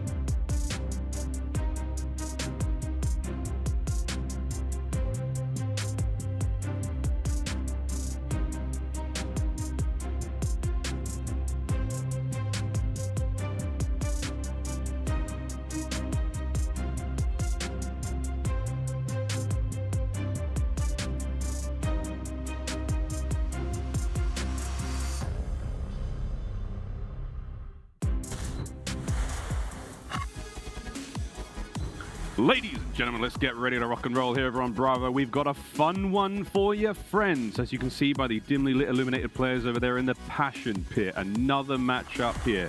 Florida Mutineers taking on the Spaniards. PaulEhx as this, frankly, ridiculous tournament continues. And look at this. It's miles and tons. First time since Birmingham. And the last time we were there. That was a long time ago. And that was the worst high five in Røkkr. Was it that bad? Yeah, it was. I've watched it back. My mates made a meme. I'll show you later. It's dreadful, but we're ready to party. This is going to be a fun one. Mate, welcome to your first cast of the tournament. I know. I haven't had a chance to get my teeth into it yet, but I've been up on the desk, really enjoying everything, trying to get a good scope of how everything is going. And honestly, I have no idea which any of the games are going to go at this stage because it's just been all over the place. What we expected from some of the challengers team, we were kind of expecting, you know, a couple of results here and there, maybe, but they really have turned up so far. And the craziest thing today is that 3-0 that we had here in Bravo at the start of the day is the only result outside of everything else being a Game 5. Every single match today has been a Game 5, and quite frankly, between this, you know, PaulEhx coming up now, they're from Challengers and the Mutineers, this could also be a Game 5 as well. So you wouldn't be surprised, would you? I wouldn't be. Honestly, PaulEhx looked really, really solid up against Toronto Ultra, of course. The reverse sweep is what unfortunately undid them. But then looking at Florida, they look pretty solid, has to be said. I don't think anyone would have expected them to come through. I was chatting to some of the fans and they asked who you'd been impressed with mostly. I said Florida, because honestly, I thought coming into this, well, I thought, you know, they had a good result in the last weekend online.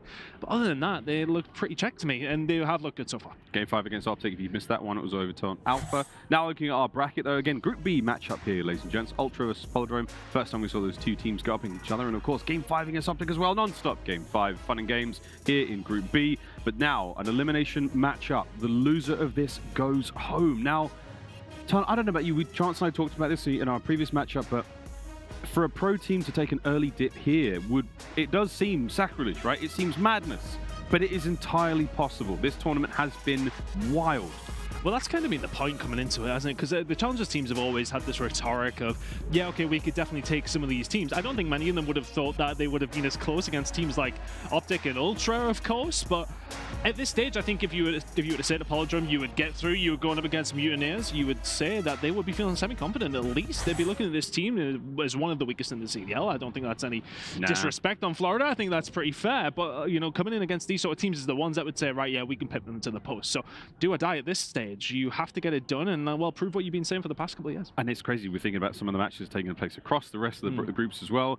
iLLeY just managed to beat Boston Breach. Yep. So that's another massive turnaround moment there where you kind of go, uh-oh. A squad that came in when the M4 was hot and looked unbeatable in the TAC 56 era of Modern Warfare 2, looking a little flat. Haven't won a map since then. Yeah, and one thing that we were just talking about before we came on here was the fact that typically when it comes to these Challengers teams, you're thinking Search and Destroy is going to be their route through. Of course, iLLeY winning in the map 5 does prove that, but it's been hard points. The fact that FaZe lost 2 hard points on the main stage against LAG Academy and cost yourself casting that is wild. Like, it's a lot of hard point games coming out for some of these teams, and I don't know if it's just a general understanding a little bit more, because sometimes it's like, yeah, okay, you can play the higher level competition, but, you know, for the CDL teams, they're mostly playing CDL teams all of the time. So is there something maybe missing on that aspect? I don't know. There's a couple of different theories. All we got from aBeZy in the interview was he was like, oh, you know, those guys just played really well. We're like, come on, Tyler, give us something to work with here. Give us a little morsel. We didn't really get anything there. But yeah, it just looks like, you know, they're playing a little more.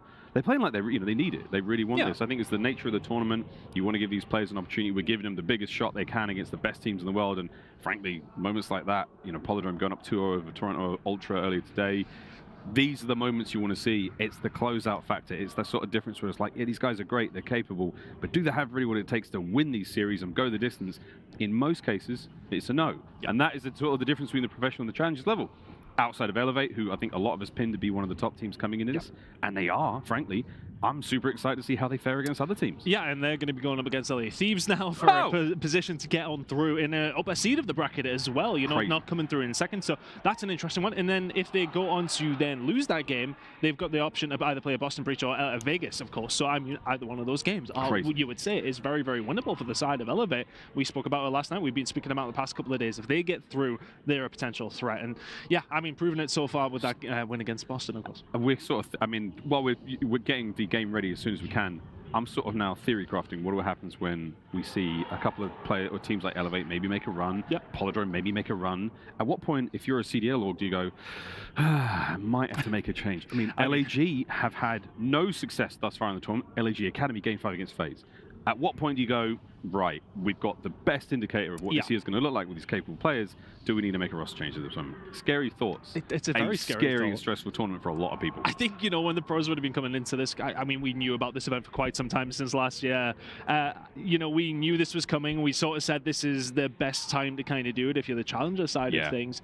But then, I mean, it's an easier swap if you're the LG Academy and LAG. Of course, you can just transfer that over. But how much are we talking about European teams and how hard it's been for some Europe? The fact that Vortex isn't on a CDL team anymore, I mean, he's a dear friend and I am very biased. But, like, these kind of players coming into these tournaments, winning games like this, I can't turn things around. But I mean, Vortex has been on the tips of most of our tongues, except for Puckett, who was hating unnecessarily at dinner tonight, called him out on air. But mostly because we got to see what he was looking like in tournaments prior to the season starting, and he was disgusting. And he's looking good so far. Not everyone who has a great start in the sort of like charity tournaments or sort of, you know, mix-up teams with streamers and whatnot. Translate that into any kind of success. Vortex is doing that, so exciting to see how far that goes. I do believe we still have an audio issue taking place on stage.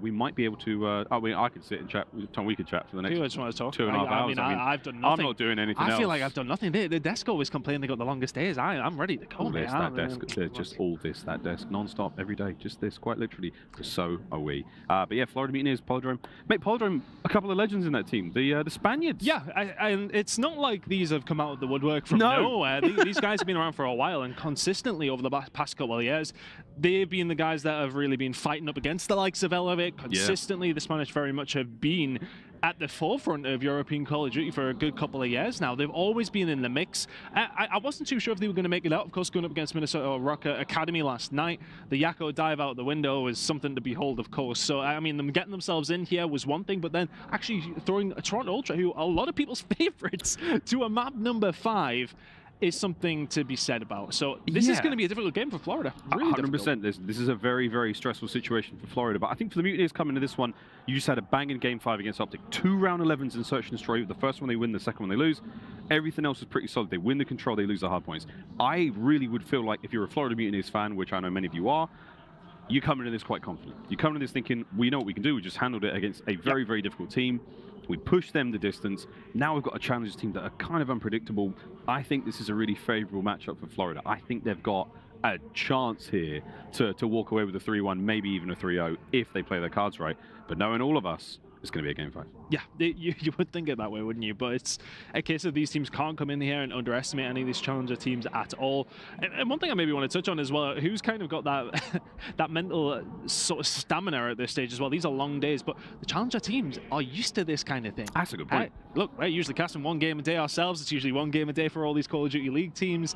So it's that grind mentality in there as well. So I don't know how we're going to kind of lean into that one. But yeah look, I think both these teams are relatively well matched. I think Florida, yes, will be confident, and I think that's how all CDL teams should be heading up against any of the challengers rosters. But I don't know, the Spanish kind of caught a couple of people off guard, and could they do it again? Yeah, you never know. Another thing we always take into consideration, mostly affected me somewhat. Travel, getting here is not an easy thing to do. North Carolina, again, East Coast mostly so far. For the vast majority of our players coming from Europe, not going to be the worst thing, but brand new bed, brand new time, zone. You'll be working with a lot of sort of sleep deficit, coming off those flights. Hopefully nutrition's on point, keeping that mental game alive, that stamina, because for all of us, yeah, you're right, we're one and dones these days, white glove treatment in the CDL. But for the challengers players, heavy series of wildly unpredictable gameplay, match after match after match. Will the Florida Mutineers be able to go, all right, 1 more of these? Because again, these players are used to that from years ago, but not for the last couple, year and a half, 2 years. Maybe for Brack, actually. I take that back. Now I'm saying it out loud. The vast majority of the Florida Mutineers roster are like badass challengers players. Kind of just throwing ideas out there. I'm spitballing. We're all learning on the fly here, chat. But yeah, I'm really excited to get this one. We're not quite there ready yet. Got a couple of graphics. We can can we look at the bracket one more time? It'd be really cool to sort of see that one, because we can theory craft our way through what happens if, let's say, Florida, don't win this and they do get eliminated. Wow, that'd be crazy. Because here we are for Group B once again, ladies and gents. And yeah, Toronto Ultra, a nail biter, game 5. Full reverse sweep there. I mean, didn't see that coming at all. No. Obviously, Scrappy had choice words in Spanish. God bless him. Which I think is typical to say the least. The fact that we know the man likes his smack talk. The fact that he's then coming in with some Spanish as well is quite unbelievable. But, I mean, realistically, Ultra and OpTic are the ones you would expect to be there. The route that they had to take to get there, though, was the questionable one. Looking over towards Group A, though, Minnesota Røkkr up against Subliners. Subliners have looked a lot better so far this weekend. LAG not looking good at all. Subliners, we have an update on that one. Subliners are currently leading over Røkkr. I think it might be 1-0 so far. LAG up 1 over Decimate as well. So that's a must-win there. Group C now. Ravens not having a good time. They're going to be going against LAG Academy. Tough game. Honest to God, LAG Academy, outstanding looking team there. Seattle Surge 3 over the Ravens there. Got to be feeling fantastic. But again, for LAG Academy and the London Royal Ravens, let's see how that one goes. That's going to be a banger for sure. Yeah, absolutely. Atlanta FaZe Surge there. That's a crazy, crazy game. Both two teams underperforming. Let's have a look over towards Group D as well. Elevate against LA Thieves, the first challenger team that we've seen manage to make it through to that qualifier round. They will have 2 bites of that cherry to try and get themselves, of course, over to bracket play. And again, I mean, this is the reason we kind of said it is they're the most likely team to come out of any. Of course, they're going to beat Boston Breach, but then you would like to think against Vegas Legion, or Breach, whoever comes on through there, that's a very winnable game for them. The LA Thieves, so that would be quite the step. And that's the kind of game where you go from the challengers teams and sort of say, yeah, okay, they can maybe do it. If Elevate go and beat LA Thieves, what do we say then? That, I mean, you go from what, winning a world championship of Vanguard to losing to a challenger team in a major tournament.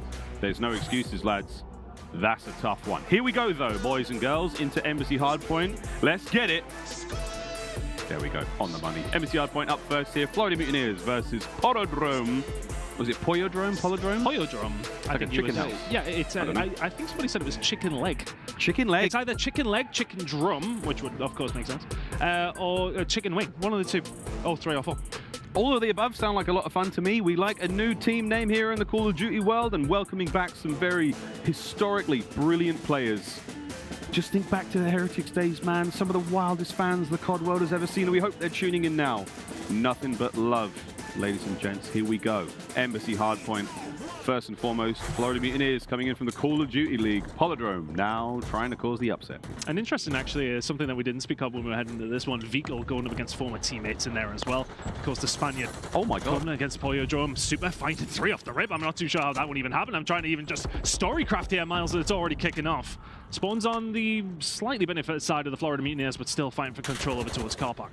Yeah, got the man of the moment from yesterday. Ooh, Havoc doing what he can to turn him inside out. Opening hardpoint not too profitable for either side. It was we're gonna set our sights towards the bottom right-hand side of the map. Super being the man of the moment, though. 5 spree comes to a close. Opening hardpoint time now being picked up by Polodrome. They're going to get a few more moments here. Good 20 out of this one. But the Mutineers, eyes on second. Yeah, try and pick up as much as you possibly can there. Heading over towards P2. It's a little bit more difficult. You can see Lucky down this left-hand side. Going to try and pick his way through. Staying alive would be crucial. You can see the spawns very much still going to belong to the side of the Florida Mutineers. Major Maniac all the way back there, making sure, but Super at the front. He's been the guy here for Polodrome so far at 8-1. My goodness me, what a start from him. And let's see if we can keep this one moving. Super inside the point, pushing them back, and then all of a sudden, if you're Florida Mutineers, you're in a horrible, horrible spot heading into P3. And I mean, a lot of that off the back of Super. He's just been sensational. 8-1 so far. Lucky now getting involved as well. Super being the man that just like, you know what? I don't know what the Spanish for. I don't care. I'll break through the front is. But you bet he let that one rip. Yako now finding kills all over the place. You bet he's got his ears open. There's Dead Silence still activated as he's roaming around freely across aBeZy. The man is slaying his way through, and this is a devastating start for Polodrome. Oh, that would have been a big kill as well. Would have allowed the rest of his team to make their way through. And you're very right. Super has really been that guy. 8-1 from him. He will get taken down on this rotation, though. But look at that scoreline. Lucky finding 3 as well. The final 10 seconds, all but locked in. Rotation now coming in all the way over towards AC. Florida Mutineers are here, but so are Polodrome. Into the half point. Me gusta. Diving in. Getting these kills. Too easy. Good stuff. 9-2. A ton. This is not an easy hard point to break into. Is there something going on with the Florida Mutineers? They are looking very, very flat here in game 1. I mean, the challenge for the scrap over towards P2, and then all of a sudden you really don't have much over towards AC. Now, if you're the side of Polodrome, you want to try and push over towards that aBeZy building. Florida Mutineers for their sins still have that kind of control, but Super has not slowed down. 10-2 from him. The reload time not coming in at the right time. Brack will then find another big gunfight coming in from him. And Super is eventually shut down, but the trades once again then for Polodrome. Florida Mutineers have got 4 points so far. I mean, that is perfect work now out of PaulEhx. They're going to keep the trades coming, keep the hardpoint time going. It's a late break now from the Florida Mutineers. 20 seconds to be had, and a bloody crucial 20 at that. Look at that score line. PaulEhx absolutely swinging. Can Super, I mean, this could be a kill record for Super. I mean, that's one of those things, isn't it? It's really not being good at all. But this could be good. If they can find some kills towards the back, it's looking like a little bit of control over towards the office. You can already see Yakko making a route to try and get control of top AC, to try and shut anything down, coming down this side. But the Florida Mutineers are already dug in here. Push is going to come through. Lucky will find one, and we'll get shut down. This is a good opportunity for the Florida Mutineers for some good time. Good time. Let's see how it goes, and let's hear how it sounds with a quick listen in with the Florida Mutineers. Your power still? One, P2 door, P2 door. I'm going hall one. Team shoot hall one. They're going hallways, guys. Actually, you watch hall 2. I can look hall 1 with you. Deep hall 1, deep hall 1. Deep main hall 2 down. One more bathroom. Missing one. Yakko. No. I want reception. Really weak. Challenge. Dead. Nice, that was him. I'm going left new. I'm going left early. I have my own. You guys stay alive.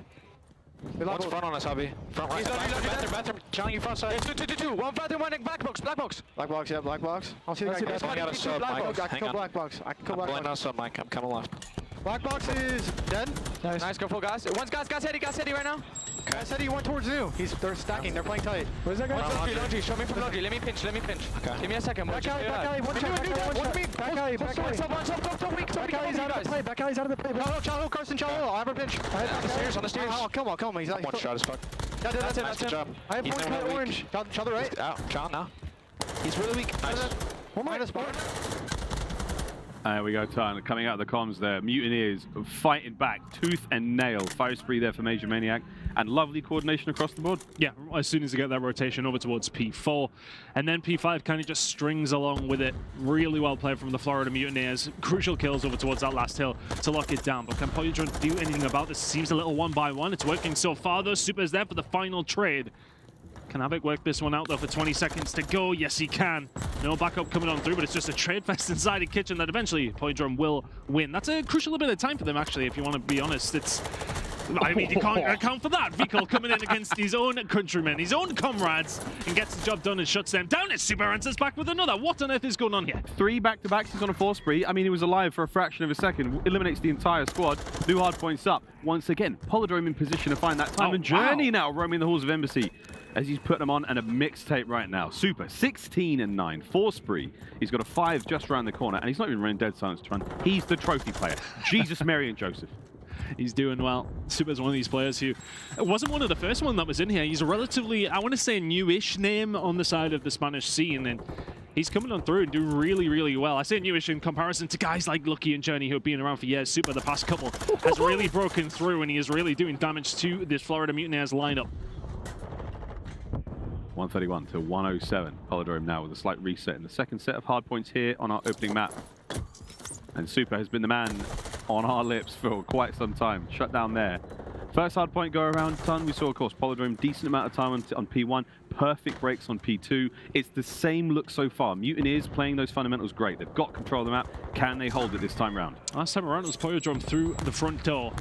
This time around it's a big push over towards the back. They will get rid of one player. I think that was Brack holding it down, and look at the float. That's just going to start coming on through. Yakko will find on a Major Maniac, and all of a sudden the break is potentially on the cards. Having trying his best to stay alive. How's he not won that gunfight?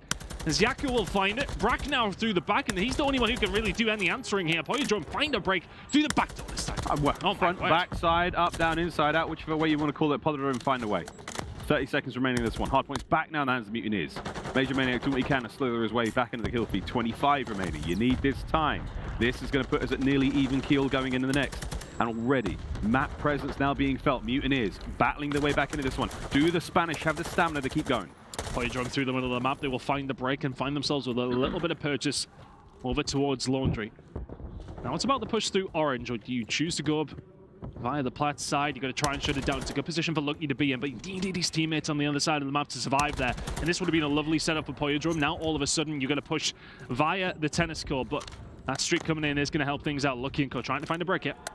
Lucky's got himself that streak to keep the field open for now. Oh no, it's a hit on the Yakko.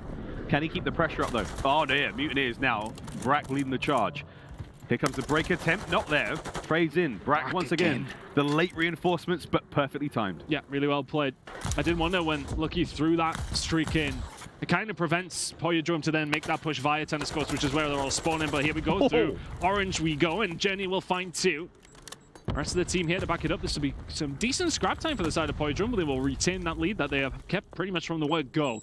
But that rotation, once again, this is where Florida Mutineers got themselves back into the map on the previous rotation of Hills, and they're looking to try and find the lead off the back of this one. It's just pure gun skill and a bit of magic there. Going to get 22 and 14 from Super. He slowed down a tad, but he has been Mr. Break when it comes to these hard points. Back inside the embassy we go. Yako first in, wins the fight against his old pal Vehicle. Now eyes towards the back line, not timing though.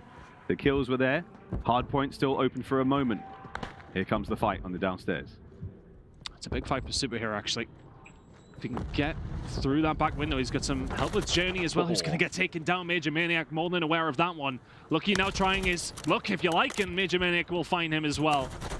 Yako and Super will manage to find a couple of kills of their own, but still, Florida Mutineers, they did so well on that last rotation. They were doing all right so far, but Journey finds a way through, and all of a sudden, Vehicle in the worst position possible. It's a nice, clean break from the side of PaulEhx. Journey somehow managed to find multiple kills there. We've seen a few players get the magic timing when it comes to the breaks here on this point.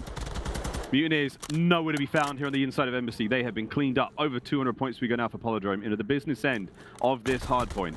And Kitchen better be damn good for the Mutineers, because we are getting the dangerous territory indeed. A final 10 seconds. Coming in for PaulEhx. Now let's have a look at the setup here. Major Maniac already holding the crossover towards mid, so he's going to get information from close and of course all the way across. And well, he's not going to find anything else though, because he's already been wiped off the map. Lucky and Co. Big hit over towards the AS and D site. That's 2 kills already here, Miles. Well, they're already trying. I mean, it's Lucky once again. Super now on a 4. My word. The final kills are there, but now the battle from the inside of Cafe and Super somehow nearly gets them both. Wow. Unbelievable. Hardpoint, though, does go the way of the Mutineers for now, but it has to be sweet. Yeah, Vehicle has been really strong for the side of the Florida Mutineers here. He found 3 kills to help his team just about hold onto that one by the hairs on their chinny chin chin. Here we go with Yako now, trying to make this push on through. Stone a piece. Brack will get taken down. Just about surviving here if they can be a nuisance. 20 seconds to play for. Hold on to it. Lucky, though, bangs his way through the doors into the kill feed. Now Super on the outside. Oh, my word. Vehicle finds 2. Journey on the pinch. Big wins out of Vehicle. Holds the hard point now for Florida. Really, really well played. Vehicle just seems to be there. He was on the last time around that we came over towards Kitchen. Now, if you're PaulEhx, you have to think about trying to maybe think of these spawns, but you can pick up time here over towards P1. It's all about that top control, but nobody really knows where anyone's spawning at this moment in time. Florida Mutineers on the better side when it does come down to this rotation over towards P2, but P1 is potentially up for grabs for the side of the Spanish. It's terrifying to see the amount of flips we've seen in this map. I mean, that 45-second hardpoint timer, how many flips could we possibly see during those moments? A 1-second difference so far. PaulEhx, get onto it now, finally. Havoc, no chance on the break, but it's an open hardpoint for a second. And this is the thing, Vehicle's got to make a push towards the back because he can't allow them to get some free time here, which is exactly what they're now going to rack up. Florida Mutineers still, thankfully, for the spawns. They are there, but Yako will find the grenade kill. It's still time over towards P1 for PaulEhx. Kills coming in for them, and look at this. Florida Mutineers, they have to challenge for it, which makes them vulnerable over towards P2. Oh my god, they've won every single gunfight possible. Absolutely sensational from PaulEhx. Not a single thing has gone the way the Mutineers' way for the last 30 seconds, and now 5 for the win. You gotta get going. Anybody there for the Mutineers? A last-ditch attempt. It ain't enough. It's map 1 to PaulEhx. And to get it on P1 as well. And you see it automatically there, Florida Mutineers are just trying to get a hold of the spawns for P2, thinking, right, yeah, P1, it's a scrap fest at best. But PaulEhx just locking that one down. They pick up as much time as they possibly can over towards P1. And honestly, it felt like Florida Mutineers were good for 2 hills of every rotation, but that was it. Every other instance, PaulEhx very much the ones at the races. Super 28 and 16. Lucky warmed up into it late at 29 and 21. But they are big, big slayers on that side of things, and that caused a lot of problems for Florida. I mean, that was 3 players there on the side of PaulEhx plus 3,000 damage. So that is a wild amount of production there in the kills department. And man, they ran most of the game, if not for sort of a little bit of action midway. Amazing stuff from PaulEhx right there. Mutineers at the final moments, tough scenes, couldn't win a single gunfight. It read every corner. And you're right, it was like, we've got full setup for P2 for the Mutineers. Like, hold on a minute, there's still like 18 seconds we can have a go here, and they couldn't get him out of it. Congrats to PaulEhx, 1-0 here in the series. Mutineers starting to get scary. How's the search going to go? It does get scary, but Mutineers search is where you would expect them to come into this one and kind of really bring their A game to that side of things. Hardpoint, as said, it really has been hardpoint, which surprises me somewhat because honestly, you usually do sort of relate with Hardpoint to be the, I don't want to say the higher skill game mode, but it's the more drilled, isn't it? I'm thinking about like the way back in the day, we go way back a bit before we jump in the time machine. For now, looking forward, aBeZy Hotel, games 2 and 3, Fortress, and of course Hotel, game 5, we have to go the way. But aBeZy, this could be a really scary one. Because again, thinking about the nature of the map, thinking about how dangerous challenges players can be, that level of unpredictability. This is a map with a lot of tight corners and small spaces to work with, and God have mercy on all the teams going into this one. But and I think there's a point to be made there what you're saying about like Hardpoint, typically the more sort of like skilled game mode. We see like back in the day, the CWL days, the North American teams absolutely had Hardpoint on lock. Search and Destroy always up in the air, uplink, CTF, whatever it may have been at the time, kind of 50-50 at times. But Hardpoint was always the one North Americans had. If the CDL teams like the more well-versed, those guys, that's what you'd think it would be. Shoes well on the other foot now, It's been the complete opposite way. I mean, we've seen from the side, I mean, kind of going back to what we've seen on main stage with FaZe and LEG Academy, that LEG Academy haven't lost a Hardpoint so far. They are 5-0 on the whole tournament, of course, via the plane as well. But the fact that they then came out of that series against Atlanta FaZe and they're still undefeated in Hardpoint, I don't know really what to say about that, because it's been so strange to see how they are playing it. I want to say that it's maybe a little bit less structured in a kind of way. It's been more about hitting through the front door. And we kind of always hear about the conversation of it's all about teamwork this game, because look, everyone's got pretty good gun skill, because I mean it's a fast TTK, it's easy to find kills, but they just seem to flood hills here, PaulEhx. It was on occasion over towards P2, Super just literally walked through mid and found 2 or 3 on his own, and it's just such simple kills every single time, but not necessarily that heavy rotation that we see a lot of these teams focus on. It's very much through the front door, find the trades and see what happens. I think the pros are getting sort of stuck in, or the CDL pros at least, getting sort of stuck in the head about having to have these great set pieces of like how we break a hard point, whereas guys like Super are just like, don't mind me guys, I'm coming in and I'm going to kill all of you. That's amazing gameplay though, and just brilliant gun skill either way. PaulEhx though now sitting in 1-0 in the lead in the series. If we lose the Search and Destroy for the Florida Mutineers, I say we like it's our team, but if the CDL team does lose this one, I think it does put them in a very, very tough spot. What we have noticed again, just to be rolling back, you know, the limited sample size we've got today, the Search and Destroy is usually pretty good for our CDL teams. We will see how that one goes. The bounce back is here. A equalizer sorely needed for our Floridian fighters. We're almost ready to get in a map number 2, Ton. I mean, I don't want to make you predict anything, but like, I mean, what do you think? Go and throw me under the bus, man. It's fine. I will go with it. No, but Florida realistically should be on the Search and Destroy looking the stronger side. We've seen them look good in Search and Destroy in general in the CDL. You would expect that they are going to translate it over. I mean, if you were to say that they were going to lose a map number 1 here against PaulEhx, I don't think it's out of the realms of possibility. We wouldn't have said that it was, but heading into Search and Destroy, you would firmly put them in the favorite spot.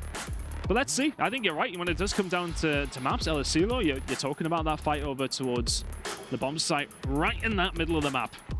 It can get a little bit crazy on those opening breaks, and that's something that we've seen on the Hardpoint. The Spanish side were very, very strong at. So can they get the job done here on Search and Destroy? Of course, a little bit different. But if they can go 2-0 up here, scary thought if you're a Florida fan. Mutineers would not want to go down 2-0 here. Snipes up for Super. Brack, the man on the screen there, also running that snipe. So towards the B-bomb side of the map. A dangerous place to be at range. Here comes the checks though. Vehicle not throwing a shoulder there, he's throwing his entire body out. If I'm PaulEhx here, I'm worried about a player like Havoc. He's going to constantly be trying to make flanks, trying to cause issue. You can already see number 2 on the minimap. He's going to be sitting down bottom canteen. Brack will find the opening kill though, so it's 4v3. And that's a big old snipe to start that one off. So no long-range rifle in play now for PaulEhx. Doesn't matter, the bomb's down. They've got that top spot as well. So PaulEhx in a great post-plant position. Havoc though, a sneaky devil. No Deddy either there. So Major Maniac finds another one. It all comes down to Lucky now. And he's got the spot. This is the play. Will Major Maniac get there in time? Vehicle's already on the defuse. He's got the spot. That's what it looks like. Coverage time in magic work out the Mutineers. Really well played by Florida. Just find the gunfights where you need them to be found. We talked about Havoc and calling the flank. I said he was on the lower side, but he's actually upstairs in office. Makes that push through there, clears that out. That all of a sudden, you can kind of see when they're pushing into the bomb site where that bomb's going to be planted for, and all of a sudden Brack knows exactly what his job is. Finds the opening pick as well, which is always going to help his team out in the Numero game. Is Numero Spanish? Numero? Maybe. My Spanish is terrible. Mine's not good. I tell you whose is. Scrappy's. Funny enough. Impressive. Talk about someone who takes their role on the team as a trash talker so seriously. Either way though, Brack, a lovely 2 kills there. The first and the last. Right back at it we go. Seen a lot of different snipes done, of course, with the Challengers players coming. DiamondCon run on the SPX. MCPR been very, very popular in the league. LAB for LA Thieves at times. They're all pretty good. Yeah, they're pretty good. They all kill everybody in pretty much a bullet. Oh, wait a there minute. you go. Super going to get one done with the MCPR. My personal favorite. Meow. Major Maniac. That Vaznev in hand. Something you don't always see from him. I think you might have picked that one up. 2v2 though now. And good luck, Brack. Bomb recovered, but they're on the flank. And Sniper's still in play for Super. Oh, and there you go, Brack. You check that. And all of a sudden, we'll see you in round number 3. It's now up to Major Maniac, as you said. Got the SMG in hand. No bullets landed. Super just needs the one to end this round. Major Maniac going out for the pick. He should be dead to rights, just about surviving. Needs to get over towards the bomb journey. He needs to stay alive yet. This is not over yet. I think Super saw him. Uh-oh. Oh, there it is. 3 on the round for Super. Lovely work. I'm not sure if you guys can hear that, but there is something going on behind. That's pretty crazy. Who's on Alpha right now? Who's on Alpha right now? It is lit out there. What a shot, though, from Super.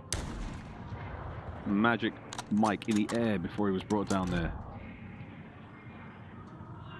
Sounds pretty bassy from back here, doesn't it? Like this is very like old school for us being back at this. It's great fun, in this kind of area, and I kind of miss it. Like hiding away from the crowd and stuff like that. It's just nice to be out of the home, I think. Yeah, well, there's that too. One apiece now for Polydrome and Mutineers here in the S&D. aLLeY has been fun so far for the snipes alone. Vico! This keeps happening, and how can it? I believe Put the knife away. It's the knife L1 situation, or if you try to ADS your weapon before it's been put away, the knife melee comes out and you end up killing your team. It's very, very unfortunate. Man advantage Polydrome. It's Vico on his teammates. Make up for it. Sabotage, here we go. Make up for it. Oh! That's a pistol. Super duper, baby. Get the 5 son feeling himself here on Thursday. And that all of a sudden opens Florida Mutineers well and truly up. Lucky now just covering the mid. Vico will make the push. How on earth is this happening? Lucky then falls. It's a 2 versus 3. It's the most bizarre round so far. Brack surviving, Brack dying. The child coming on through felt like he needed to do it. That was a weird one. Either way, Polydrome will get the job done. Fists of Fury. The journey, what a moment. He hit that corner so fast. Perfect timing. If you let Vico get away in that situation, Yako may not check it. And he wouldn't have known, and that would have been a very, very tense 1v1 spot. And again, the journey, not with the Vaznev in hand there, might have been a bit messy. But either way, a little bit of luck. And Polydrome take the lead. Vico's team kill, absolutely crucial. What we were hearing is the New York Subliners are 2-0 up against Røkkr. What? On the main stage. What? What is going on? What is going on? We choked New York Subliners up pretty much in game 1 of the CDL season. Yeah, Jay was getting some choice words in the green room, has to be said. Nonetheless, 4v4 yet. Polydrome 2-1 to be good. Study a true New Yorker. And we're hitting the back line. Whoa! Journey! And Super into the feed, almost simultaneously. Yako joins him as well. And like that, ladies and gentlemen, this is a tough one for Havoc. It is done. A brutal round. And how have they read that? It's a push round field from the Spanish side, and then they just sort of sit there ready and waiting. So they must have got the info from something. Super is there for the read. Nothing Florida Mutineers can do about that. Yako with the final kill. 3-1. Things getting very, very scary for the side of the Florida Mutineers here.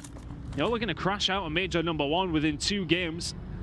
Close one against OpTic. You're getting bodied by a Challengers team right now. It's something about the hits and the perfect timing. Good reads here on aLLeY. And Super has been a brilliant player here. I love that. Closing the back door. Yep. We'll see if that comes into play a little bit later. Will the Mutineers even be able to make it across that halfway mark? You know how important these sound cues have been for the squads. It has somewhat changed search and destroy. And of course, it all becomes a little bit more important. Yako, the typical spot. That bomb's going down. Kills on the exit and on the entry for the Florida Mutineers is going to be so important. 3-1 down. 3-2 is a bit different to 4-1. And you got all bases covered right now for Polydrome. Mutineers on the retake. This is going to have to be very impressive. Havoc's on the back line. Dead silence activated. Bang those doors. You're going to make some noise. Lucky's at the inside of the bar. This could get ugly quick. Stun check. The pair of them are going to go out. 25 in the clock now. A lot of movement. Here we go. Vico going to get in the kill feed now. The trades might be able to come through. Will the Spaniards hit it? And they're trying hard, and they're falling right in the Mutineers' hands. Journey needs to try and find an angle here, and is there somebody up top to try and stop it? Journey will find one. I think it's Super, the one in position for the bomb. Finds one, finds two! Oh my word, the round is over, and the Spanish keep it rolling. 4-1 to the good. It was a 2v4 in one scenario after Mutineers found a couple of really good kills, broke things open, and get caught napping. Røkkr has to jump the bomb site. It's a 5-1 out of Journey. Florida Mutineers on their so-called best mode getting bodied right now. That was an absolutely brilliant round of search and destroy from PaulEhx. Lucky's not even got a kill. We might end this one with Lucky on a donut. The celebratory donut. Mutineers, time to bounce back. A stinger of a round right there for the Mutineers. And Super is bringing a snipe right up to the party. There's the stun to crack the doors wide open. No one there on the inside of the bar. Journey now, coverage on the outside. A ton. If you're PaulEhx, the aggression here, you're not letting the Mutineers get anywhere. And sometimes you see some teams when they're coming up in these moments. Do you play scared? Do you play passive? For the side of PaulEhx, I never expected them to do so. They are surely on as well. Oh, watch your head, son. Super not about hitting that shot. 7-2 from him. He will make sure to wrap around this right-hand side. And we'll just cover things off. So that's that full lane now shut down. Florida Mutineers have to go to plan B. They have to go towards B. They've got a little bit of presence over that side of the map now, but you've burnt a lot of the clock. That's the major consideration now. Time ticking. And Røkkr, the man for his squad, has to try to make the difference here. Oh no. He's in. Didn't see him. There. Behind the box. And this is a tough spot now. 30 seconds. Just got to try and survive if you're Yakko. The reinforcements are on their way. Brack will find one, as will Major Maniac. Is it an opportunity now for the Florida Mutineers to stop the bleed? And Yakko will find a second and buy Super some time to get up to help him out. Yakko's backed on up. Super definitely saw at least Brack make the cross there, so you're still going to keep the fight alive. The beat. Deddy pop now. Super going for it. Brack, the cavalry's arrived. Yakko now on the 1v2. This is for the ace if he gets it. What a win from Brack! Yo, Javi, small talk right there with Carson. That's a huge gunfight. It looked like Yakko had him dead to rights. The TAC 56. Oh, it wasn't actually, it was. Oh my god. Gee, wow. That win from Brack. That's huge. You die, call that shit out immediately, bro. Like, Then it's a 1 versus 1. Yeah, we can hear the comms. I don't know if you guys at home can. But it's getting a little bit awkward in the Florida Mutineers comms department. Pressure's certainly on. All right, hey man, we'll take that round though. 4-2, Oh, yeah. Good work. Yakko, those 2 kills were so solid. Not able to get any more out of it though. Brack with a sensational 1v1 win. That grenade hitting anything from Yakko? I don't think so. And now Florida Mutineers get a little bit of presence inside that A site. Something we haven't seen so far from them. Røkkr will find Journey. Caught him sleeping. All of a sudden the push comes through from Havoc, and you've got to wonder, why is that push even coming on through? Must have got a sound cue or something, but Major Maniac, Asim, sorry. We'll find that trade. It's 2v3 now. Mutineers get themselves back into this one. A slight man advantage for now. Lucky looking to change that. Lucky looking to get on the board in the kills department as well. Obviously helping out with the team in terms of the round wins, but he's going to diligently check them corners. Brack though. There we go. Lucky finds his first. Here comes the aggression. Røkkr and Major Maniac on the fast wrap, and Lucky's hot on their heels. Oh no! Oh no! He checked the wrong corner. It's 2 in a row now for the Mutineers. Get themselves back into this game. And honestly, it was the aggression around this side of the map, obviously over towards the archers and field. They make the push through towards bar. On the defensive side, very aggressively. Trades coming on through, but as soon as they get that bomb down, they know exactly what they're doing. Well played from the side of Florida Mutineers. Now bringing this one back. Lucky yet to really arrive at the party in map number 2. There's a late bloomer in map number 1, so let's see. Can he get things going over towards the latter stages on the side of PaulEhx? Look at these spots out of Super. Every round bringing something with a snipe. Bad news for him. Everyone from the Mutineers is downstairs. They're all in the bar and they're causing problems. Lucky back at it then with the first blood. And Journey now getting into the fight ASAP. Super as well. Super with a little bit of control here. I'm sure he would like attack as Journey will find a kill on a Major Maniac. It's now a 2 versus 3. Expecting a push to maybe come in here. Journey is somewhat with him, trying to survive as best as he can. Looks like the hunt's actually ongoing, but Journey survived this. Oh, his teammate hasn't though. Now we're 1 versus 2. Journey now. He's got to go big. Brack. Perfect reads. anticipates the pace out of the Spaniard, reads it. That's 3 rounds in a row now for the Florida Mutineers. We are tied up. Triple B once. I don't know if it's like you guys are feeling that, but I'm curious because we can't hear these comms, and again, you guys at home, I'm not so sure if you can hear it or if it is literally just us, but we can't hear them during the game. So coming on through, a little bit of insight round to round. It's Havoc you can mostly hear. He's the one trying to make the player calls when it does come down to search and destroy, something you would expect. Has been quite the comeback here though. 3 rounds in a row for the side of the Florida Mutineers. And it looks like something may have happened. Possibly. The entire Mutineers lineup not moving. Possibly a server issue here. Yeah, does look like we've lost 3 members of the Mutineers, unfortunately. At 4-4 here, with Florida making their way forwards on defense. We'll see what happens here. Get a full word there from the refs, but it does look like we have had a server issue. We're back on our feet. But yeah, okay. Tough one, and a really, really difficult time for that to happen for the Mutineers. We lost 3 of them in the game there. They were just starting to pick up that momentum. 3 rounds in a row, all tied up 4-4. Yeah, that's the kind of situation where you want to just keep things rolling. You found 3 rounds in a row. So, yeah, I don't think they would have been leaving if they didn't have to. So feeling the need there if you're the Florida Mutineers. And it's really been an interesting game, though. It was the aggression where PaulEhx have come out with, and it's really been super with the sniper finding the players, and ever since that has been getting to happening. If you are the Florida Mutineers, you're starting to play inside a little bit more, not playing into the hands of Super, who's really been causing issues with the sniper, and things have started to. I think that even then, I mean, it was such a fast transition from Super. He hits the last round we saw, hits the back patio, he's on top of that tent line, he's watching that B cross over the field, and as soon as that doesn't come through, immediately wraps on the inside once again. So the adaptations and the speed coming out of PaulEhx is definitely there. Mutineers just on top of the trade battles, I think. I mean, whether it was like a little bit of magical timing, whether it was like they're watching, you know, the rear flank, was it the push between Major Maniac and Vehicle? Major Maniac running the front, Vehicle just turns around at the right time and catches that door burst wide open to get Lucky out there, because that could have been another kill for Lucky, could have been another round, and we'd be in a very, very different spot now. Yeah, just waiting on an update, of course, from the referees to find out exactly what is going on. But yeah, interesting to see how the rest of the series plays out, because that was looking like curtains for the side of the Florida Mutineers. You got 2-0 down after losing the search and destroy as well. I said we can somewhat excuse an embassy hard point to a certain degree, whereas the search and destroy is something that you absolutely want to be coming away with. So the fact that they haven't really turned up yet. Yes, okay, they just found those final 3 rounds, but the next potential 4 coming up are going to be crucial. I don't know. I still think that PaulEhx have got it in the locker here. There's been a couple of change-up rounds here, but I'm wondering if the snipe maybe will go away, because you talk about that trade fest that goes on. It's not necessarily the best thing to have when you want to try and those fast, furious gunfights, which is what we kind of expected from PaulEhx. Yeah, I was expecting a little less snipe play and more like getting in the face and getting super aggressive towards the Mutineers. Yeah, really getting in the thick of the fights. But for now, it's been a really broad look. And I suppose the scary thing is, you can still do that if you're PaulEhx. If the snipe round doesn't work out again, be like, all right, all of us are flying in. We've seen that with the challenges teams a few times. We're like, cool, we have one opening strategy, and we're probably going to try it for our round winning play.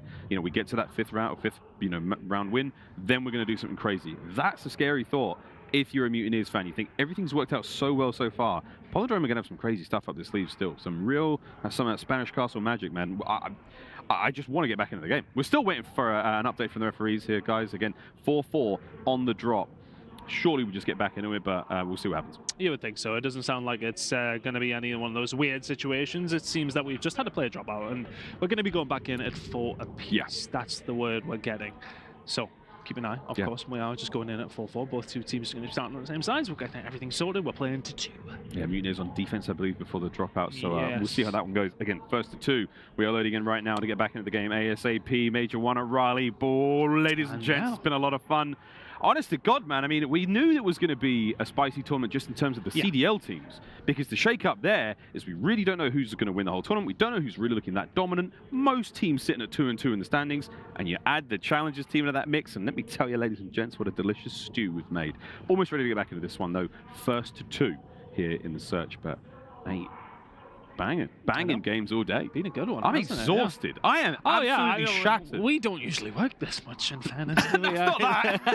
It's just the games have been so nuts. I mean, since the start of the day, obviously, OpTic Florida kicked things off in Alpha. All the Bravo matches, me and Chance were in the crowd, trying to, catch up. Like, wait a minute, New York Subliners versus LEG, London versus Seattle was taking place as well, and then seeing the Toronto comeback versus PaulEhx, I was just like, my God, there's so much good COD here. Tons of fans here in the venue. I'm pretty sure we're sold out Saturday and Sunday, so if you were planning on coming down, I'm not sure there are many tickets tickets there for Saturday, Sunday, but do try get down here. It's a lot of fun here. Riley has not disappointed. We'll be surprised if we come back. It definitely feels like so old school as well. Charlie and Delta going on, all casted. I'm seeing Infinity and the guys tweeting out saying I'm casting over OpTic against Ultra, so great for those guys. Madness. As well. Sit in their bedroom watching over those games. That's a crazy thing. It's so much fun. And again, COD Mobile taking place next to us, the World Championships there. Code Bowl later on tomorrow, I believe. Starts at 12 p or 11 Eastern time here. Absolutely. CODchella. I've heard it called. You know what it is? I just kind of noticed we've got a couple of different people up there. There's not many Brits up there to represent though. And actually, you know, they got all the Americans in to do it, and now they're going to start being biased. I find it grossly unfair, to be honest with you. What about the British bias that we continue to impress as much as we can on? I mean, how can we do that? If to be fair, I mean, I suppose the furthest leaning we are from home is like the Spaniards in this series. Yeah, I suppose. Yeah, I did spend a lot of time over the week with Ogre too, though. So if he's watching, sorry, Tom, we'll keep that bias at bay, brother. We'll keep that bias at bay. Almost ready to get into the search, guys. I do believe we are loading in shortly. But yeah, no idea where this goes. We should have the Mutineers on the defensive side of the rip. And then, yeah, it's going to be 2 extremely decisive rounds. 4-4 all tied up on the break. But yeah, it's a good day, man, so far. Yeah, I've had a lot of fun. I feel like I haven't stopped, mate. I feel like I haven't stopped. Throwing me on the desk, throwing me in with everybody. I wonder if Bryce is sitting there watching us here, mate. That's my curiosity. He hasn't even talked to me, you know. Hasn't he? No. Brycey, are you watching? Send us a DM. We hope you're well, brother. We miss you dearly. Bryce Tacular couldn't be here. Visa issues. One of the many complications we've got about, you know, working across the face of the earth. But we wish you well, Bryce. Don't worry, we're taking good care of Tani. Here we go. First to 2. It is a PaulEhx, of course, on the attack. Florida Mutineers just trying to lock this one down. And I'm curious, yeah, once again, for the side of Florida Mutineers, they do send somebody over towards that B site. Havoc will find 2 in the middle as well. Oh my god. So it's a good restart for the side of the Mutineers. Super answering back, so no snipers out this time around. Lucky playing the slow angle, though, makes it a 2v2. And just like that, it's all level. Havoc did such an amazing bit of work there to start things off. He nearly got himself dead sight off the rip. It's one of those situations as well. It's like you almost feel like you find those couple of kills. Yeah, let's keep it rolling. Sometimes it just takes that wherewithal, if anything, just to take a step back. Major Maniac having to do that right now. Not much support from Brack in that position now for the side of PaulEhx. Bomb has now been picked up. Thank God the other team don't get notified about that, and he won't. Hey. And the push over towards A coming in. There's always something. Mutineers have gambled towards B. No one to be found. And once again, this is the classic spot from PaulEhx. They've not wavered from this again. And that's not to say that they don't know about any other spots, but hey, if you keep trying it, there's no way the enemy team's going to guess every time. Deady pop. Oh, Super could go wild here. They're only just on the outside by the alleyway. A couple of occasions there look like Florida Mutineers may well just fall into the clutches of Super. Big gunfight coming up. Yeah, doesn't check his corner. Major Maniac against Lucky. Guts the spin. Can't find the gunfight. And Brack will find it, and that is a big round for Florida Mutineers now. 5-4.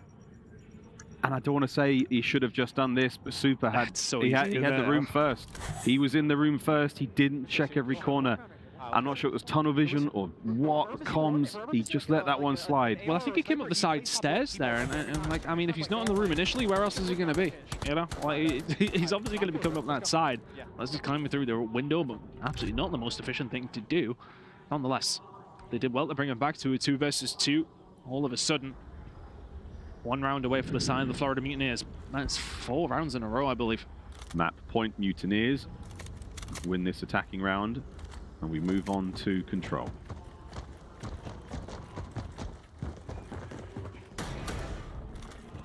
Here's Strat coming on through. You can see this time around PaulEhx still with players on the outside, but happy to meet them in the A side. Vikel getting the grenades off. Here comes the challenges. Vikel's going to take him down 3 versus 3. And you're waiting for the plant here from Vikel. Perfect timing, the door closed. Stops that concussion nade, making it in. And Super... Wait, he threw it in there to blow the door open so he could hit the snipes. What a genius move. He's a young Clayster. Can he find the angle, though? That player just behind the side, Vikel. No information gained there. Super, he knows he's inside, but he can't really get a look onto him. 2 versus 3. You can see already Major Maniac is making that flank and roll. Vikel not making a move onto the actual site yet. Major Maniac is holding this one as slow as he possibly can. He's in. This could be massive. Magic Mike. The long game pays off. A single player left alive now. The go buttons have been hit. Lucky trying to make the moves. Running for his life. Deady pop now. But no one on the Florida Mutineers even vaguely phased. He got the info on him. Know which side he's on. That bomb, surely, is planted for the upstairs. That's got to be the play if you're lucky now. You know you've got so much to clear out here, but time is on his side. 30 seconds to go. Dead silence now gone. A little bit of noise being made around him. And he's creeping, he's crawling, and I don't think they've seen it, but he's going to try to make something happen here. 20+ seconds remaining. Having to get the go button. Brack once again upstairs. Wins the fight. Less than 20 to go now. The 1 versus 3. It's up against Fecal as well. He's inside the site, doesn't see him. And Florida Mutineers get the win. 5 rounds in a row to tie the series up 1 apiece. And it's kind of out of left field, it has to be said. It's not that often you see somebody's just like, right, okay, I'm going to stay inside the site. It's a dangerous place to be. Dangerous, of course, for the side of PaulEhx. They will get the job done. Do the Florida Mutineers within the search and destroy as we expected? Maybe not the route that we expected. Had to be a 6-4 win. They were 4-1 down. It's a hell of a comeback, and you've got to consider what has that done for the side of PaulEhx in the mental. And that's the question. We keep bringing this up today when it comes to the difference between the CDL teams and the Challengers teams. It's the mental game. How far can you go without cracking or breaking? And right now, the Kraken has been unleashed. The fellows from the Mutineers back in it. Quick look now at the maps and modes. The series continuing deeper and deeper into this one. We will be seeing that Fortress hardpoint at the very least, but Tony, here we go, man. Control and Hotel.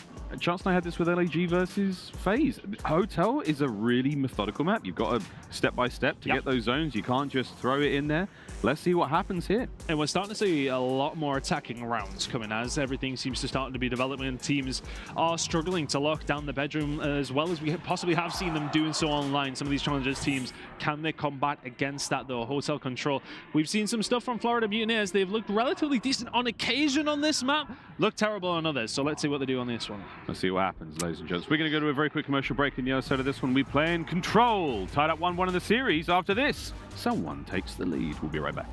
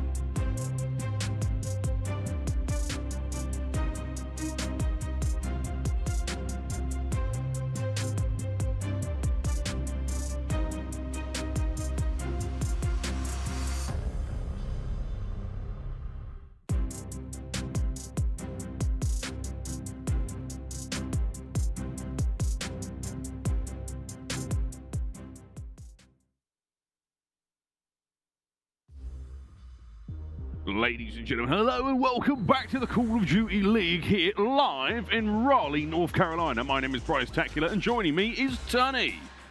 Honestly, not bad. I was expecting better. There's a couple of pricing impressions we can't do. Most of the time, not on camera. No, most are not safe for air ever. But we're really excited to get back into this one, mate. I mean, what, game 3 now upon us? 1-1 apiece. Spice factor, 5 out of 10. Yeah, actually maybe 6. Yeah, I would say 6. The first map especially was a little bit naughty, but then that one kind of fell apart for PaulEhx. 4-1 up against Florida Mutineers in Search and Destroy. You've won the hard point. You're heading to hotel control. You're laughing. Yeah. All of a sudden it collapses 5 rounds in a row for the side of the Florida Mutineers, and now we're going over towards control. What have PaulEhx got underneath their belts here to try and do something about this? Because now that's the kind of map that Florida would have been going into expecting to win, but in the manner that they did, as we said before the break, where is the mental at for both of these two teams? You're still going to be feeling good about that map number 1 win, and I think, you know, for all that we said, where's the mental at? The occasion is not something that the Spanish side will not be used to. They have played in high-stakes tournament. This is one of the highest stakes of all. Of course, in years gone by, they would have been playing at champs, that kind of thing. They're used to the stressful situation. So, can they lock in here for map number 3 as we head over towards hotel? Bedroom control, bedroom control. We will be talking about it a lot. That's what we should rename the map to. It's bedroom control, not just control. Hotel's on its way. But the trend we've been following so far is the 2-3-5 has been where our CDL teams have been certainly in control, but for now, hey, we roll the dice once again. Can PaulEhx change something here? And yeah, right, mate, the stakes are incredibly high. $500,000 prize pool for our teams here, but you got to make it through the bracket play to get paid. Surely a Challengers team doesn't want it, right? Imagine the scenes. Reddit would eat itself alive. Have it first blood.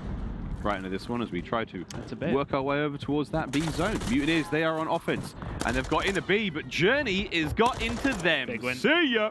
Big wins coming on through. Vigil staying alive is, yeah, okay, it's good for the side of the Mutineers, but you would like them to be able to do something from here. Gets taken down. I will say, the Vastnev is looking pretty nice on LAN. We've seen a couple of questionable kills already, and that might possibly be one of them, but the clear-up's going to come through. PaulEhx able to find the majority of those kills. Florida Mutineers, though, will find a little bit of purchase over towards A, and they should be able to lock this one in. Yako, I think, has got the most questionable kills with the so far. There is unconfirmed reports that the one out the window yesterday on Fortress may have been mostly hipfire, so we'll see how that one goes. Progress at A now for the Florida Mutineers. 1 segment done. PaulEhx not happy to just give this one up. Super would not have expected that close spawn. Major Maniac not going to help his team out here, though, and Super now making his way over to the kitchen, and because of that close spawn that Major Maniac does get, the rest of the team not really ready for it, but nonetheless, A is locked in for the side of the Mutineers, making some progress over towards the lobby side as well. Vigil staying alive here could be crucial. 1 HP does go down, but for the side of PaulEhx, you want to maybe extend out a little bit here, but they know there's plenty of Florida Mutineers over towards the lobby side. And Journey, he's not going to check that, surely. Oh, nice work. Brack only gets 1 from that situation. So again, this is what we're talking about now, the methodical approach towards B. Expect the Mutineers to have a more sort of tight game plan when it comes to clearing out all these spots and getting players over towards that B side. And now we are on it. Major Maniac not going to have eyes on just yet. Havoc's backing him up. Pressure now on. Here comes PaulEhx trying to clear up the point. Nades are there. It's 3 clean kills. Last man's up, going to be lucky. Now you've got a bit of a stack. Havoc and Major Maniac get the capture done. The first segment is going to be a thing of the past. Here we go through the second. Numbers are there. Good work out the Mutineers so far. Yeah, really doing well. Managed to clear out bedroom, as you mentioned, and all of a sudden it's just so difficult for PaulEhx. They have to fight from the back foot. Yako is able to find a kill. Super up the top. He will go down eventually. Florida Mutineers now to the point. That should be round done and dusted. Attack round coming in unless Journey can pull a rabbit out of the hat. Not going to happen. Florida Mutineers, as soon as they find those kills, do exactly what every single other team does. You flood the point. You get that aggression going. And the thing is that there's no point in just having one person on there because you already have that power position. If you are there and there's nobody behind you, automatically being inside the point is probably the best place to be. You whack that up very, very quickly, and all of a sudden the defensive team have to move fast. It can't be about picking your way through the site. You have to be quick, and unfortunately for the side, PaulEhx not quick enough. A lot more attacking rounds going the wave teams these days, Miles. Control, when we first started playing, it was very, very defensively heavy on Modern Warfare 2. This map in particular, though, we're seeing a lot more attack now. In a matter of weeks, it's already changed, which is just incredible. This is a dead silence play from Super right off the rip here. And those bullets sure aren't silent. He's the last man up alive for his team. And this is a bad look. He gets dropped. That's a clean 4 down. Look at the pressure now. Mutineers moving forward into the sweet corners. Many, many mans about to make their way through. Lucky's going to catch at least one out. Got to worry about Havoc as well, just on the outside of the storeroom. Can slow things down here. Oh, he's been crapped on. All that can happen. How on it? That's attack. That's so annoying. Oh, that's so annoying. And that play has just opened up the A zone now for Polydrome. They are through. That first segment's gone. And thankfully for Havoc, it's oh my god, and again. God. No. This man's like, what is the M4 back? The attack absolutely ripping him. What on earth was going on there? How is he losing these gunfights? And all of a sudden, Florida Mutineers are not necessarily in the best of positions. They can get in spot and bedroom and cause some issue from here, but they get caught. Look, he's read it. I mean, it seems like his game's in slow motion. Doesn't seem to have any problems whatsoever. Major Maniac's up next, and it's smooth sailing from here. Straight shoots from Lucky. A couple more to worry about here. A's gone. 155 to play with right now for Polydrome. Would have been a nice shot from Lucky, but a force spree for him. He'll be wanting to continue this. Havoc and Co starting to get a little bit more stability now. You can see already. Vehicle over towards bedroom side. 3 streak for him. Hasn't died in a while. Now we'll find a force. Havoc is there as well. And it just seems like Mutineers are picking up the pieces where they need to, slotting into the empty positions where they need to. And that minimap is looking a little bit different now. But still, I mean, this is, for the side of Mutineers, setting themselves up across the back and counting on Vehicle surviving it. Yeah, Vehicle's got to go big here. Medium. Oh, we'll go medium. Doesn't quite go all the way to large or even big after that. That's how sizing works. Hello, Lucky. A little bit more than Lucky now onto the point. He's done amazing to get his teammates to this position. He's got his own mid coverage, and he's holding it down. Big gunfight going to go down in the middle in the second. Brack will find 2, though, towards the front. If he can find a third, it'll be huge, but he goes for the challenge. It's going to be down to Major Maniac. He's the one that's going over catwalk. And if you're the side of PaulEhx, you have to be anticipating that this is where the push is going to be coming from. They were saying to themselves, where is Major Maniac? Well, there he is inside the bedroom. Push completely shut down. PaulEhx will have to go again, but they have some presence. They're so nearly finishing that second segment on B as well. Oh, dear God. Major Maniac, kill him! Finally. Cleans him up. You've got a player now draining the zone slowly but surely, so that B progress will be cleaned up now. 50 seconds remain. Florida Mutineers really putting all their eggs in one basket with Vehicle. The only one inside the bedroom for the majority of the time. You see some teams who are more successful on this defense. They have 2 or 3 in there. Major Maniac, though, he was the one that made his way all the way over catwalk. Now on a 5 spree. We're going to put Florida Mutineers 2-0 up. They're looking good for it here. It's only 5 respawns remaining for PaulEhx. And for now, the Mutineers, this is what you want. Space. Push them out. Create time between the kills and them on the point. Streaks there for Major Maniac. The same thing on the other side there for Lucky as Havoc being a pain in the arse. Finally taken care of. 15 seconds. Takes 1. Good break here.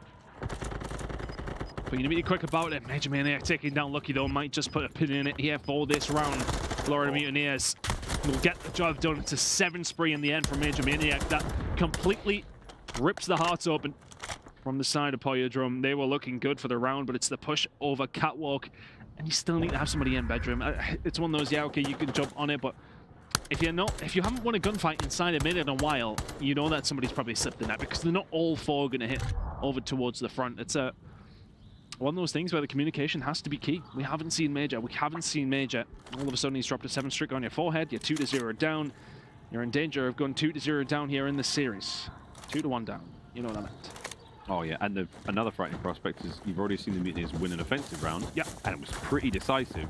And this time, totally different look. Look at that defensive split there. Polydrome are going all over towards B. Little do you know, the Tire Mutineers, they're going to A. Have we had any pirate jokes yet? Is that the first one? Or? First one in a long time. I've been holding back. Yako. Walking a plank after that one, mate. Absolutely smoked. 3-man stack over in restaurant. That A zone is going to absolutely vanish. Super hello. Great shots. This boy got the gunny.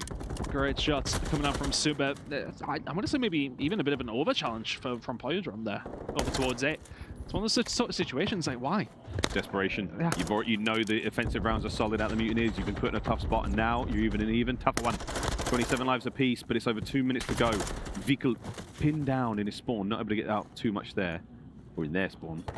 As Lucky has been very, very methodical here. That wonderful line there of 16 and 9. Streak still to go. Major Mack holding it down.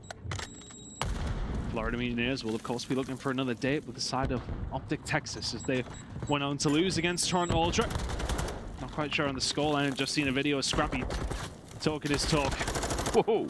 Bracket and Co, though, just trying to get something done here when it does come down to the control. A 3-0 would really give them some momentum heading into map number 4.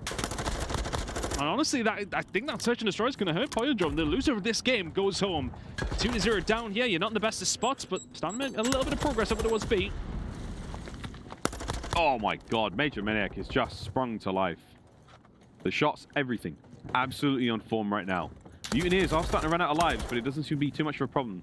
Major Mack, no more. 17 to 21. Mutineers starting to bleed out.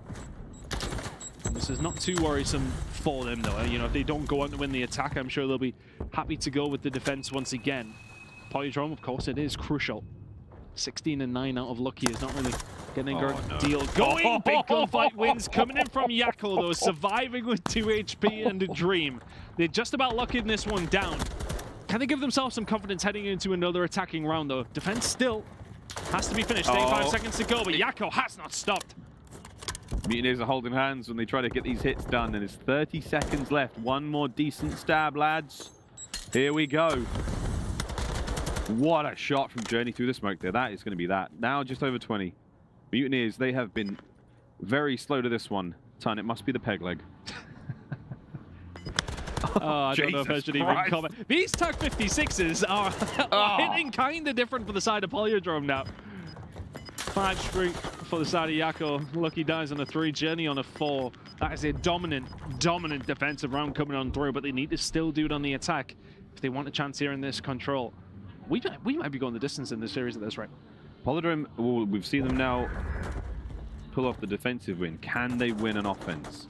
And if they win the offense, I don't even know where we go from there, brother. The segments will be tied, and this is going to be one hell of a spicy control. Here we go, though. This is match point, Florida Mutineers. Hold it down. Walk away with a win here. What's the plan for PaulEhx? You know, imagine just been a standard ace strat, but on occasion we have seen teams get caught off guard with a 4-man over towards B. First gunfights are always very crucial, more so for the side of whoever's on the defense. You need to make sure you lock in at least a couple of kills. Trades will just do, and that's what we're going to get so far. Benjamin does get taken down, not before finding Super. And now all of a sudden, Vigo can spring into life over towards B. He needs to find a couple of gunfights and has done so. And all of a sudden, PaulEhx pegged back pretty much immediately. And now it will have to be a push over towards A. They're going to spawn closer towards B, though, which might help them out. Brack's got his back over towards B there. Watch that door burst open in a second. Lucky's going to be here. This is a very solid hit coming out of PaulEhx towards B. They're committed to this one. So be careful of the flank more than anything. They know that Bracket's here. If they can get rid of them, they can focus their efforts onto a bedroom, catwalk, and everything else in between. These next couple of gunfights are so big. Yakko will get taken down, though, as Major Mack will find one on the journey. And it's the kills coming through for the side of the Florida Mutineers when they need them to. PaulEhx now focus a lot of their time over towards B and have gone little to nothing to show from it. We'll now have to hit over towards A just to continue this round. Ton, I thought that it was a little bit of a slow reaction from the Florida Mutineers. It seemed that way, Brax eating nades and all sorts, and no one was really there, but they played it slow enough that PaulEhx end up getting absolutely smoked on that attack. Super lucky as well. 26.9 clock stopped. Major Mack might be able to make the play in a moment, but he's to wait for the reinforcements. Oh dear, that's trouble. That is trouble in the restaurant now. For the side of Havoc, surviving here would be good. Find the kill even better. Slow things down means the push can't come through, and the challenge is coming through. Wow. From the side of Havoc, and now that might be the temptation from the Florida Mutineers to try for a break back here. I think you have to do it very, very quickly. Trying not to be overzealous, though. You have lost it now. Havoc will lose his life also, but plenty of mid-map presence here. A couple of gunfights that are going to be important. Major Maniac can't find the second. Yes, okay, you do have Brack over towards bedroom, but you don't have many other players on the map at the moment. I mean, this is the big thing you're worried about. It's what Super's doing right now, getting outside here. Going to change the way the spawns play out for our defending team. And he's the man out here trying to make some noise. Good noise shots. he is making. Good shots. Havoc, see you later, mate. He's going to respawn out. Trying to make his way over towards B now, as again, you've got angles to work with here. Journey up front. The rest of the guys making the run of the point. And Journey, any kills here are great. Vehicle finds 2. Super on the flank. Oh, the deady play. This is unbelievable. This could be huge. This could be the moment. And Brack here we needs go. to survive. Brack's just kind of been living on a women of prayer for about 20 minutes, it seems, over towards that B side. And the hunting crew is here. Super gets dealt with, and Brack is still alive in and around bedroom. There's a gunfight going on off screen. It seemed like he was being chased down bottom bedroom and survived over towards the desk of all places. And surviving, it really has been the difference here. 23 seconds remaining, and that's not what you want to see in Lucky's hands. They've got to find something very, very quickly here for your polydrop. Vehicle stay alive. Tremendous Brack's amount dead. of crossfire. Brack's down. Numbers are up though. Vehicle's trying. Oh, sorry, Yako's trying to get forward. Vehicle's still that line of defense. Havoc now. 8 seconds. Anyone nearby to get it? It all comes down to Super. Can he make his way in? No, he's dead. It's done. Run for it, Lucky. Get in there. Dive on. Contest. No, it is done. The Florida Mutineers 3-1 on control. Time simply runs out. The Mutineers take the lead here in the series. And what a turnaround it is. Very much looking like the CDL team here, if you aren't. The Florida Mutineers, that was a lot more like it. Comfortable. I want to say the first comfortable map that we've seen, really, from either one of these two teams. Map number 1 and 2 were close. Splitting those two between them, and now all of a sudden, it's Florida Mutineers in front in no time at all. Very, very strong defensive work from them, and that attacking round that they needed comes on through. And side of Polydrum never really had an answer at any stage. It never felt like they were going to threaten too much. And Florida Mutineers, clinical in that map number 3. Yeah, I mean, go all the way back to that first attacking round. That was kind of it. That would set the tone for the way the control is going to play out. It was disgusting opener, really, really comfortable offensive round. Not a huge amount of kills. But then when it comes to responding, Polydrome never was a moment where like, all right, cool, they're in full control of this moment. They don't have to win any ridiculous gunfights. It's that slow, methodical play we're seeing now on Control and Hotel. The pros, they just sort of get it done a little bit better for now. But not to say this series is done, because, oh boy, Fortress Hardpoint up next. If Embassy's a little bit mixy, I don't even have the right words for what Fortress is. I mean, it's like throwing a bag of bees in a tumble dryer. Wasps in a jar. Wasps in a jar. All of this is just horrible, horrible places. Oh, good God. Fortress, this is going to be a nutty one. Now, again, actually, thinking about it, Hardpoint has been so sort of leaning far more towards our Challengers teams.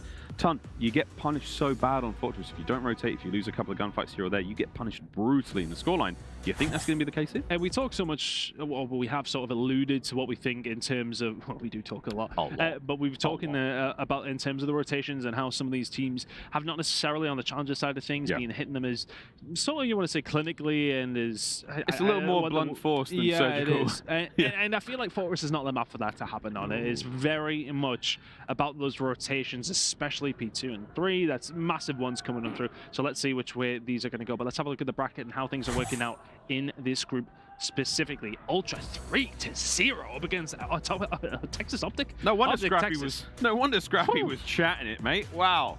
Well, okay, there we go. A fantastic result there for Toronto Ultra. They have secured first seed here in Group B. A big moment now for the Florida Mutineers and Polydrome. They will now be rolling over. The victor of this will face OpTic to try to get second seed in Group B. Mate, imagine a world where Polydrome survive this, beat OpTic, and make it out of groups. That very well. Happen. I mean, it's looking like there could be a CDL team or two that do not make Røkkr play. Easily. It's looking that way. Easily. And that is what this event is all about. Because, I mean, I don't even know what you would call, who the sort of teams you would expect to not make it out. You wouldn't be like, yeah, Boston Breach not going to make it out. They're now got their backs against the wall. Scary group. Florida have got their backs against the wall. Vegas might be seeing that situation unfold now, but I don't know. We'll get updates across the board as these games come through. And if you are watching this on the command center, what are we calling it? I think we're calling it the command center, yeah. Something like that. I mean, I don't know how you balance the sort of madness we're seeing today, but wow, what a day. Day one of the major. But yeah, here we go, man. Fortress Hardpoint. Yes, it should be interesting. I'm curious to which way is going to go. Florida Mutineers, though, definitely have grown into this series. Ever since they were 4-1 down the search and destroy, they haven't taken their foot off the gas pedal, and they will want to continue to play in that vein of form. But I don't know. We've seen the Hardpoint map number 1. as we said, it's just fast and furious from PaulEhx. Can they bring that to Fortress, though, is the question. That's our doubt in a certain sense. It might even hurt them if they do play a little too fast, because you overcommit on Fortress. You know, everyone pumps out bottom green towards that statue side. You get 3 down, and that is enough for the other team to push you into a corner and get you trapped. Who knows? I mean, we're hoping for some seriously clean Call of Duty here from both these teams, because Florida Mutineers is going to be a little more well-versed in those really trap-heavy kinds of games here on Fortress. I have no idea what PaulEhx are going to look like on this map. I hope it's going to be done lit. And I want to say that the record in general on hardpoint over the qualifiers wasn't sensational, kind of just standard across every single map. Of course, they only played 2 games against each other, so it's a small sample size, of course. But in terms of how they've been looking in Europe, I'm not 100% sure, but nonetheless, I think heading into this now, they'll still feel that confidence. So from map number 1, they know that they have the sustainability to hang with the Florida Mutineers. And as we said, when it comes down to this game, it is very much down to your teamwork rather than your slaying ability. And that's why we're kind of probably seeing some teams still trying to figure it out to a certain sense. So for the side of PaulEhx, are we just sending it? And when it comes down to Forest, I don't know if you can do that, but we'll find out if you can. We're going to find out. I mean, just thinking about the slaying capacity, you know, PaulEhx heavily outslays the Mutineers on aBeZy, especially in the damage department. So as far as I'm concerned, this is going to be an absolute banger and an insanely important matchup for both these teams. You won that game 5, PaulEhx. You sorely won it because the search and destroy was not bad. Yeah, it's close. They were commanding all the way through, to be honest with you. Apart from those final 5 rounds that they lost. I mean, it turned around very, very quickly. But can you get the job done here on Fortress? That is the question. I'm not sure if Lando can hear me. Hi, Lando. But if Lando can hear me, it's Seattle Surge versus Atlanta FaZe. Banger on Bravo. Banger on Bravo. Bangers all across the board, actually. Not an elimination matchup, but nonetheless. Here we go, ladies and gentlemen. Match point, Florida Mutineers, PaulEhx battling for the game 5. Side of the Florida Mutineers, you're on the more beneficial side if you like, and that's why you've seen PaulEhx come out swinging. Try and find the trades, try and find a way through over towards open and close. Can't quite get themselves that way. So Florida Mutineers now in a beautiful, beautiful spot. Top out control. Good luck trying to break out this one with your PaulEhx. And look at the nades over the top there. Over the top side of Fortress, clean up those players on P1. So Havoc's done. Vehicle mid-map. Oh, it's not a safe place anymore. You have absolutely flooded it, PaulEhx. Flooded. One's managed to slip through, 2 slip through, spawns all over the place. Look at that. They flipped it. Unbelievable. Managed to find a way through. Florida Mutineers, that's one that you would like to lock down a little bit better than that. But you're happy with the 30 points as well. Those 30 may well be 40. Yakko's trying to say something about that, though. Clear on the main stage. LA Thieves against Elevate getting set up. That's a good game as well. Oh, can't wait. I'll be out there in a minute. This one goes down. Havoc Vehicle, though, in the kill feed now, trying to battle over towards P2. Gallows is up. PaulEhx, a wonderful opportunity for them to level up the scoreline. Here we go. Havoc towards the back line. The pinch should be on here. A lucky guns are up. Timing fantastic. Major Maniac, the man, to dive into the fray. Havoc through the front door. Can he get something done here? It's just going to be a flip round. Havoc continuing to survive since picking up the majority of the time over towards P1. Now Lucky.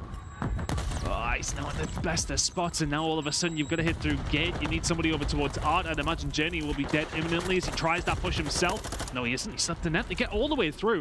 Neither one of these two teams is supposedly on this money hill able to pick up more than 15 points each there. That was not the typical hold you will see, but the rotation this time, PaulEhx. This is going to be a PaulEhx hard point for sure, and this is a hard point where you pick up a lot of time. The fountain side, it's a teeny wee fountain. Woo! And it's going to be a big one. Here it comes. Super, the man in position. 3 spree for him right now. Any more kills here would be absolutely ideal. But here we go. A hard point that can giveth and certainly taketh away. The game calls it Courtyard. I call it a true pain in the ass. And the thing is there for the side of Florida Mutineers, they know there's a player pushed up over towards the stable because where they then spawn, they clear him out, and all of a sudden PaulEhx backs against the wall. That's 3 straight kills. Spawns for PaulEhx. Where are they coming in? Pin number 7, Lucky, you're just staying alive, and it's directly behind you. Oh, you hate to see it for the Florida Mutineers. The break was looking so great, and then Modern Warfare 2 said absolutely not. It's a scary prospect, though, because right now, PaulEhx have got 2 objectives. 1, soak up the hardpoint times. Objective number 2, get the hell out of this side of the map and get across it. That is not working out. You're getting the time, but it's all going to be for nothing. You may as well chalk up the lead you've got and just know that it's been completely nullified by the way the map's going to play you in a moment. Good work out the Mutineers to not let that happen. Flip not coming on through either. Sometimes you will see teams just Spawn up over towards the scaffold side of things more than anything, but not going to happen. The side of PaulEhx, you've got to really fight your way tooth and nail to try and get through. Haven't found a gunfight so far, 70 to 60. And every single gunfight over the last 10, 15 seconds went away of Mutineers. 5 spree for Havoc, 4 for Major Maniac, 5 for Brack as well. It's an absolute mixer if you're PaulEhx here. And this is exactly what you're worried about. You're trapped on that right-hand side of the map. No one's really been able to get out. Havoc on a 6. Here comes number 7. Easy peasy, lemon squeezy. Number 8 is just above you. Good work out of Super as he blitzes his way out of our into the cannons goes vehicle. A magnificent time from the Florida Mutineers. Super might get a kill here, but he ain't getting that hard point. And by the time they did find those flurry of kills, Florida Mutineers have put 30 points uncontested. So easy for them. And all of a sudden, they're continuing to lock it down. This is a full 60. Major Maniac. Disgusting gunfight win. And Yakko is not having a good time here. 4 and 15 out of him. PaulEhx hoping to not go out with a whimper here. Right now, the Florida Mutineers, that is a full 60 points over towards Cannons. And now we head over towards the Blacksmith, and Vigil is just continuing up against his national teammate. Oh my God, how can he just walk through the middle of the map? He's got another one on the corner. His teammate's going to cover him. Is he going to be there for it? Vigil, absolutely unbelievable work here on Fortress. The 6th spree. And a sick one at that. His teammates have got him covered. It's a double hit through bottom art now, and that is that. Oh, sorry, green maps, what do you call it? Who cares? Kills all over the place. Journey with a nice 2 as well. The shots coming on through. Meow. Oh my God, there's the 3rd as well. Everyone just taking their turns to pop off here. Journey at 4 in a row. Florida had a really nice time of things, but PaulEhx with a break over towards Blacksmith and made things a little bit easier. And now, Super staying alive as they pick up the rest of this time over towards the Blacksmith point. Rotation for Florida Mutineers. They're on the better side of things in terms of P2, but I mean, 2 of them may be taking down, and all of a sudden, if you're PaulEhx the Spanish side, you can start pushing forward.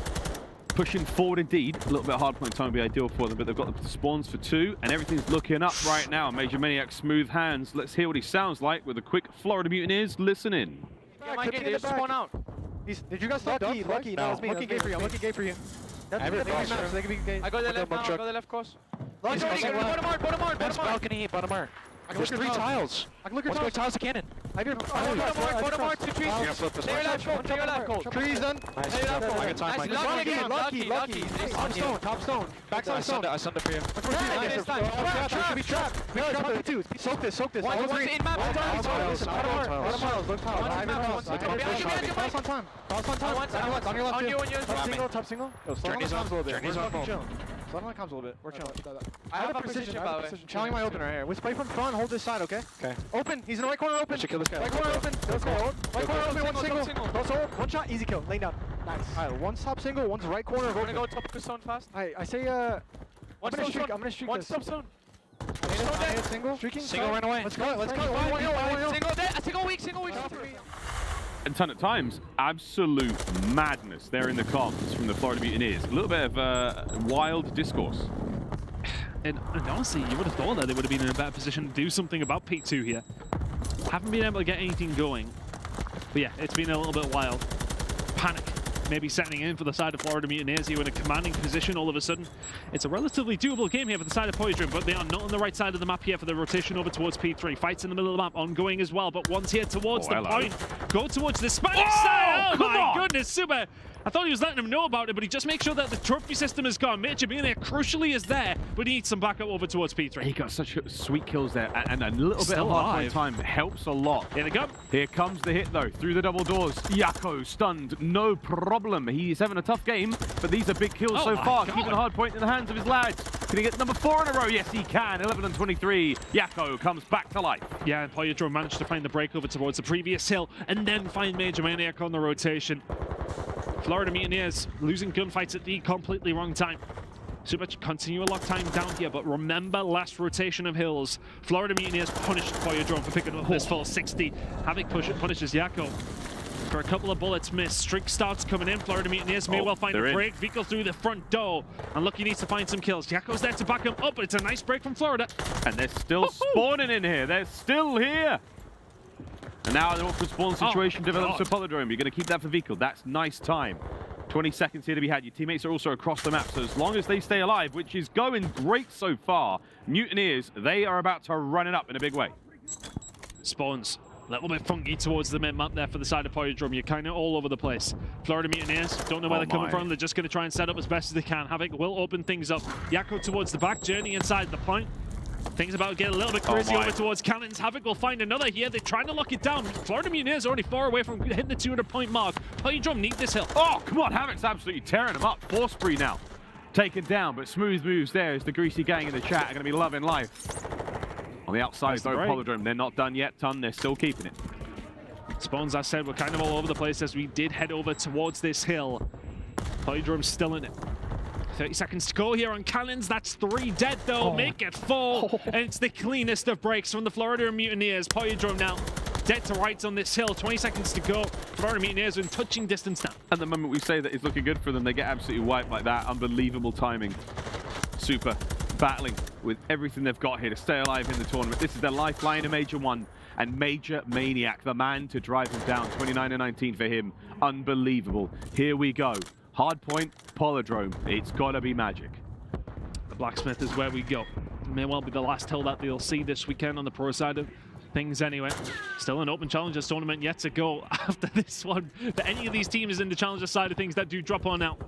It's looking like PaulEhx may well be heading that route. Major Maniac getting the kills where they need to. The Spawns coming in towards the gate side, so potential pinch for the Florida Mutineers. PaulEhx, you need to win these next couple of gunfights. Here we go. Fecal finds 2 more. He's disgusted. Havoc as well. Unbelievable. Streaks pin these players down. No hard point time just yet. Journey getting in there. Driving forward, the tip of the spear. An unfortunate team kill, but you've still got presence here for PaulEhx. They're holding this one down. Keep them out of it. Florida Mutineers trying to get a toe in there. They do. A 2-man hit now. Major Maniac on a spree. That surely is game. And Journey goes in all on his own. Probably would have been better waiting for the rest of his team spawning up, but 5 or so seconds for Florida Mutineers. They've got to clear it now. Here comes the final push. Fly forward, driving out, and they don't manage to get in the contest there. No one able to get on the time. It's done. The Florida Mutineers don't let things get any worse. A 3-1 victory, as PaulEhx will be our first team to say farewell to here on Bravo. It's GG's in the chat, and it was a wonderful display, but not quite enough against the might of the Mutineers. 3-1 final score here, and the Mutineers stay alive by the hairs of their chinny chin chins here in the group. And honestly, PaulEhx, we said they could potentially be punished on some of these rotations. Florida Mutineers, you have to go back towards that first iteration of P3 over towards the fountain. It was difficult for the Spanish side to find themselves getting out of that one. They got stuck in it before they even had a sniff of cannons. There was 30 seconds, the hill gone. And those sort of situations are a tough one to be in. You're always then fighting off the back foot, couldn't get themselves back into it. I want to say overall though, they weren't a team a lot of people thought were even going to get out the play-ins. They get out the play-ins by beating a very good Minnesota Røkkr team. They then come on here, get some really good experience against some really good squads, show a good account of themselves, I want to say as well. Don't get any wins, it's said, but it has to be said, they looked close, but just not quite to go. Tough scenes there for PaulEhx. We wish them best of luck in the remainder of their time here in Raleigh, here in Major 1. But for now, that's everything for myself and Tan here on Bravo. We're going to throw you to a quick break. When we come back, more shenanigans here on the Bravo stream. We've got Atlanta FaZe taking on Seattle Surge as we continue to enjoy ourselves here in lovely Raleigh for Major 1.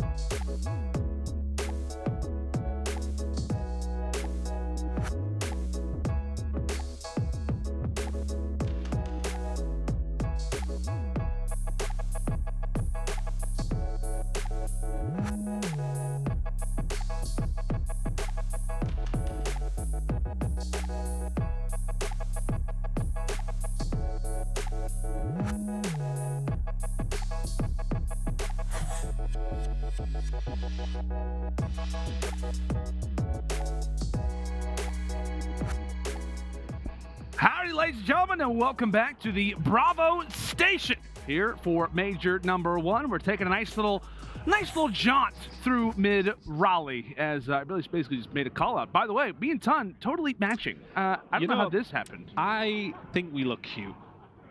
You think what? I think we look cute. I do too. I think we look good. I don't know. We didn't actually coordinate this. We even had the conversation. You, of maybe you debated changing. on trying to go back, and then we had 2 minutes, and it was like, probably not enough time. Let's just rock with it. I'm down. I'm with down it. with that. I'm I'm excited with it. though, man. This is gonna be a good game. FaZe against Seattle. Like, clothes look good. You were feeling right. Oh, by the way, the game's gonna be fantastic. What we're actually here for: Atlanta FaZe, Seattle Surge. This is Group C, I believe, #1 seed in terms of this battle right now. I think Atlanta FaZe off of the victory versus LAG Academy. Yeah. And then I want to say Seattle made quick work of London Ravens. Lots of games going down. How do you make a this one, dude? Like, it feels like Atlanta FaZe, Seattle Surge are always bangers. This is I do apologize. I literally had a lifesaver about 30 seconds before we totally prepared, and by it's the going way. there. We're getting there. Well, back to Bravo. This is what it's like. To be honest with you, this is one of those games that you kind of expect later on in a tournament, but we get to do it now. But both these teams have underperformed so far this season. Yeah. It's fair to say that. Now is the time to start turning on. Look, I mean, the lifesavers here, Lando. I need to stop talking. But either way, it should be a very good game. I think FaZe will be looking to try and fix their hard points after that. Showing against LAG Academy, they won't want to continue that. Yeah, absolutely. And I think for the opposite side of Seattle, like, you're just trying to improve the Surge Destroy. Like, it's a team that I think outside of the victory versus Ravens, want to say that was their very first Search Destroy victory of the season. Like, I don't know if they've actually won a Search Destroy up until that game. So, as you said, you have two teams that are trying to adapt, trying to figure things out on the fly, and this has quickly become one of the best rivalries so far of the CDL. Atlanta FaZe versus Seattle Surge. I could bring up the records, but you probably already know them up to this point already. I know Atlanta FaZe has won a few of the prior encounters that they've had, but I'll tell you what, man, I'm excited to get into this matchup. We'll see exactly how both these teams are going to be coming into it, but like you said, both teams with things to adjust, both teams trying to fix their gameplay coming into this matchup. Yeah, and it's not do or die for either one of them, but they will want to progress as soon as they possibly can. Yeah. Of course, London down there on the lower side of things, it's slowly going. We're going. It's getting out. We had a minute and a half, and that was good. Then it was like, oh, we're going live. But both these two teams, as I said, underprepared. Spit it out, it's son. one of the. I might. It's not a must-win game for either one of them, but they will want to get through as quickly as they can. It's a difficult one, though. It's a really hard one to call. Usually, in real time, you would probably go with FaZe, that side of thing. But honestly, their hard point was really poor in that last game, so I'm going to need to see a lot more from them here. Yeah, excited to see how Atlanta FaZe can adapt, how they can change up the strategies, because I was definitely not expecting LAG Academy to send them the distance, and Atlanta FaZe having to win a 2-3-5. Like we said, both these teams trying to figure out what's going on. Both these teams trying to adapt, fix a little bit of the mistakes that they maybe have been making as of late. But that's going to do it for the Twins, at least here for right now. We're going to have to work on the duo name, maybe during the break. You think so? What were you saying, Lund? Oh, that sounds like a city in England. That's like... Well, I'm from Lund. That's what like Zuma's chat would say when I start casting. Oh. Okay, well, on that note, we got to end the depressing note here. We're going to throw it to a quick little break, but things to be excited about. Atlanta FaZe, Seattle Surge. We come back with that game right after this. Lund to the chat.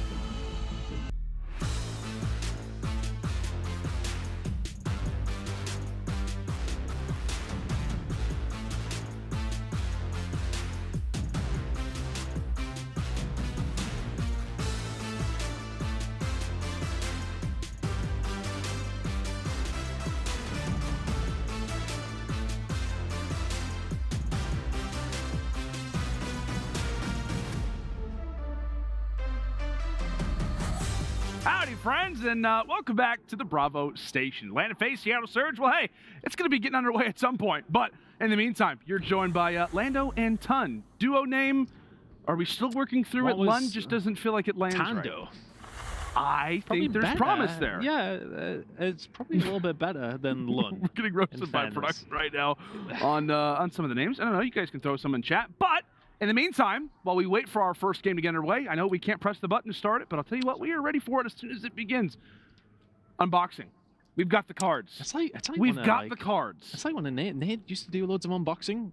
So why don't we just we just Let's do it on stream. On the stream. Let's do it. So we're getting close. We got a box of these in. Yeah, we're gonna have to get join me. We got a box of these in the green room, and we were going through them. And you know what I absolutely love about this? There's some like older players in here as well. Like you wouldn't expect, like some classics on teams that they were previously on. There was like an Envoy Huntsman card going around. I'm being told. I've got it. I have it. Wow. I have the. That's pretty good. Clutch. Well, I forget there's like some award that he was looking like a good start to me. By the way. Oh, you gotta show. It's looking like a good start to me. Oh. Here we go. All right, I'll go first. Yeah, you got it. No, you go. What about the stream get to see it first? Do we? Oh, is it just in general? Oh, OpTic it's just Chicago. an OpTic Chicago. Love that. Good start. Chicago. Good start. That's a while ago. Wow, that was a long time ago. That is. What do we got next? Okay. Oh. We got a Drazah card. It's just a silver one, though. That's okay. They got different rarities, haven't they? I don't know if you can see that on camera. You can't really see it on camera. It has to be said, but that's just the silver one. You got like the hologram ones coming in as well. I mean, I've got. There he is, the OpTic Chicago Envoy. Oh, they're pretty clean. Before the World Championship. How about that? Nice. Yeah. Love that. Am I just going to keep going here? Oh, yeah, go for it. Club Peak. Yeah, we'll just leave that one there. Yeah, we'll not talk about that. You know, you're not going to have an all-star card in every single one. We talked about it, and there it is. Yo! The Envoy Tun just pulled it. Player of the Year one. Tun just pulled it. My word. Clutch Player of the Year, the Fan Choice Award.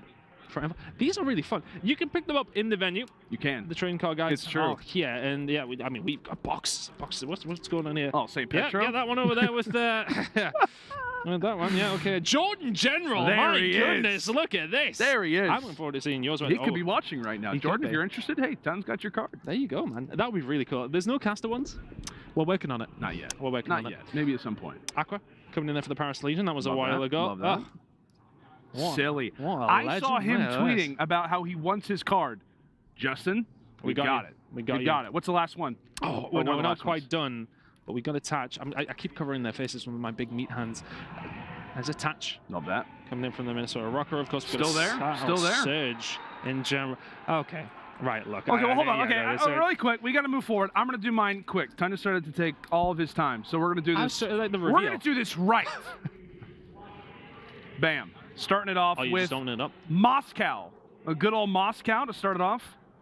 Then we move on to Money Cheen. You can never not like a Money Cheen card.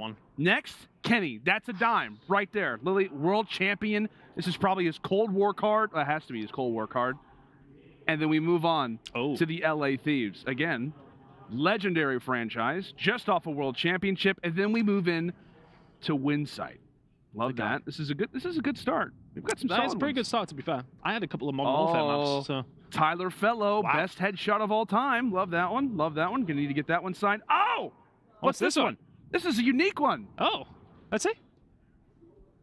Retro. Oh, we got a retro attached. Look at that. Look at this. Look, it's got its KD on the back of it. You see that?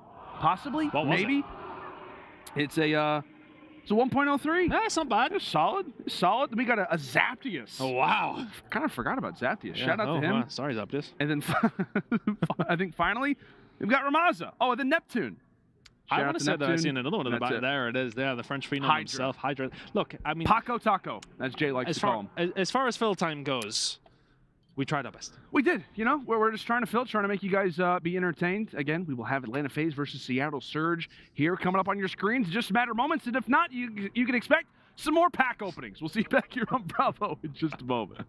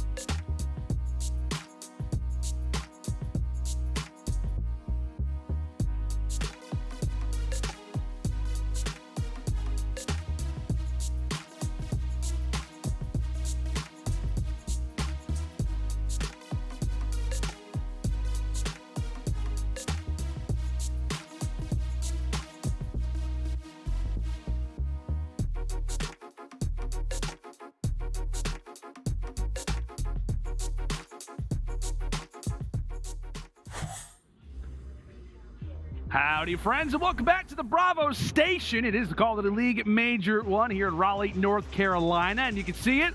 Both teams ready, intense, excited to face off against each other to find out who will be the #1 seed in Group C. It is the twin duo of Lando and Tunny. How you doing, buddy? We just did a nice little card unboxing. We did. I'll be honest with you, best card off screen. Off stream, typical. Afro signature. Actual.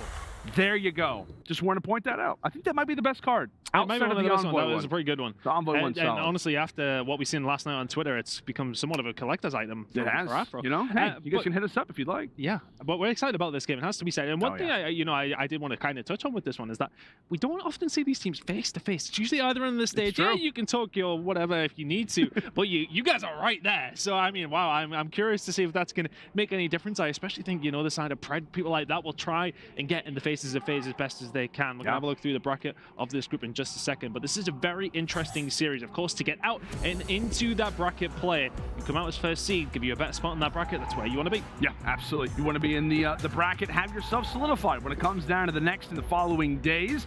As you can see, really the path for how things have shaped up so far throughout Group C. Atlanta FaZe getting the victory. A Game 5 narrow one there versus LAG Academy. Lose a few of the hard points, maybe didn't go the way that they would have liked, but they still move on. Seattle, they get the 3-0 versus London Royal Ravens, and here we are. Let's go and take a look at our maps and modes presented by GMC Hummer EV. Tunny, we're starting off with a good old Embassy Hardpoint. We take a 2-night stay at the hotel.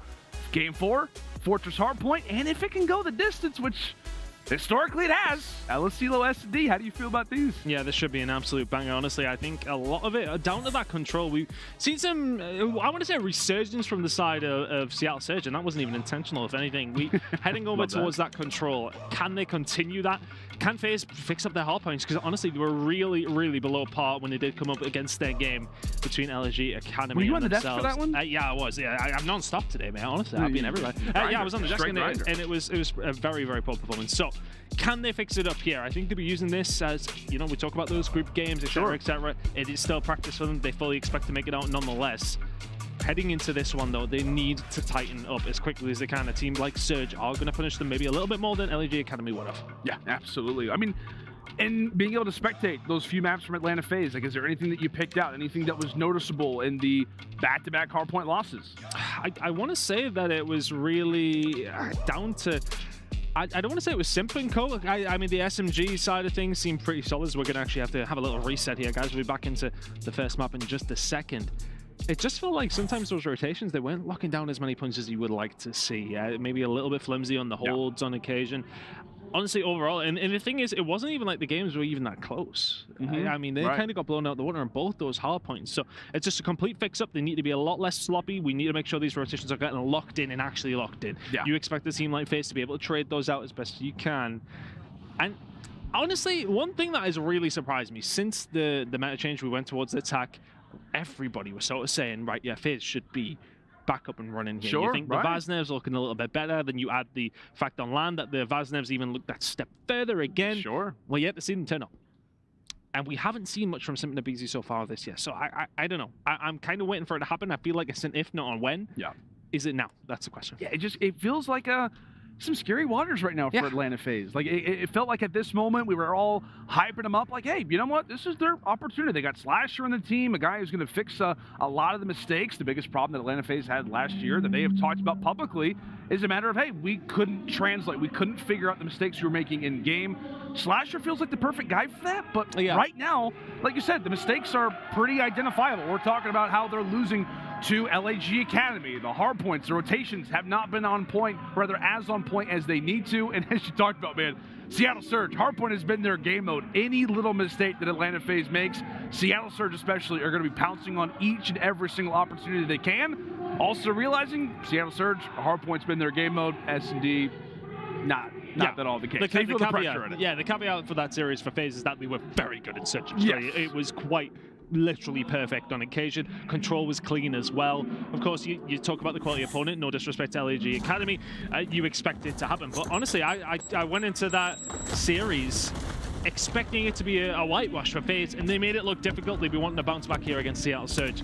Seattle will, of course, be trying to break over towards P2 as quickly as they can. Simp doing as much work to get that one going, but to start that Seattle Surge. Wanted points on the board, a couple of kills as well. Yeah, Atlanta FaZe starting on the more preferred side here off the rip. As to Embassy we go. A nice little P1 start. 20 unanswered points for the side of Seattle. As Accuracy will now find himself inside of the HP for the moment. But back and forth we go. Both teams continue to fight for those rotations, as Seattle now seem to have the more favorable spot and, well, the lead time. Yeah, it's one of those sorts of situations you would never expect from a team like FaZe. It was actually Simp who pushed through Orange to clean up the player that was on P1, and as soon as he did that, Seattle Surge all spawned over towards P2. So that's an overextension. That's over the halfway line pointer from the side of Simp. And now Mack just trying to find a kill towards the back, trying to clear out their bases. A little bit of good timing for Cellium, then a little bit of bad timing, and a couple of bad shots from Mack. Not something you usually see. Will eventually clean it up, but FaZe through the front door. FaZe to the front. Now they know pretty much where Seattle have got to be coming from. Multitude of different directions, but Slasher maybe the one that's called upon. Attack in hand, trying to dodge all the nades. The tacticals, utility, everything in the kitchen sink has been tossed away. Meanwhile, it's Mack toward the back line. Still alive, still firing. Seattle Surge, a great little break. Another thing we talked about for Atlanta FaZe. Off the rotation here early, but Seattle, they rush to the front, and now they've got the time. It's one of those that kind of goes back and forth. Oh my God, Simp! That's not a gunfight you'd expect Pred to lose. Simp once again challenging for that old time, and then here we go. Seattle Surge will start making their way around. These rotations have been sloppy so far from the side of FaZe. I think it was iLLeY who kind of made the point that Simp nearly finds another. They kind of played a bit vanguard-y. Yeah. It's kind of challenge for scrap time. It's filtering through the old hill at all times, and they're losing rotations nearly every single time. The hard point has not been T1 here from the side of Atlanta FaZe. Now Sib up top, trying to lock this one down. Steve can do with it. A few players begin to line up. You can tell what the strategy was. They're for Cellium and Simp. Surely he can't take down both of us, but yes, he can. Sib off to a fantastic start. 10-3, currently sits on the 4 spree. We've been asking for the class, and I guess maybe now that we're on land, maybe now would be the opportunity to find out what that man is rocking right now on the TAC 56. Seattle Surge, uncontested so far at the ACs. Here comes their first bit of adversity. And Mack making his way around. Rotation is key, and already you can see that Sib is going to start spawning over towards the back office side. And it's a prime position to be in. You guys at home playing in the mosh pit. You get somebody up here like Mack, you can put those shots in over towards AC, lockdown rotation over towards next hill as well. Prime position for Seattle Surge. That lead is climbing. FaZe just about getting a hold of office there, even though Mack was there early. Not, oh my goodness! Pret onto Cellium. Seattle Surge are feeling it today. They are, man. These guys aware of that hardpoint record, making Atlanta FaZe sweat for every single gunfight. That's Pred. That's going to be 3. That's going to be 4. A flawless break for Seattle. Oh my goodness me, Pred. I was thinking to myself, it's not a kind of gunfight that we'd see him lose early days. That was not great from the start, but it was a 4 spree that is now continuing. 7-6 out of him. It's domination over towards the office. It's domination for Seattle Surge. It's about a 60-point lead. They're feeling good right now. Oh, they are indeed. Pred especially. The Aussie assassin trying to do some work inside of the office.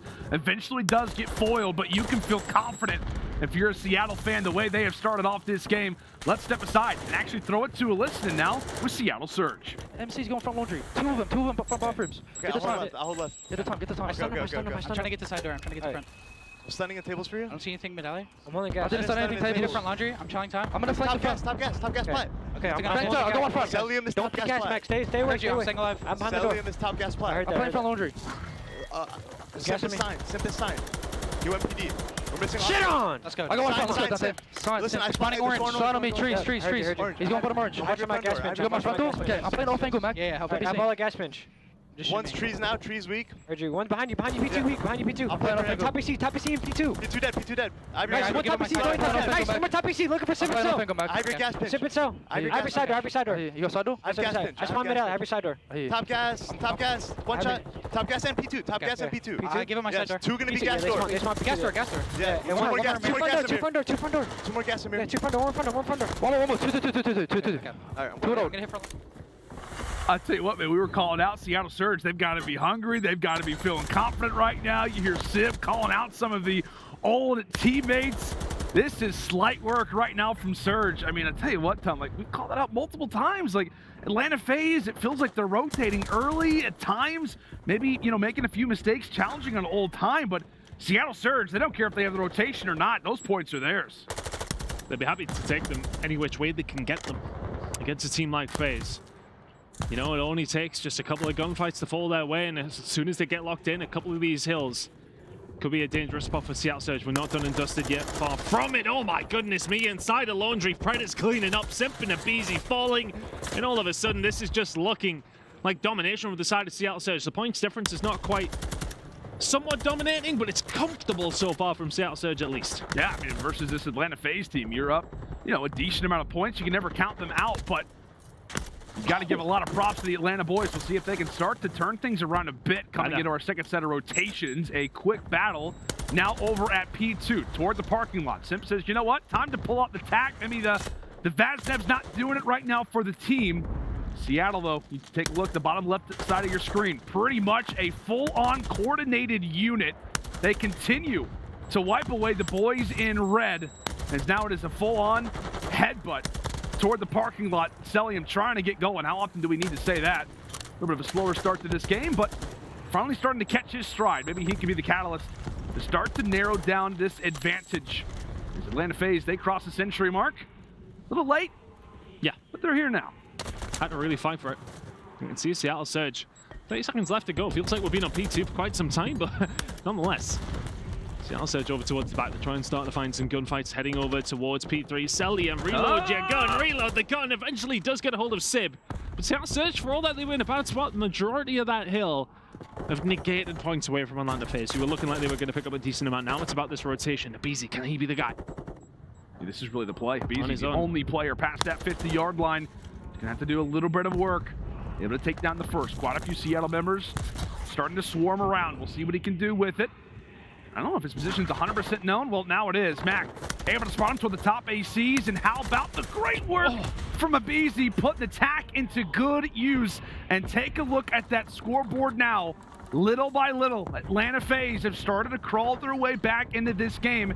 And they very well could tie us if they hold down the remaining time over at the ACs. Another 2 down in the feed. And how do you do, Atlanta? Here they come, Tunny. Very much into the game now. First decent rotation we've seen out of them, and there you go. It's looking like a full 60. Accuracy now, yeah, accuracy still 6 in a row for him. And that's going to stop that full 60 coming on through. The streak will go in. See, I said maybe stop the bleeding here. Does not get anything for them, rather than just a little bit of respite. Maybe at least gives him a bit of a better angle when it comes down to this gun engagement. He and Sib able to work together for that. Final 5 seconds, going to go the way of Atlanta FaZe. Last time we saw this hill, Atlanta FaZe were rotated early. Seattle broke instantly. This time, they've got the advantage, but only for a moment. aBeZy putting accuracy on skates. We'll see if he can help provide a little bit of support fire toward the back. The Tiny Tears are able to clear the way. And there you have it, man. It feels like offense normally is a hard point. Very difficult to break. Both these teams, I guess, are experts at it. Atlanta FaZe definitely feels like over the last 2 hills have started to find their way. Seattle Surge looking for a break towards the back, but just being a lot more clean. Making those rotations just a little bit better. Finding the gunfights where they need to. Pred can't find any way through the front door. And all of a sudden, Simp is starting to heat up. There's 4 in a row from him. Yet to really arrive on the stage here. Oh my god, for aBeZy.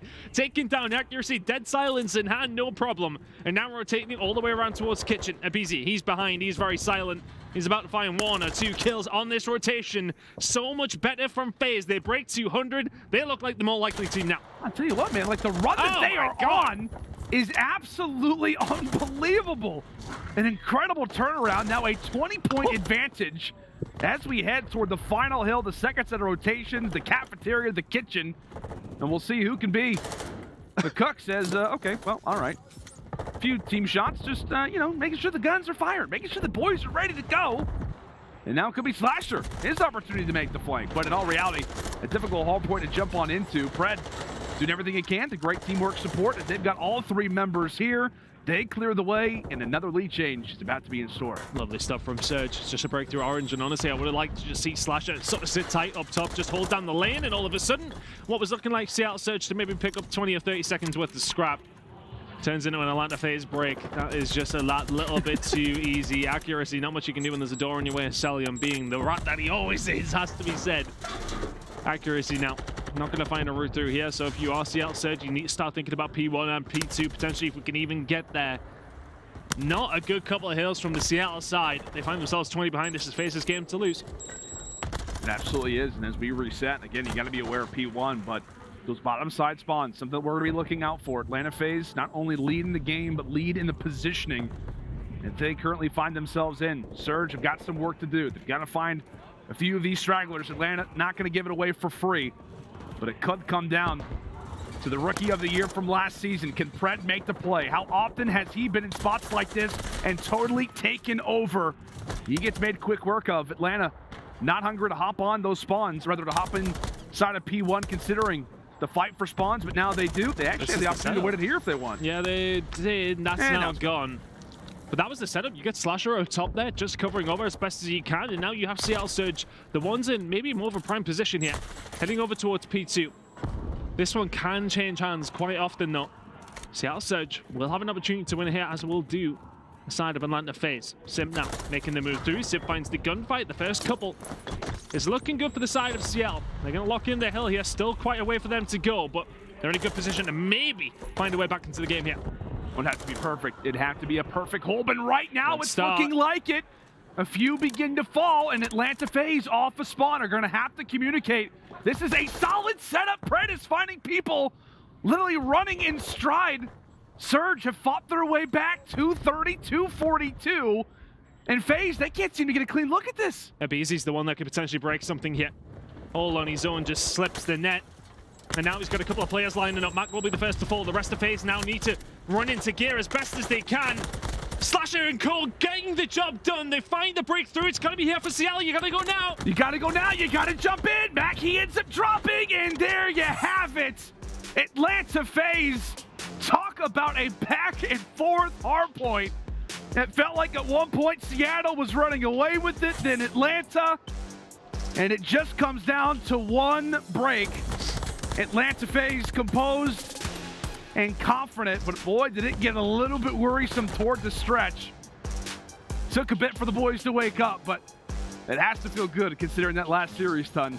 How much struggles they saw on the hardpoint. By no means a clean game one, but 250 to 240 versus one of the best hardpoint teams in the game. A great start at the end of the day. That's one little take, and it's got to give props to aBeZy. Push around from back towards the car park side. He finds that first opening kill and just plays his life behind the Jeep. That's the best thing he could have done. Sometimes players will try to make the hero play. They'll find one, they'll jump in and go aggressive to find 2 or 3. He's found one, he stayed alive. The rest of the team then in there for the pinch, and all of a sudden it's a very easy break for the side of FaZe. But yeah, I think both teams are, it has to be said, as we got over towards AC on that second rotation, that's really where FaZe started to get back into that game. Those rotations over towards the AC and then over towards Embassy Office. That is what broke Seattle Surge in the end. After that, it was kind of 50 all the way through. But yeah, Surge will be disappointed, I think. Really disappointed with them. They've got to be, especially considering that Search Destroy record, which recently, as of today, just got a 1-win column next to it. As we'll go and take a look at our maps and modes again. Hotel Search Destroy up next. Again, we've got Hotel Control as well, so we're going to be here for a little while. I mean, in terms of Hotel S&D, I don't know, is there any specific players that you're looking out for when it comes down to maybe specifically Seattle, right? We know that top bedroom, the different positionings really for either side. Is there a specific player that maybe you think could elevate this Surge team to a better Search Destroy record, something that's not just one win? I think you're kind of looking at, I think the magic maker for the side of Seattle Surge is of course Pred, isn't it? Yeah. You want to see him making those routes, finding those routes to then get behind and just try and flank and pinch, etc., etc. All the nice things that Pred does very, very well. A lot of things. We need to see that more from him in the Search and Destroy side of things, I want to say. If you can start finding that, Surge are a good team, they will start finding Search and Destroy wins, but now to find yourself down in this series against FaZe, who looked simply breathtaking in Search in their game up against the LAG Academy, as said, different opposition on very much the same day. Yeah. It's still going to be hard for the side of FaZe, but they look great in Search and Destroy in their previous game. Can they carry it over? Or Surge can answer back? There's a lot of questions to be asked, because I think when you see the teams going up against the Challenger squads, it's a barometer that we haven't had. Like, it's like, okay, yeah, they won because they expected so. But how good are these Challenger teams? Like, right now, Elevate are playing up against LAT on the main stage. Just 1-1 in that pretty game. Good, I mean, they look pretty good. So it's really hard to distinguish where the levels are actually still at. We were struggling with just the CDL teams, never mind adding the Challengers teams into that mix. Yeah. So we're still really not sure who the favorites are going in any of these games. Yeah, that's it's interesting back, man. It really is. Like the fact that we're seeing Atlanta FaZe get tested, as you mentioned, like LA Thieves. I mean, two teams who are, I mean, at least in terms of like power rankings or where you'd imagine where both these teams would be, definitely toward the top side. I tell you what, man, Challengers has come to play. I know we've seen a few of the rosters already get eliminated, but a lot of good old Call of Duty going down. I tell you what, MW2, the first LAN, has not disappointed, and we're only in day number 1. But to game number 2 we go. And like I said, we've got a 2-night stay here at Hotel. Atlanta FaZe up 1-0 after a nail-biting Embassy hardpoint. They find themselves in the driver's seat.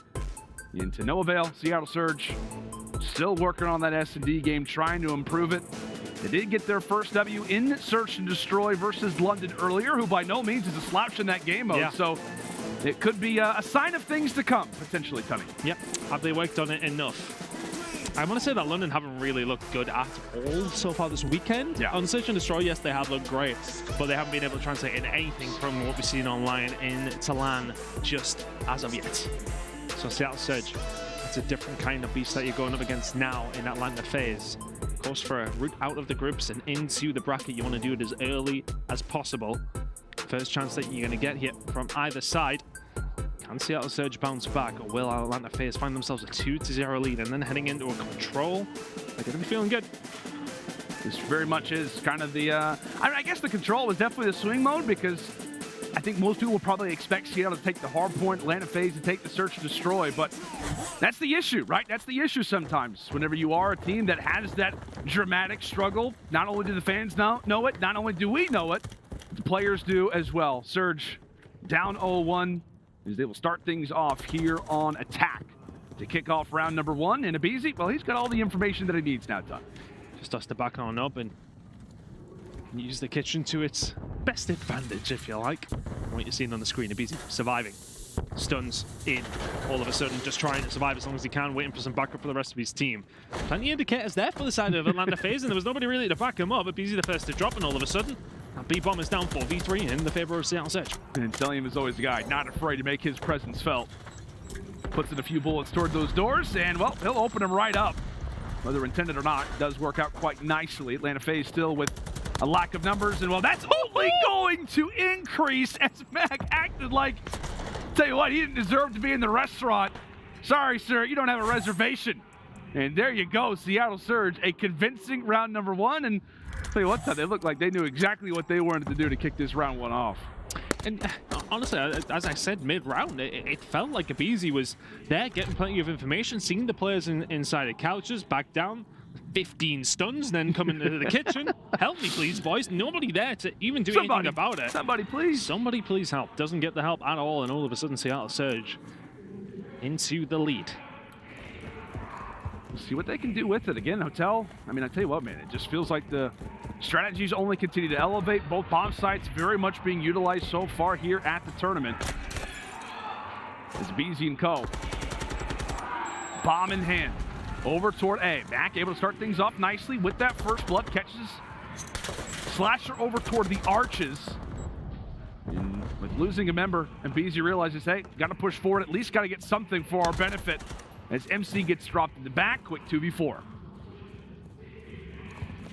Mack and co working their way over towards A, but it's been a switch up from the side of FaZe, straight through the middle of the map, and they'll say, yep, we'll take this one. Thank you very much. May well be a 2 versus 4, but if you want to be in any kind of place in a 2 versus 4, kitchen's not the worst spot. Back to back. See if you can lock it down. The first kill will be crucial.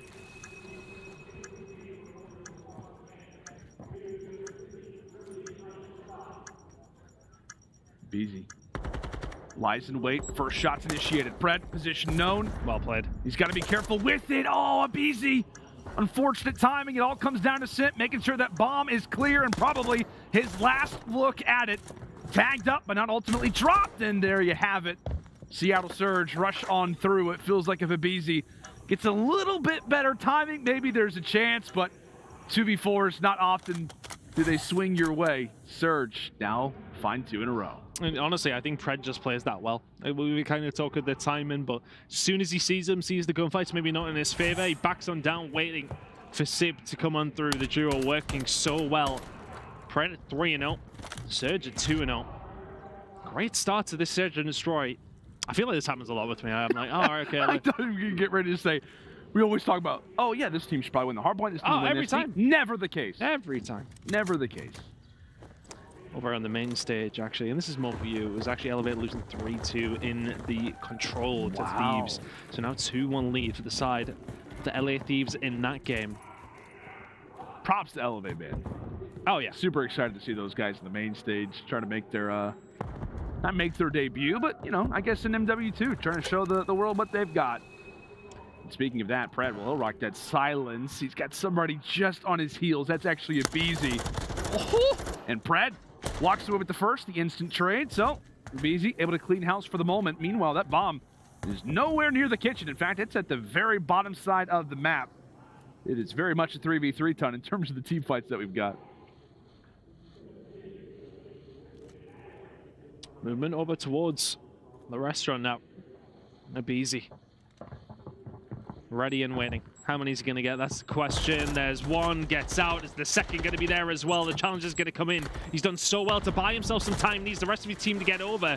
Goes for the challenges. Mack will find the kill. Now we're 2 versus 2. We can rotate this again? I think so. Oh, they've been seeing worst spot possible. Oh my goodness! Mack surviving. 15 seconds to go. Only has one route. Slasher surely got to know that. Here he comes. Hot on the prowl. Mack not able to escape, and Slasher, consistent and solid shots, has got to be the man to put Seattle away. And my goodness, how many bomb rotations did we see? Atlanta FaZe constantly crossing over, constantly having to try and adapt. But that's the issue, man, when it comes down to rotations. Eventually get spotted. Good effort, though, for Mack. I forget who it was that he killed through middle, but... I think it was Simp. Simp. It was good work, though. And that could be a map-defining kind of moment there. You go 3-0 down if you settle Surge. You're in a really good spot. 2-1, different story. Very much keeping that a lot closer. So beneficial for the side of FaZe now. Tiny Terror's little heads just lit up behind their screens there. Those are some big PCs, by the way. Accuracy looks like a monster opposite them, doesn't he? He does. Huge guy. He's quite tall. He is quite tall. Not to me and you. Maybe to some of the other members of talent, you know. I mean, to you especially. You're what? You're like 6'3"? 2. 6'2". Okay. I'm taller than Nameless is all I'm saying. Oh, I think we're all taller than Nameless. What is he, 5'6"? Yeah, we need to push. Maybe on a good day. Yeah. He's got maybe the J's on. Who knows? Air Force. Yeah, something like that. Quite a short fellow. Oh! Speaking of a short guy, able to find one off the rip.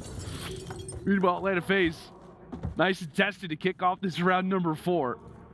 And aBeZy right now has found himself in a good position toward the lights. And, well, there is our first look at the sniper here in this hotel. And maybe not a better man to have it in your hands than this guy right here. That glint has been spotted. Atlanta FaZe are going to be aware of it. There's no doubt. Stuns tossed, and really, Sib, he's got to be careful with his life here. Trying to survive. That's the aim of the game at the moment. Keep it silent, but surely if you're FaZe, you are expecting this push, you are expecting this angle, but you don't want to check it. And Slasher with the shots nonetheless. Sib gets ripped, and all of a sudden that bomb's going down over towards Pred now in 1 versus 3. Such a tough spot to be in. Surely he's already been spotted by Slasher, and this should be the round.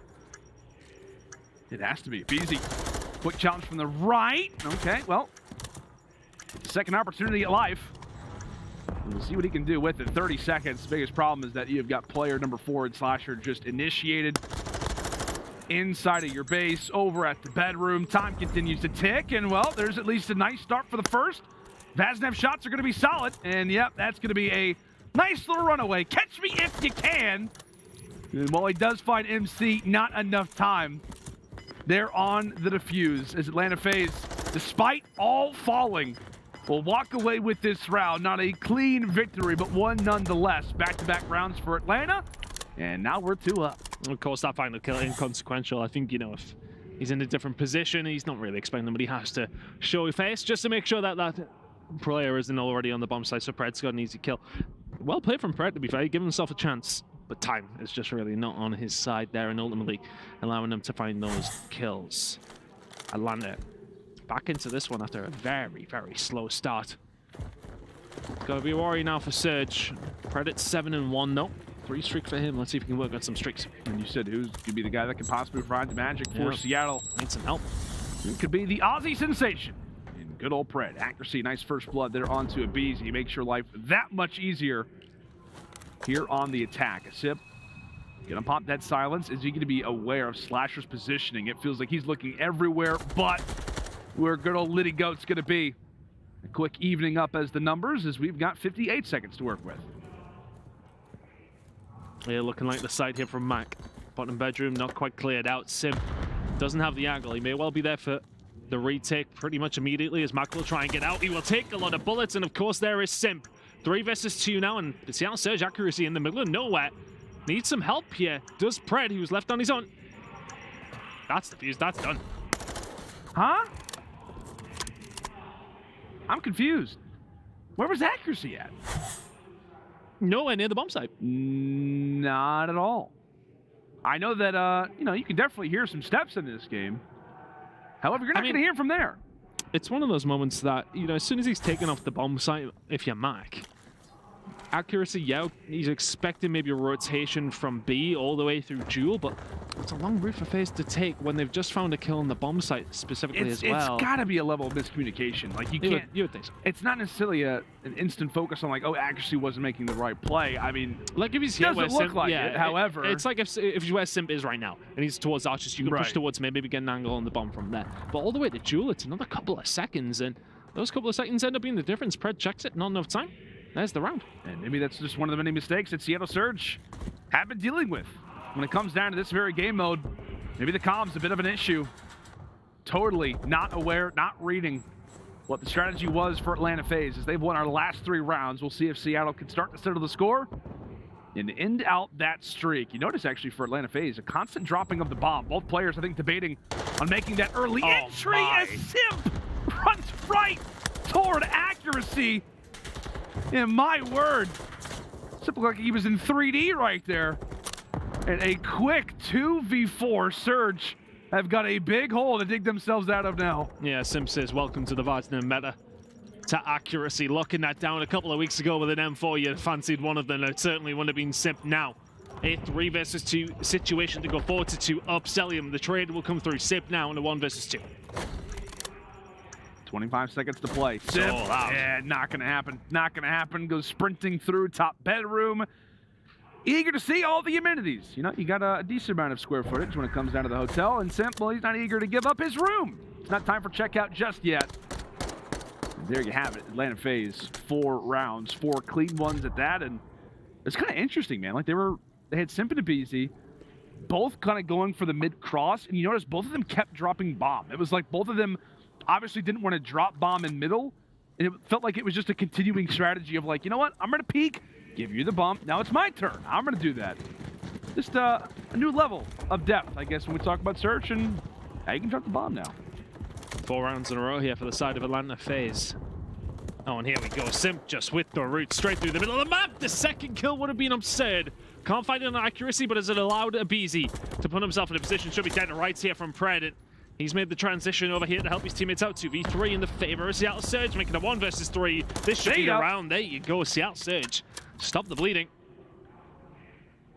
And a much needed round at that. If you are Surge, when Atlanta FaZe, they felt poised, they felt confident in calling out the play, but maybe a moment where, again, just not checking both sides, not watching. And Pred, that's going to be his 9th kill already of this SD at 9-2.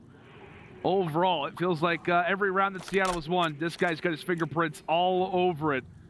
And as you called it, buddy, I mean, a much-needed round for Seattle to stop the bleeding. They've officially done that. And we'll see if they can even the score at 4. What's the play here now for FaZe? Definitely had a little bit more success today on both defense and attack. B things have got a little bit mixy and hasn't worked out for them. Civ now. Hello. Trying to find a peek. FaZe considering a push here, but look at where aBeZy is already. Got to be on him here. Nice little stroll. Slasher, meanwhile, finds the first, and that's great work from aBeZy. Goes off the sound cue, knows when to initiate, knows when to challenge. Accuracy falls over toward the luggage, and now all of that weight gets pressed upon to good old Mackenzie, and there he goes. A well-composed and a well-strategized round there from Atlanta FaZe. confidence really is the way that round could be described. And honestly, it's down to aBeZy, that, isn't it, really? Finding that push up towards top lights. All the way around glass. And as soon as Slasher finds that kill over towards A, that initiates Seattle Surge. They have to say, right, okay, well, we probably have to answer that. As soon as he moves, you're dead to rights in bedroom because aBeZy ready and waiting. Sorry, Slasher finding the kill over towards B, I should say. Either way, cause and effect. Seattle Surge could not find a way back into that round. And now to B hit once again coming out from Surge. The chaos has served them well. Can they find 3 rounds in a row here to tie the series up? It's not looking likely, Lando. It's not looking good. Called upon to Pred once more. Can he snap?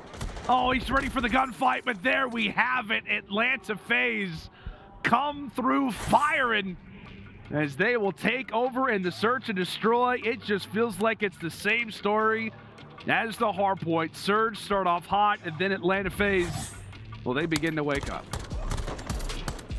Looking like the team we kind of promised in a certain sense coming into this game.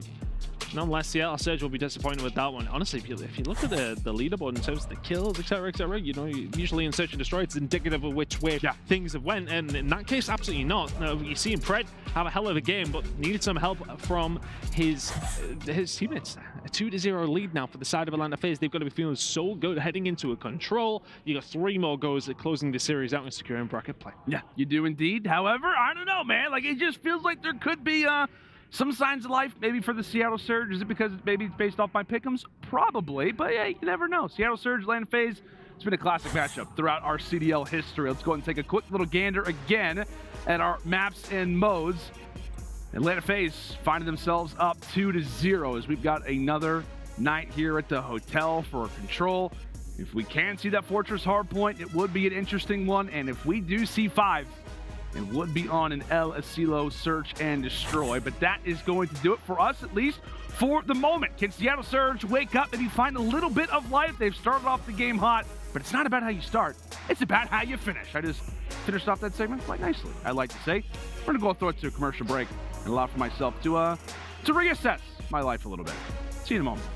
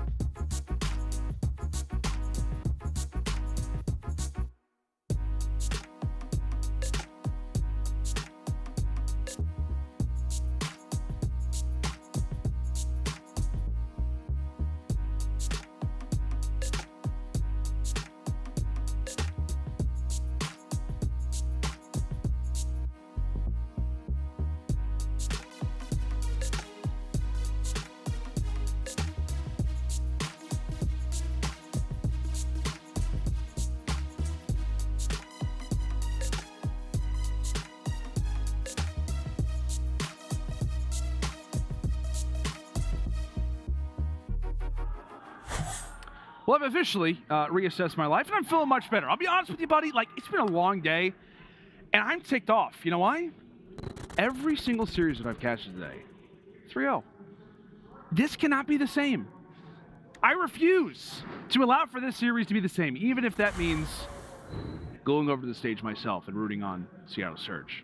It's been a convincing series, though, for Atlanta FaZe up to this point, by the way. But hey, welcome back to the Bravo Station, Lano and Ton.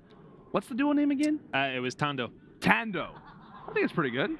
Sounds like it's better than Lun. It's definitely better than Lun. Yeah. Kind of like a Nando's a little bit. Like we can maybe open up our own restaurant, some sandwiches, maybe. What would we, sandwiches? Is that what we go for? I don't know. Maybe I like sandwiches. Yeah, I like sandwiches. Everybody likes sandwiches. I do indeed. It's pretty good.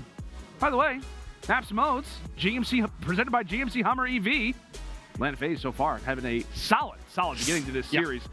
It feels like Seattle early, Atlanta FaZe late. Like that's really, I feel like what the definition of this series has been so far. I was literally going to come in with that immediately. That was Surge just started both maps. Pretty good. Has to be said, the Search and Destroy 2-0 up. First map, cruising, to be honest with you, about 80 or 90 up at one stage, maybe. There's only 70 or so, but still in comfortable mode. But towards the end of each map, in the middle of them, in fact, Atlanta FaZe have really been the difference. Simp's been playing well, and I think that is so crucial for this team now heading over towards Hotel once again. Control this time around. Bedroom control, so paramount. We talk about it so often. Who's going to do it better?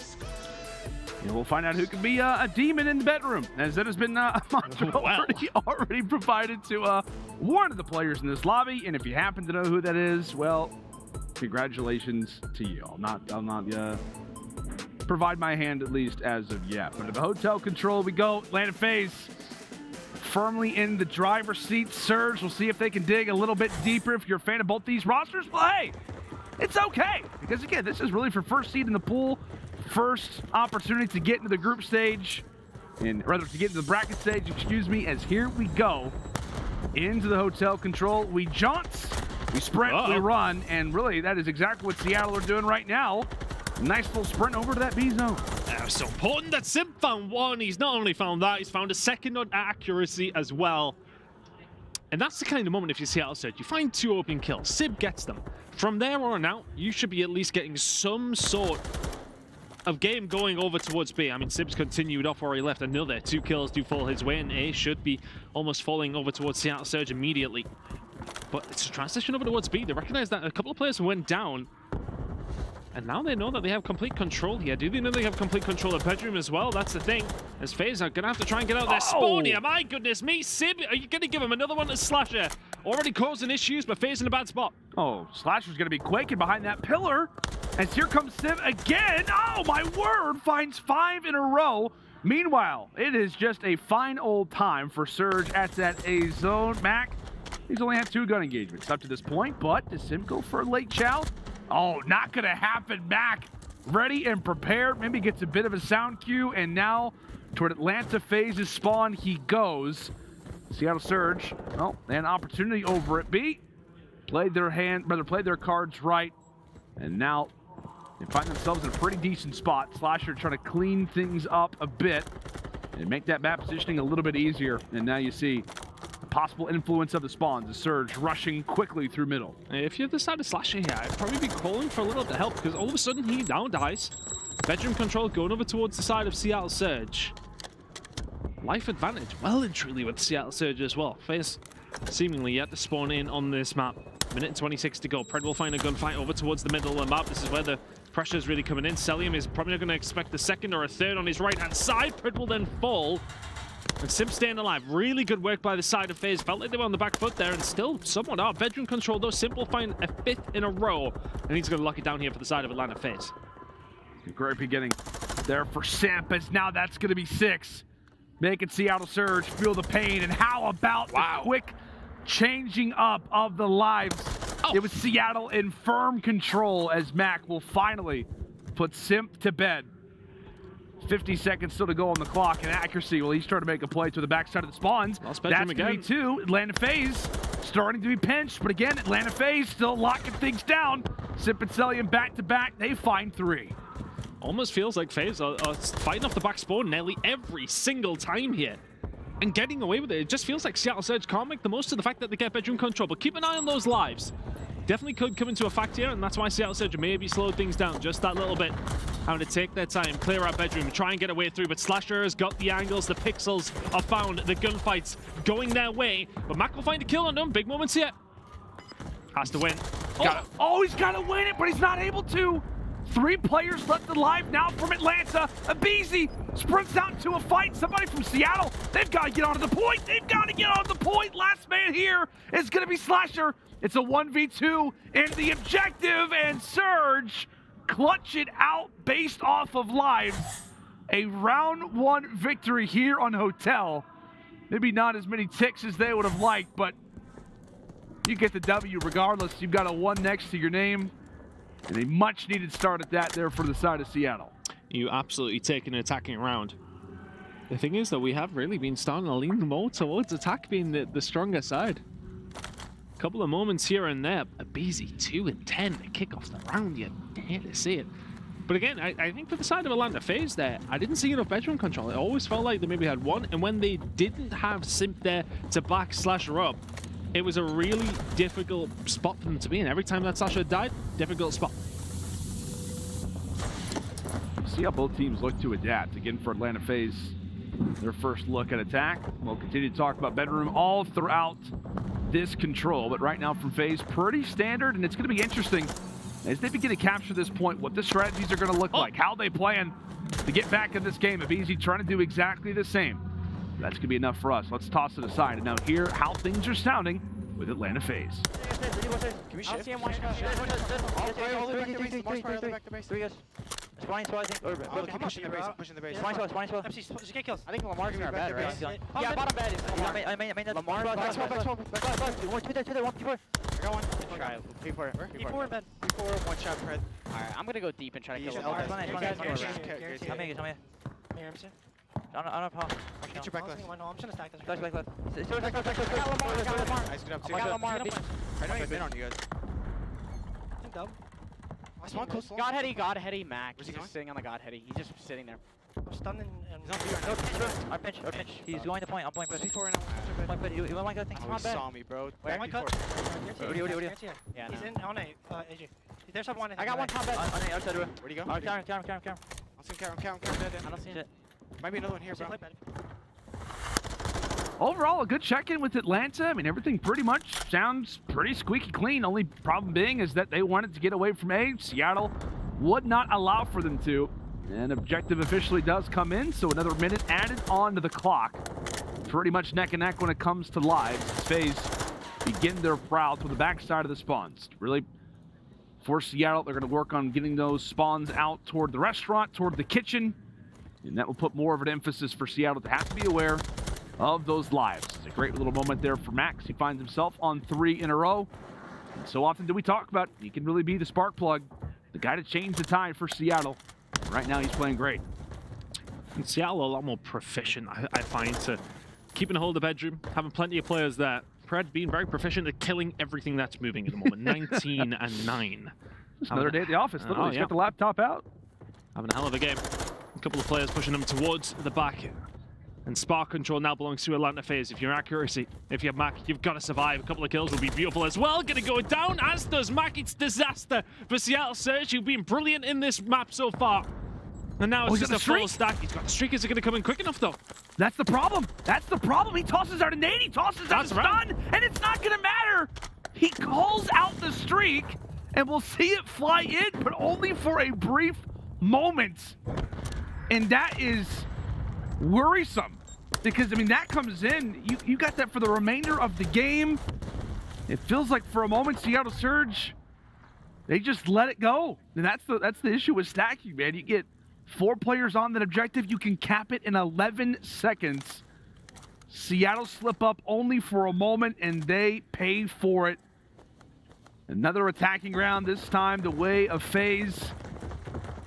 And I want to say it feels like it's every other game, Otani, but like I said, it's strong Seattle, start. hot start, and then here comes Atlanta. We'll see if Seattle have got a little more grit to their game. Yeah, Seattle are in control until they're not. It's essentially how every single one of these maps has felt so far. BC's ran all the way through bedroom, said, okay, we'll run through glass and we'll just cause issue over towards A. The vice somewhat tightening here. As I want to FaZe now, making a move. May well have another look at this. So already they're only sending 2 over, but is indeed the tiny terrace. Simp and aBeZy trying to get something open in here. aBeZy now should be dead to rights here, if only just slowing, being a nuisance. But I tell you what, Mack is all of a sudden left all on his own. That's 8 cleared out, if only momentarily. Simp nearly gets his head ripped off, but in 10 says see you to aBeZy and Slasher. May well be probably about 15 seconds later than expected, but Seattle Surge will get a hold of A here. Atlanta FaZe had a good go at that. It's so funny, man. It really is. Like, Atlanta FaZe, they're turning, they're burning, they're winning gunfights they probably shouldn't, and Seattle instantly back on that objective because of where those spawns come from. The way that they push it out, normally in that spot, you're going to spawn to the backside of kitchen. However, they're now spawning toward the parking lot. Atlanta have got to adapt, and right now, it appears that they have. Accuracy, the sole man inside of B. He's got 2 players watching over him. Needs a bit of support. As Simp comes in from the Skyz. Cellium for a moment was on that spree. Eventually dropped, and now it comes on a Pred again. A bit of a reset when it comes down to the board, and it feels like it's really going to be Seattle heading back toward A. Get that one under tow. Add another minute added onto the clock, but making it hard. Atlanta FaZe now pushing over towards A, getting a hold of that. Now it's just kind of back and forth, back and forth. So, okay, they're over towards A. We'll go over towards B. aBeZy surviving long enough to get the backup there is Cell. This has been a disastrous round for the side of Seattle Surge. Surely A will get locked in, but Cellium is here just to try and slow things down as best as he can. Atlanta FaZe not wanting to overcommit to this. They've already done some damage. Look at the life difference. 10 for Surge. It's 1 good push over towards B. Maybe even 2. That is a disastrous start to this attacking round. Pred is 24 and 15 and they're in this situation. It just has to be cleaner. Like, it has to be cleaner for Seattle. Like, we saw multiple times so far in this round 3 where one guy drops in the point and has absolutely no support. It's got to be better here as well. They cleared out bedroom and Simp's killed himself. It's absolute disaster for FaZe now. Pred finds one at the cell. This should be the round.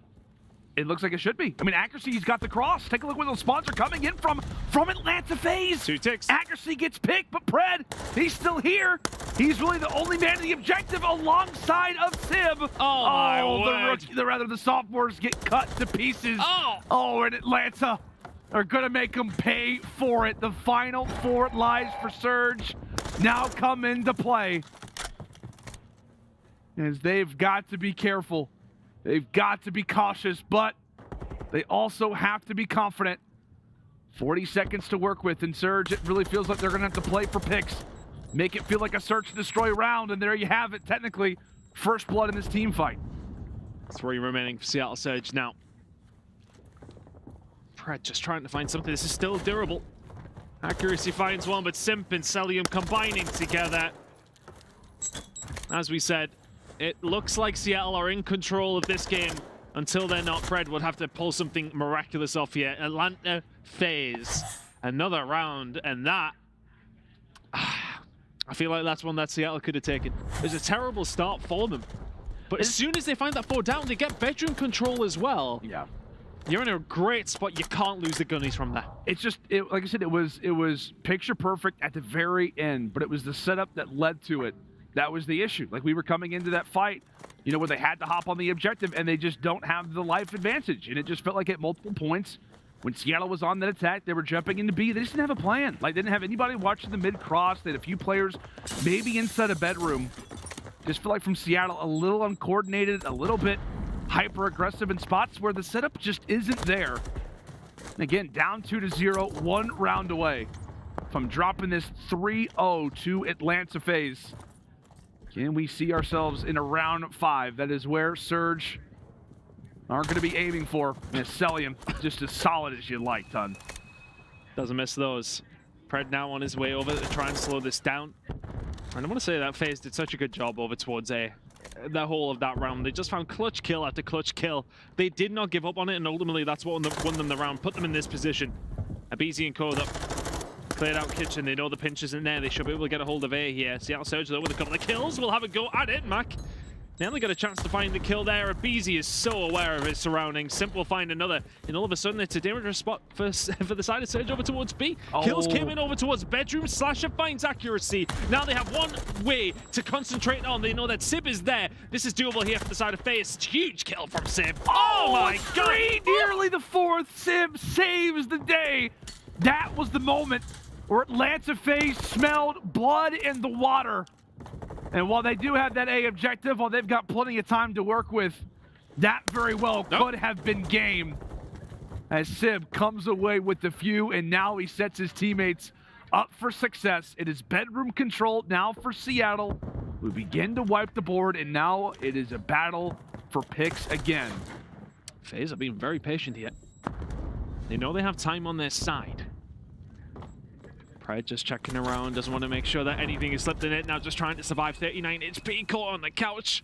He wants those gunfights. Simp will find the one through the front. Finds the second on the Mack as well. That looked ridiculous on the minimap. Pred will be there. Surely the trade is as well, though. Yes, it is. aBeZy finding one, and all of a sudden they're on the point. This is bad news for Surge. And Simp is going to find a pick. He's going to toss out the nade. This is what we saw earlier.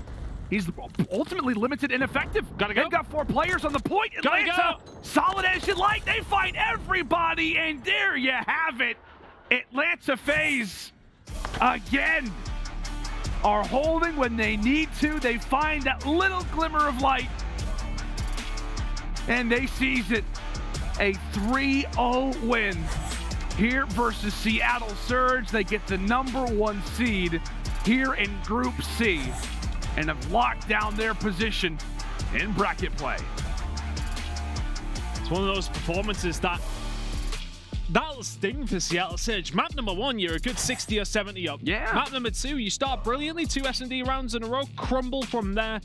And it felt like pretty much in every single round of that control that they had potential to win it and just couldn't close out. The clutch factor is not there, but it is very much there from the side of Atlanta FaZe. Look at those scorelines, 250, 240, very close into the hard point, but 6-3 in the search and destroy. We stand on Hotel for control as well, and a 3-1 win there. That is somewhat of not a statement performance from FaZe, but a statement win. Against a good team in Seattle Surge, of course. Not necessarily the best of starts there for the Seattle side on this season in general, but for FaZe, that's a nice scalp to take. Yeah, oh, it absolutely is. I mean, we talk about Hardpoint, we talk about Search and Destroy, Seattle, another Search and Destroy loss. That has got to be changed up in their future matches here at the Major, whether in Group C or if they can make it to bracket play. But I think you take away the Hardpoint, right, for Atlanta FaZe. Yeah. The struggles that they had versus LAG Academy. Like you said, yeah, again. It was not a good start. It was not a good start, but players started to pick up the pace a little bit.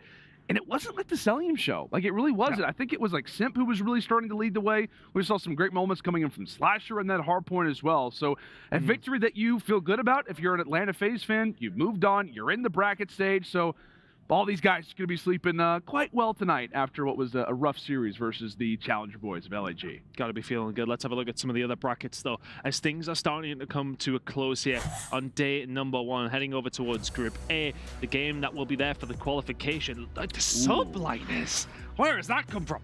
I mean, dude, me and Jay had both of the casts for both of these games, and these guys, I'll tell you what, I'm not trying to throw out some strategies. I'm not playing these guys on Fortress. Like, they have new levels of confidence. And I'll tell you what, man, HyDra had the lowest KD in that series versus Minnesota.